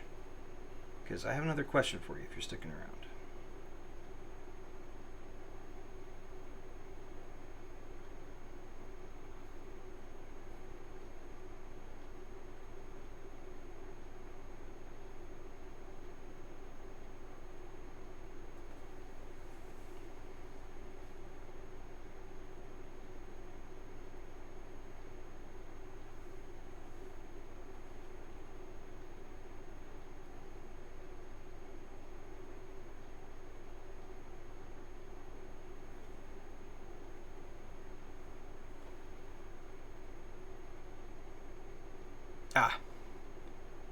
I do believe it's Mr. Swetch versus Mrs. Wetch. Mr. Swetch. But my question is, what are your thoughts on the Ruby? Is it purely meme-worthy and nothing else, or do you feel like it has viable strategic value, or what's your take?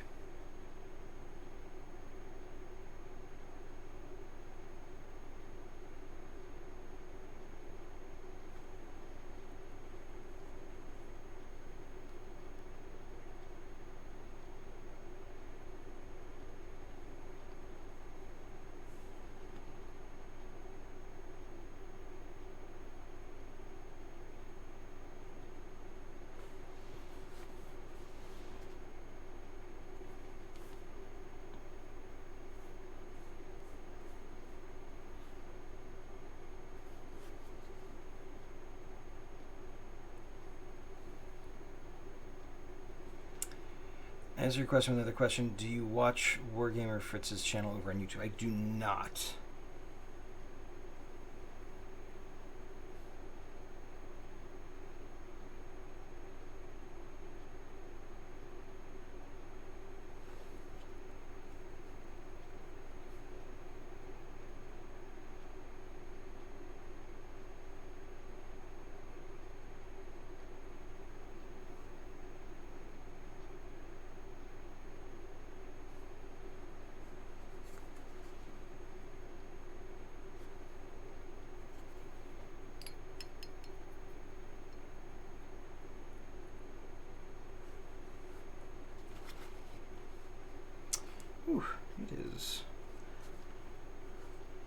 high time for me to go to bed. But I got a couple of little things I want to... A couple little things I want to do beforehand. I think we were just doing the... I think legs were the only thing we had left to worry about. So I need to do a little touch there.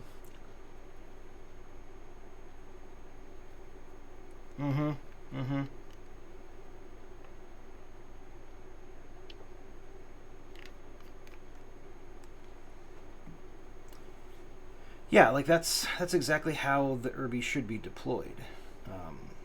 You know, it's not meant to go out there and mix it up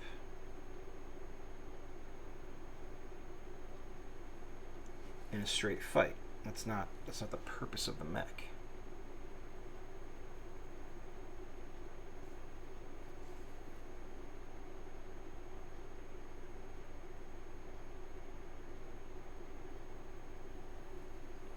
Like I'm not an Irby stan either. I think it's a fun mech. I think you can do some interesting stuff with it.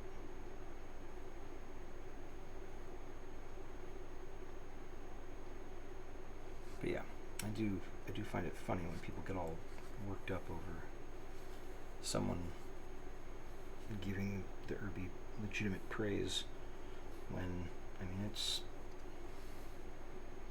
designed for a job. It does the job.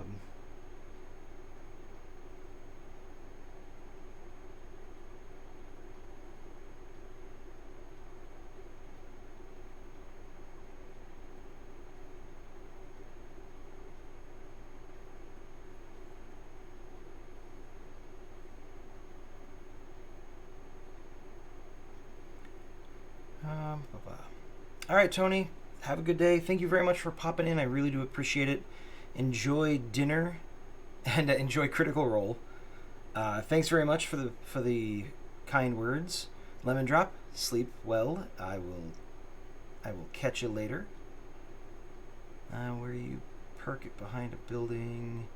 As battle develops and others are getting in fights, you jump out and blast away with AC-10 shots, hoping to score. Yep, exactly. Exactly. That's exactly how you should use it.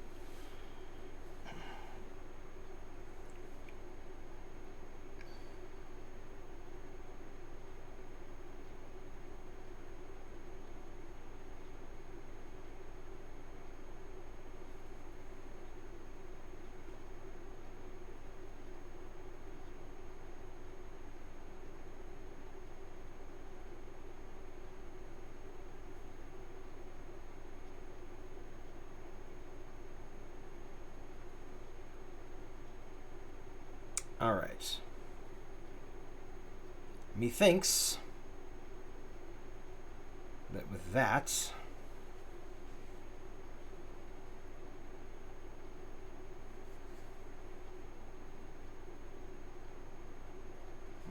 there's a little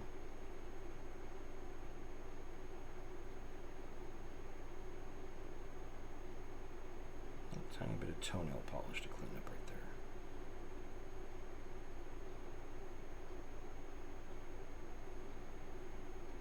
All right.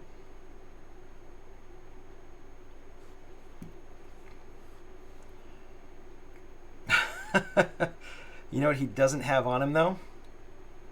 Is any white, which is different from our other guys. So...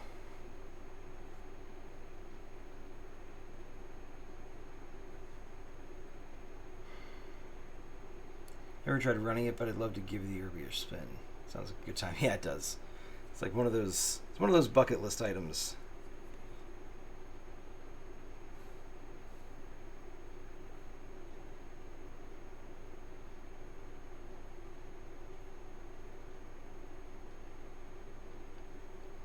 The thigh part, like up, back thigh or front thigh. Because I was actually going to do...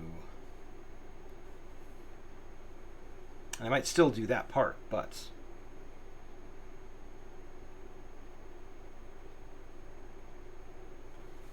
I'm actually going to do this shoulder panel right up here.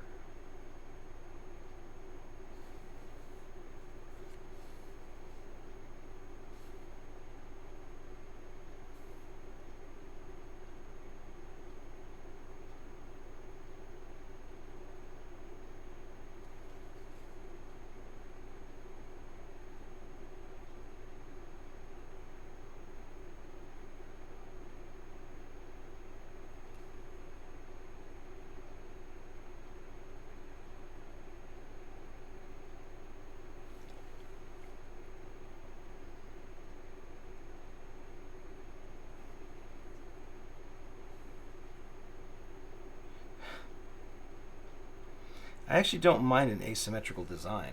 I did an asymmetrical design on the Hellbringer.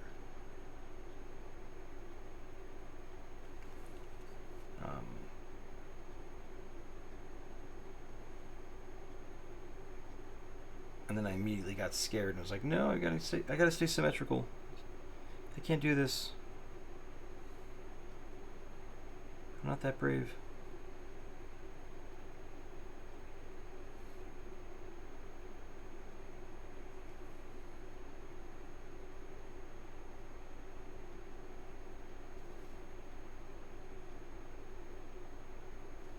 I feel like the white is gonna end up looking a lot better over the silver than it did the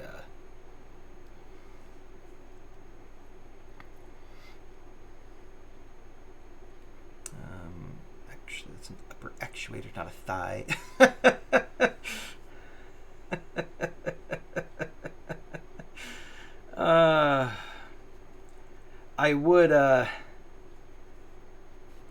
I would give you a hard time for actualing Sarah, who is a friend of mine, but it's Sarah, and I think she absolutely deserves it, so I support this wholeheartedly.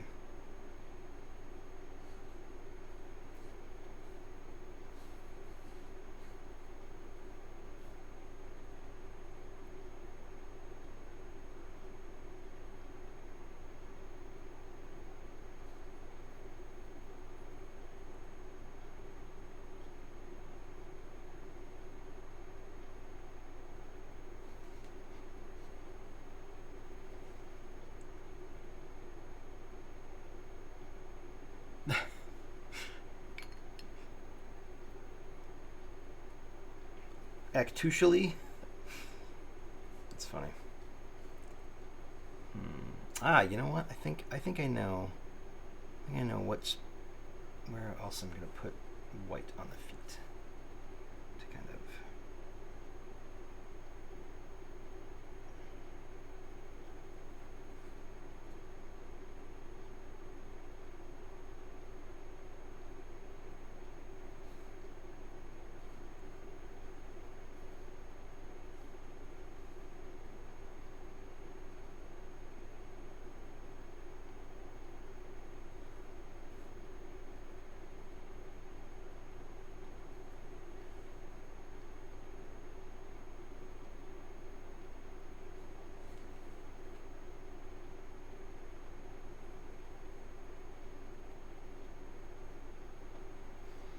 So we're gonna have like little socks peeking out, little white athletic socks peeking out. And yeah, I think I like that. I think that's the way I'm gonna go. All right, so basically you're gonna finish up the shoulders, the socks. I'm gonna hit it with another wash. I think that's it. I think I'm done at that point. I don't think it has much else that it needs to. Oh wait, no. What am I talking about? I need to, while those are drying, no, my yellow.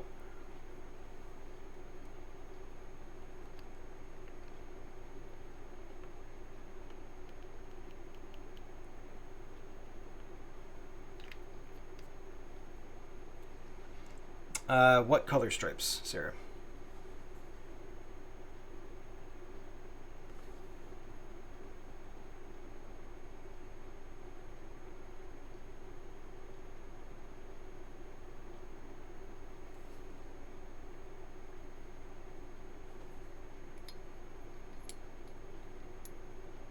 Look on the. No. That's getting too fine detail for me. I would just mess that up, and then I'd have to go back and try to fix it. So I think I'm gonna stick with what I've got. I need Feywild green, Feywild emerald. There it is.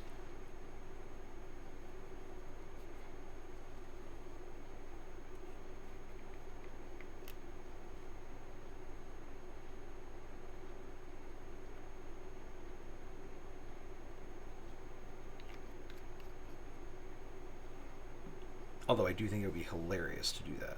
Maybe once I've gotten a little bit better, I'll do a Stereotypical nerd design. Like I'll give it the white athletic socks that are, you know, pulled all the way up, and pocket protector and all that stuff. Have to find the right mech for it, of course, but that shouldn't be too hard.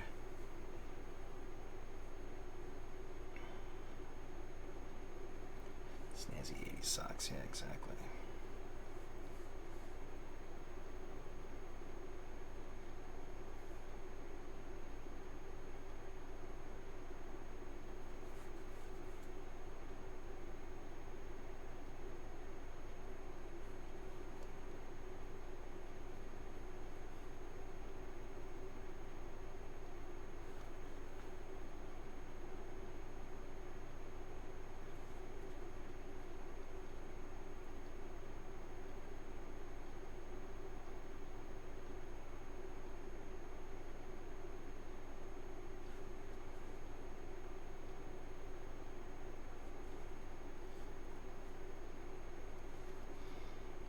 This white paint just does not want to cooperate at all. It's a real pain in my ass. Sorry, pain in my behind. Pain in my butt. It is a true inconvenience.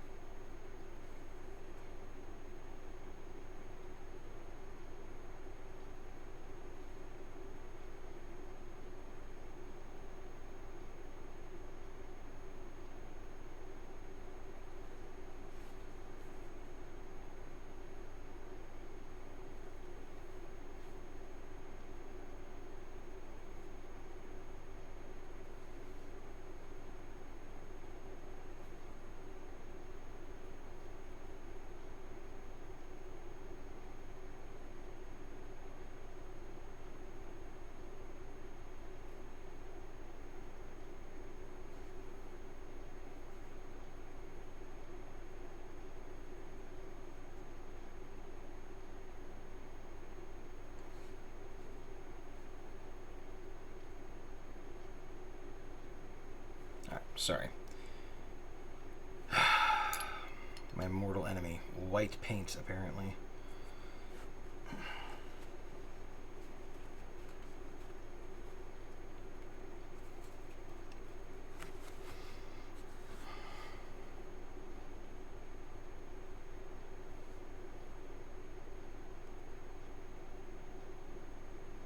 So I think the lesson learned is I'm probably going to drop the white from the color scheme going forward. Just because it's proven to be such a pain. So what I could do for the Hellbringer is go through and cover this white strip with silver, cover this white arm with silver, and that would be an easy fix. And then it's even easier for this guy. I just cover the white panels in silver. So I think that'll be the way to go. Enough of Abby. Hey, how's it going? Thanks very much for joining. How are you tonight?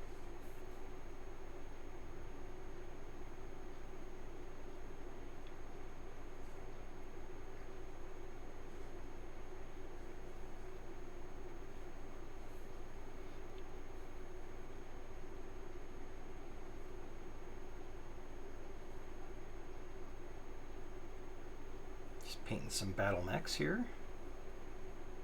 Not sure if you're a Battletech fan or not. No problem if you're not. Always welcome to hang out and chat nonetheless. Yeah, little forehead dot. Oh no. I knew I was going to do that. I knew it.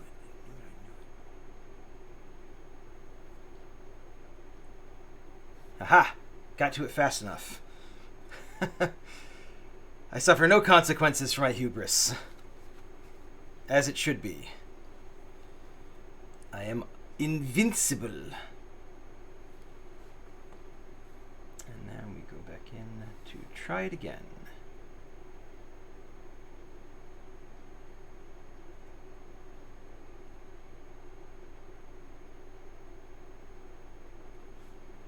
There we go. All right. I think these might be the last couple brush strokes of the night, folks.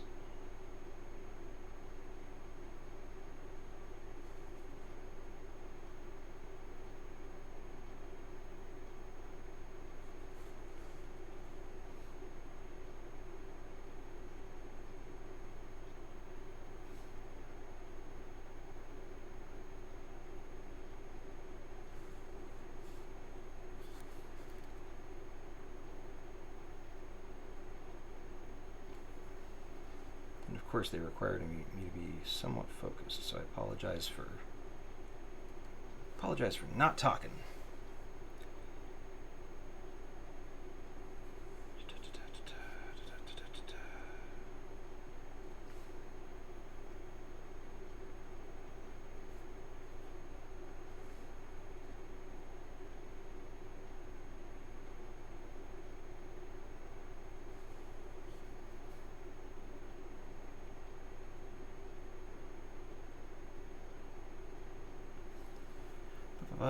Entertain me at all times with your dulcet tones. Listen, there's no need to be sarcastic.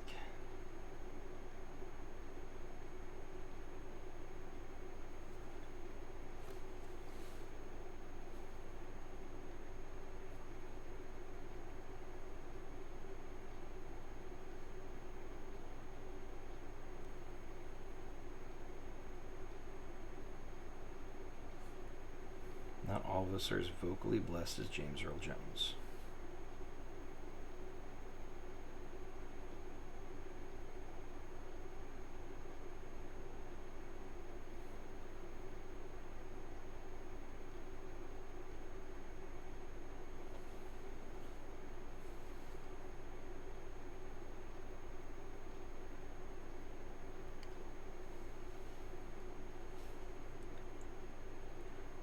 Plus, Sarah, you already have to listen to me for God knows how long every week.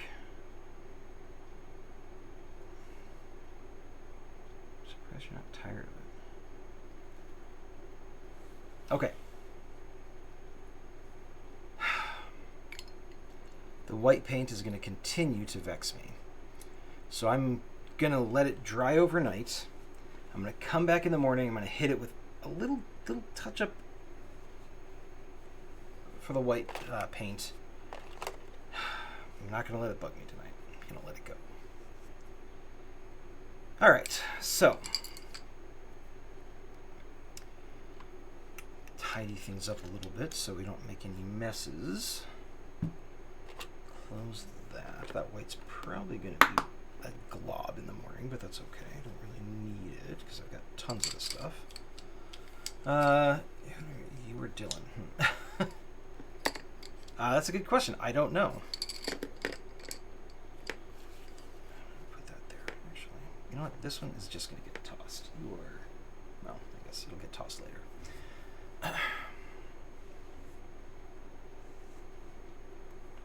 Oh, off with the glasses.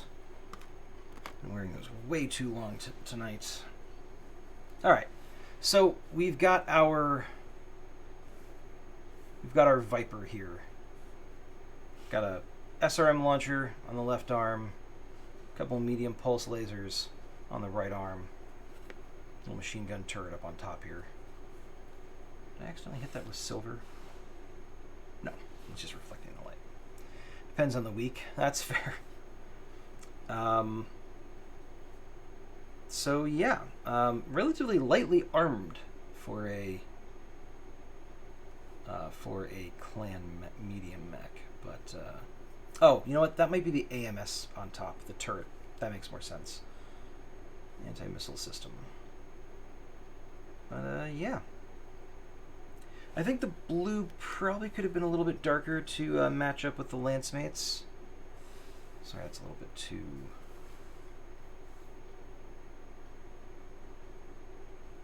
It's close, but not quite. A little bit lighter than the other guys. So yeah.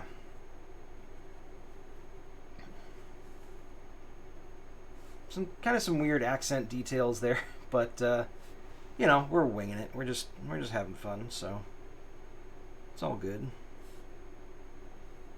Overall, I'm happy with it. It's a mech. Still like the new one better. Okay, that's fair. Well, oh, you know what? Maybe if I put it against something darker, that actually does make it a little bit easier to see some of the colors, I think. The full spin around 360 look.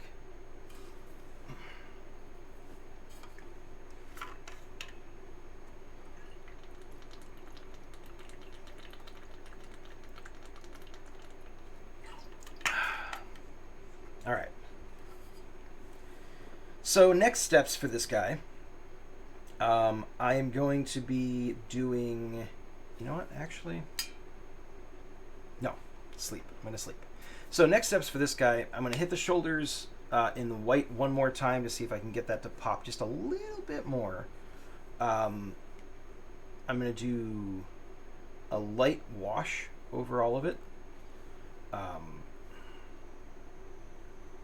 And I'm going to do the base.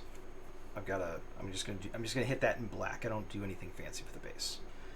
So once all that's done, I'm gonna hit it with some varnish, some clear coat, and it'll be finished. So by the time I see you guys next on stream, whether it's here or over on my channel, either way, it'll be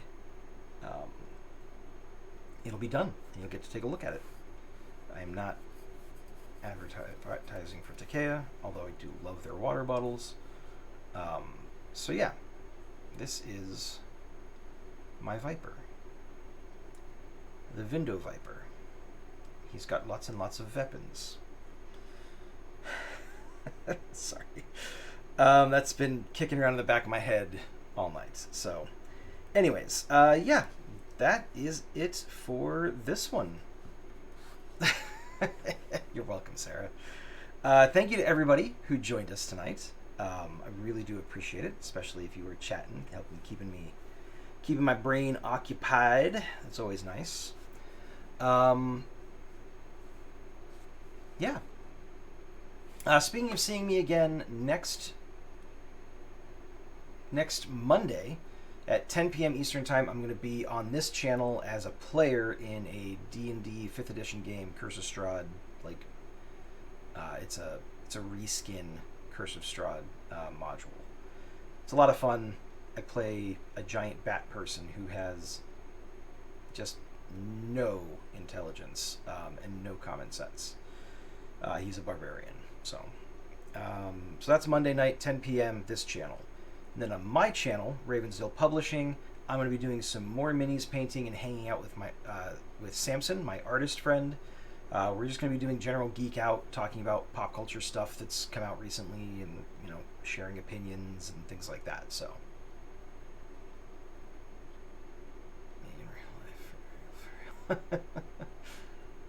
people who play a bunch always end up playing no int players characters.